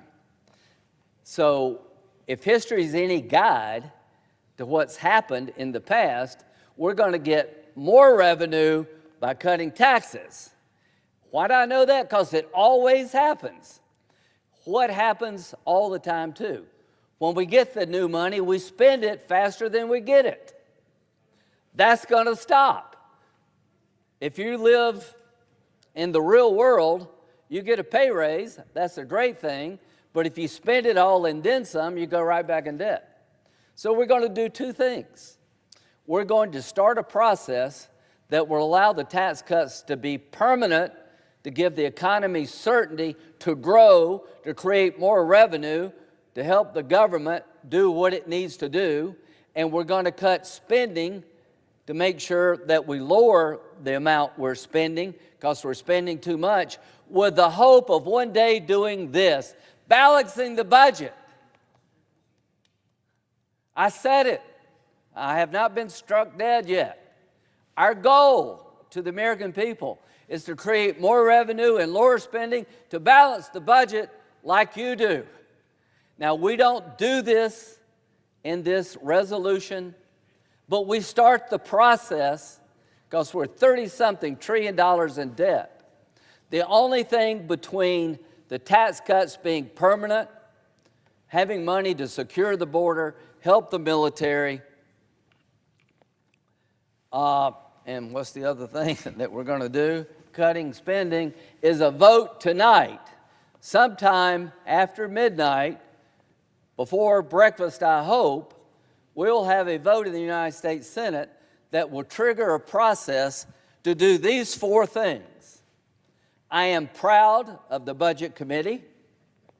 We've worked hard. I am proud of Leader Thune, who's pushed this process forward. I appreciate the cooperation to the extent they can do it on the other side. We have a philosophical difference. I totally understand that, but we've chosen a different path. And a major step along that path will occur later tonight. And if we get this right, by Memorial Day, it's my fervent hope and prayer, and I just talked to President Trump, that we can pass one big, beautiful bill that makes the 2017 tax cuts permanent and even more tax on tips for all those people working out there as waiters and waitresses. We have a chance here to look at the federal budget line by line to make sure things in there that make no sense are taken out to save you money. And boy, we're going to have some fun tonight talking about those things. And if you believe securing the border is a good thing and what we're doing is the right thing, by Memorial Day, we'll have fully funded what President Trump needs for all 4 years. That will be amazing. And if you're in the military, money is coming your way to help you do your job, to make sure the rest of us are safe, and we're going to fix the problem with the continuing resolution by giving the military less than inflation at a time when the world's literally on fire. So if we can get it right tonight, by Memorial Day, I'm hoping and praying that the men and women in uniform will have $150 billion they desperately need to do their job and to stay safe. This is the most important thing I have done yet in the Senate, in my view. I've set in motion, along with my colleagues, and if there's ever a team sport, it's politics, the ability to do something we haven't done before, makes taxes and spending the same in terms of policy. Quit playing this game that the American people lose. You will not lose $1 revenue if we make these tax cuts permanent. You'll get more money. But if you keep spending more and more, that doesn't matter. But if you get more revenue and you cut spending, one day we will be on a glide path to balance this budget. It is my fervent desire to do that, and President Trump wants to do it. Let it be said that that starts tonight.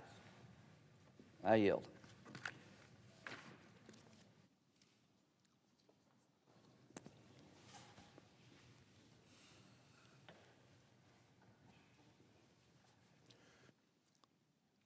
Mr. President. Democratic leader.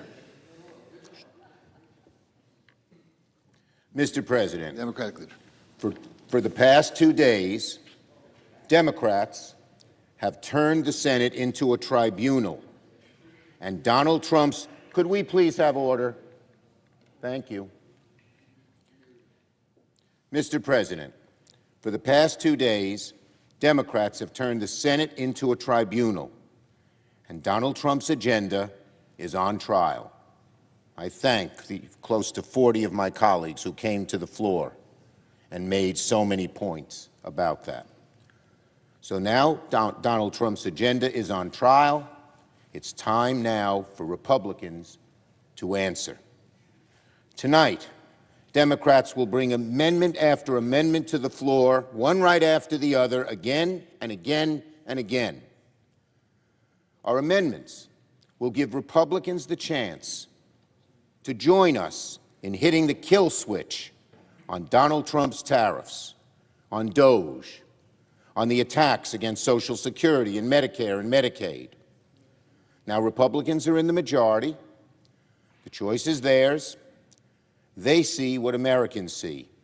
Donald Trump's policies are a disaster. DOGE is a horror. Republicans could snuff it out instantly, tonight, if they wanted. Will Republicans join us tonight and stand up to Donald Trump before he craters the economy? Or will Republicans spend all night trying to defend the mess Donald Trump is making? And he made a lot more of it today. Will Republicans defend Donald Trump's tariff tax? The Trump tariff tax, which would cost families $5,000 a year. Will they defend Elon Musk as he takes a blowtorch to Social Security? Will they defend cutting Medicaid and imperil the health care of 70 million Americans, from newborn kids to seniors to rural communities and veterans? Will Republicans spend all night long, trying to explain to the American people why billionaires deserve a massive tax break, but working people don't deserve basic health care? The choice is theirs. Donald Trump has betrayed the American people. Will Senate Republicans join him in this betrayal? I yield the floor.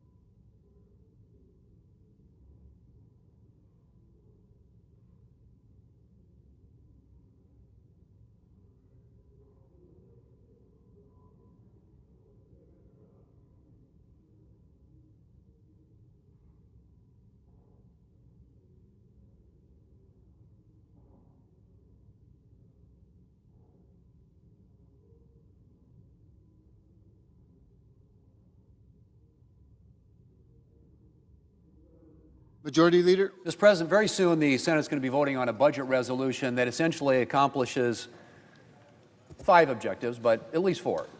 And one is to prevent a $4 trillion tax increase on the American people at the end of the year, number 1. Number 2, it rebuilds our military by investing in our military readiness in a way that will enable us to deal with and deter the threats that America deals with in a very dangerous world. It will restore energy dominance for our country, making energy more affordable to the American people, something that we saw a huge run-up during the Biden inflation days. Part of that, in a big way, was the cost of energy. Obviously, securing the border. And there are resources in there to make sure that over the course of the next 4 years of this administration that they have what they need to ensure that our border is secure and that the American people are safe. And finally, Mr. President, reducing spending. Now, I know that's a sort of a novel concept around here. We've heard a lot about, massive tax cuts for billionaires. That's been a recurring theme that we've heard from the Democrats. But the one thing you don't hear a lot about is the run-up in federal spending. So tax revenues, as a general rule, have stayed very static as a percentage of our entire economy, around 17.1% thereabouts. Government spending as a percentage of our economy, on the other hand, has gone up, and gone up dramatically. So just take a look at this chart. Basically, in the last 5 years, the run-up that we've seen in spending has been about 56% from 2019 to 2024. 56% increase in spending. Now, what's ironic about that, Mr. President, is government revenue has also been going up, right? Everybody said, well, you're going to cut taxes, we're going to run these big deficits. Well, what happened? In 2017, we cut taxes on the American people, we unleashed the American economy, we reduced rates, accelerated cost recovery, so people could recover their capital investments more quickly. What did they do? They invested. And it created more, not less revenue. $1.5 trillion more than was projected at the time by the Joint Committee on Taxation and the CBO. $1.5 trillion more revenue than what was projected. I think you can say they missed it by a long shot. Well, this time around, we've seen estimates, and Senator Graham, Senator Crapo were down here earlier today, suggesting that the Council of Economic Advisors' prediction is that you will see revenue increase by about $4 trillion by making the 2017 tax law permanent. So what we have, Mr. President, the reason we're running these big deficits isn't because we tax too little, it's because we spend too much. That's the delta. Tax revenues have gone up, and gone up consistently over time, particularly since 2017. What's gone up a lot faster, as I said, is government spending.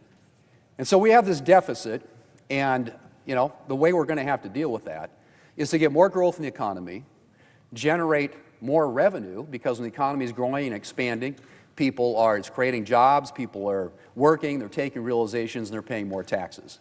And that's what happens when you reduce taxes. And that's why it's so important that we extend and make permanent the 2017 tax law. This is what we're talking about here today. This is what this conversation, frankly, is all about. Now, Mr. President, one of the things that has been interesting in this debate, because I heard lots of conversation from my colleagues on the other side about massive new tax cuts for billionaires. But let me tell you what, if you vote against this budget resolution, you will be voting for. You will be voting for a $4 trillion tax increase on our economy and on the American people. Of that $4 trillion tax increase, $2.6 trillion will fall on people who make less than $400,000 a year. Something that Joe Biden and I think pretty much every Senate Democrat pledged not to do. Well, how does that happen, you ask? Well, here's what happens. In 2017, when we passed the Tax Cuts and Jobs Act, one of the things, the features of that bill, was a doubling of the child tax credit from $1,000 to $2,000. It also had a near doubling of the standard deduction, and it had a lowering of rates. It had multiple ways in which working families in this country would benefit. If we don't extend the tax relief before the end of the year, $2.6 trillion of that tax increase falls on people making less than $400,000 a year. Now, I've heard the Democrats' own presidential candidate said last year, and I quote, "We cannot, and I will not, raise taxes on anyone making less than $400,000 a year." That was Vice President Harris, who was running for president. President Biden made the same promise, as did the current Democrat leader. And when the Democrats were considering their so-called Inflation Reduction Act, which perhaps more aptly could have been titled Do Nothing About Inflation Act, the Democrat leader repeatedly emphasized the Democrats would not be raising taxes on anyone making less than $400,000 a year. Well, that's it. That's what you're doing. Because this tax increase is going to hit American families. $2.6 trillion of it is going to hit families making less than $400,000 a year. So you cut the child tax credit. Let's say you have 4 kids in this country. Now, the tax credit, the child tax credit, is a direct credit against tax liability, meaning it's a dollar-for-dollar reduction in tax liability if you have a tax liability that exceeds the amount of the credit. So let's say you have 4 kids. Today it's $2,000. Well, if we don't move to extend this tax relief by the end of the year, that $1,000 is going to be from $8,000 down to $4,000, $2,000 per child down to $1,000 per child, and that family's taxes are going to go up by about $4,000.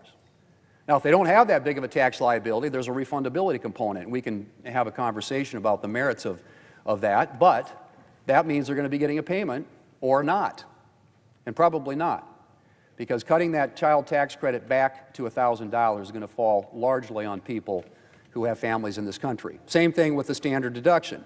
It will be cut nearly in half. And the interesting thing about that, Mr. President, is when we made that change back in 2017, fewer people started itemizing, more people started taking the standard deduction because the standard deduction was about $30,000 a year. Well, what happens if we don't extend this tax relief, that $30,000 goes back down to about $15,000 a year. Again, hitting working families, coupled again with what I said is higher rates. The rates will go back up. So forget about the idea that you're not going to raise taxes on people making less than $400,000 a year, because you clearly are. That's just a fact. It's just simply a fact.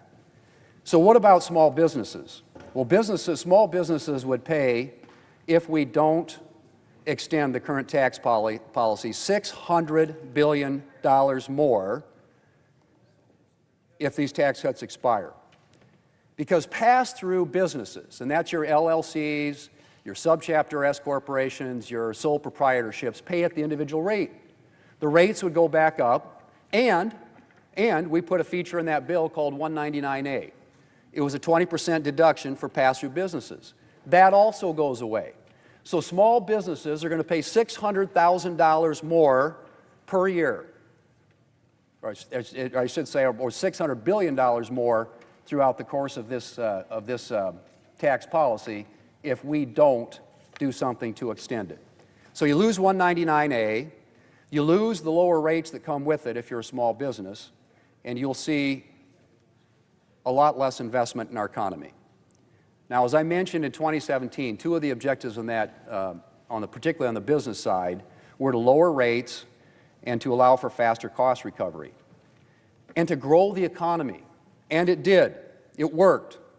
The economy over the past 7 years grew, if you can believe this, 5.4% more than what CBO had projected in 2017 prior to the passage of the Tax Cuts and Jobs Act. Well, what did that mean? It meant a 50-year low for unemployment, record low poverty, high median household income, a narrowing of the income disparity gap in this country. So, Mr. President, what about deficits? As I said before, by any objective metric, revenues dramatically exceeded what was predicted in 2017 about what the effect of the Tax Cuts and Jobs Act would be. Now, revenues, as I mentioned, you look at this chart again, on average about 17% as a percentage of our economy.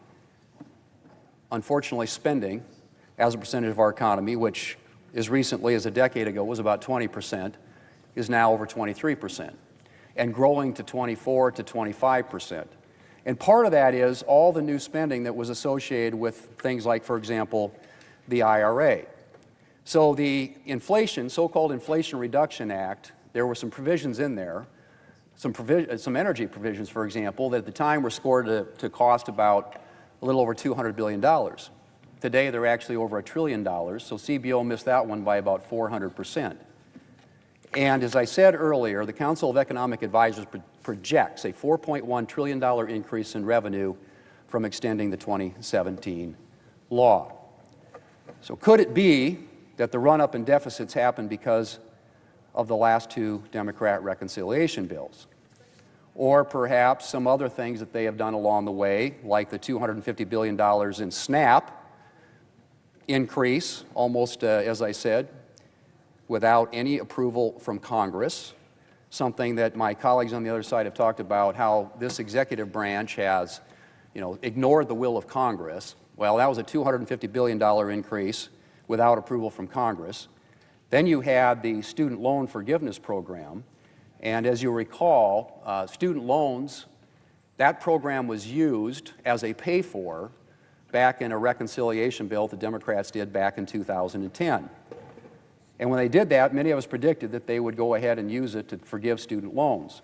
So student loan now forgiveness, which is subject to court action, resulted in several $100 billion of additional spending not approved by the Congress, but that particular move got no pushback from anybody on this side of the aisle, not a peep. Hundreds of billions of dollars of spending by use of executive power. And what I've concluded from all this is that my colleagues on the other side talk a lot about misuse or abuse, if you will, of executive power, but that's not the issue. It's how the executive power is used.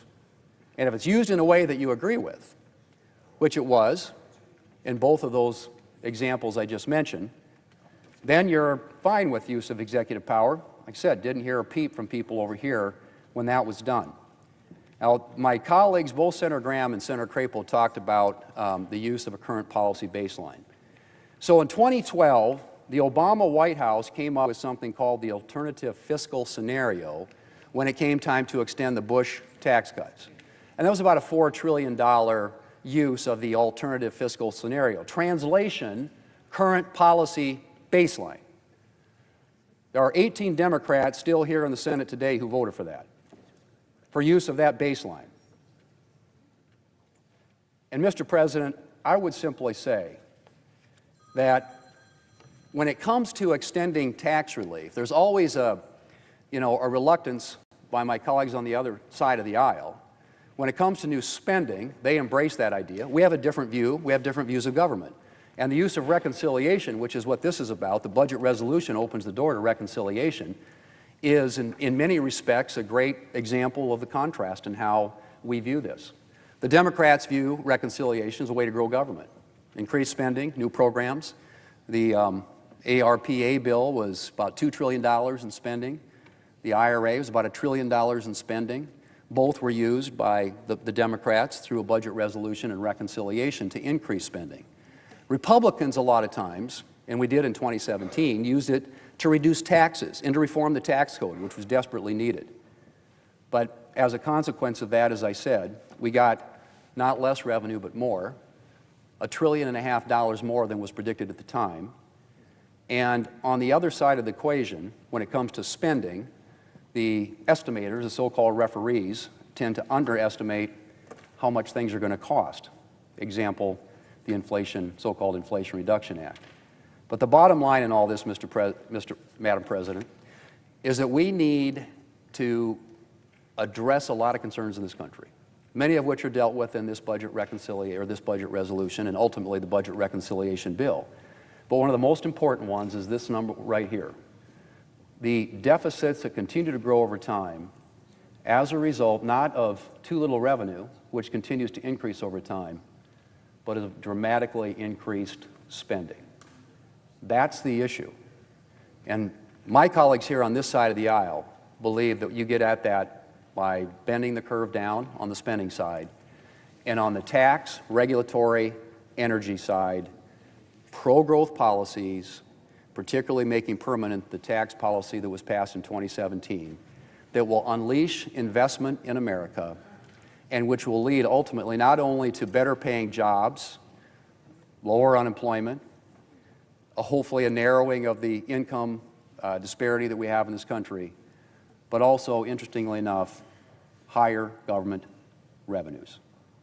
That's what this is all about, whether you want to vote for extending the tax policy and avoiding a $4 trillion tax increase, or whether you want to vote in favor of this resolution and make sure that the 2017 tax policy that was passed is extended permanently and that it unleashes the American economy in a way that will continue not only to create those better paying jobs, but also make this deficit picture look a lot smaller by comparison, coupled with significant reductions in spending.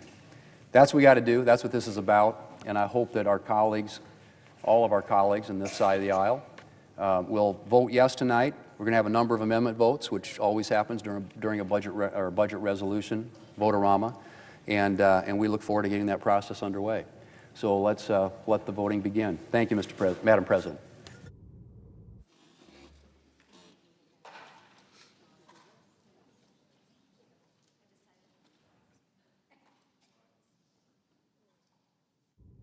And Madam President, I would now ask unanimous consent that the following amendments be in order.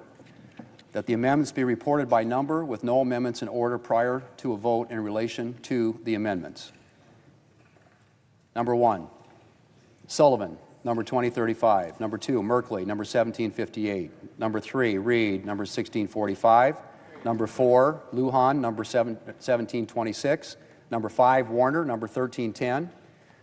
Number 6, also Brooks, number 1466. Number 7, Kelly by voice, number 1737.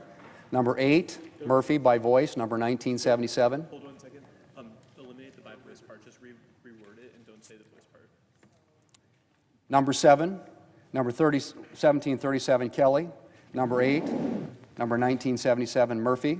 Number 9, number 1773 King. Number 10, number 1647 Warren. Number 11, number 1884 Schumer. Number 12, number 1774 Padilla. Number 13, number 1646 Bennett. And number 14, number 1760 Paul. Without objection, so ordered. Thank you, Madam President.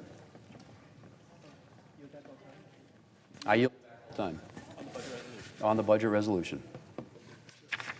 Without objection.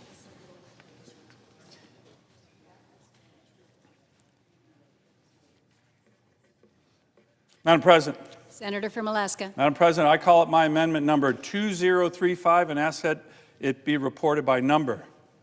Clerk will report. The senator from Alaska, Mr. Sullivan, proposes an amendment number 2035 to amendment number 1717. Madam President, my amendment says we're going to strengthen Medicaid and Medicare so that they're available for years to come, because these are important programs. They are certainly important programs to the Alaskans I represent. Now, Madam President, this is the exact same amendment I offered in February. Nearly every Republican voted for it, but not one Democrat. My colleague and friend from Oregon, who's on the floor here, said my amendment back then was a ruse to kick people off the program. But to my colleague and friend from Oregon, if that's true, here's my question. Why did he vote for the exact same amendment in 2017? That's right, Madam President. 24 Democrats who voted against my amendment 2 months ago voted for the same amendment in 2017. I ask unanimous consent that their names be submitted for the record. Without objection. Talk about a ruse. This is the worst kind of partisanship, using people's health care to fearmonger. We should all want to weed out waste, fraud, and abuse in Medicaid and Medicare, and we must keep these programs going. We should do both. I ask my colleagues to vote for this amendment, and all my colleagues who voted for this amendment in 2017 should simply vote for it again. Senator from Oregon. Thank you, Madam President. Once again, Senator Sullivan is out here saying that he is for protecting vulnerable people, but by not defining the vulnerable, the Sullivan Amendment is code for states to cut benefits or kick people off their coverage altogether. And to me, the Sullivan Amendment basically says is if somebody thinks you're not poor enough, you're not sick enough, or you're not disabled enough, we're not going to be there for you. And here's the difference between now and 2017. We learned during the pandemic how important expanded Medicaid is to vulnerable people.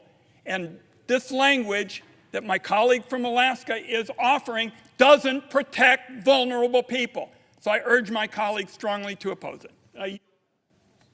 The question is on the amendment. Is there sufficient second? There appears to be.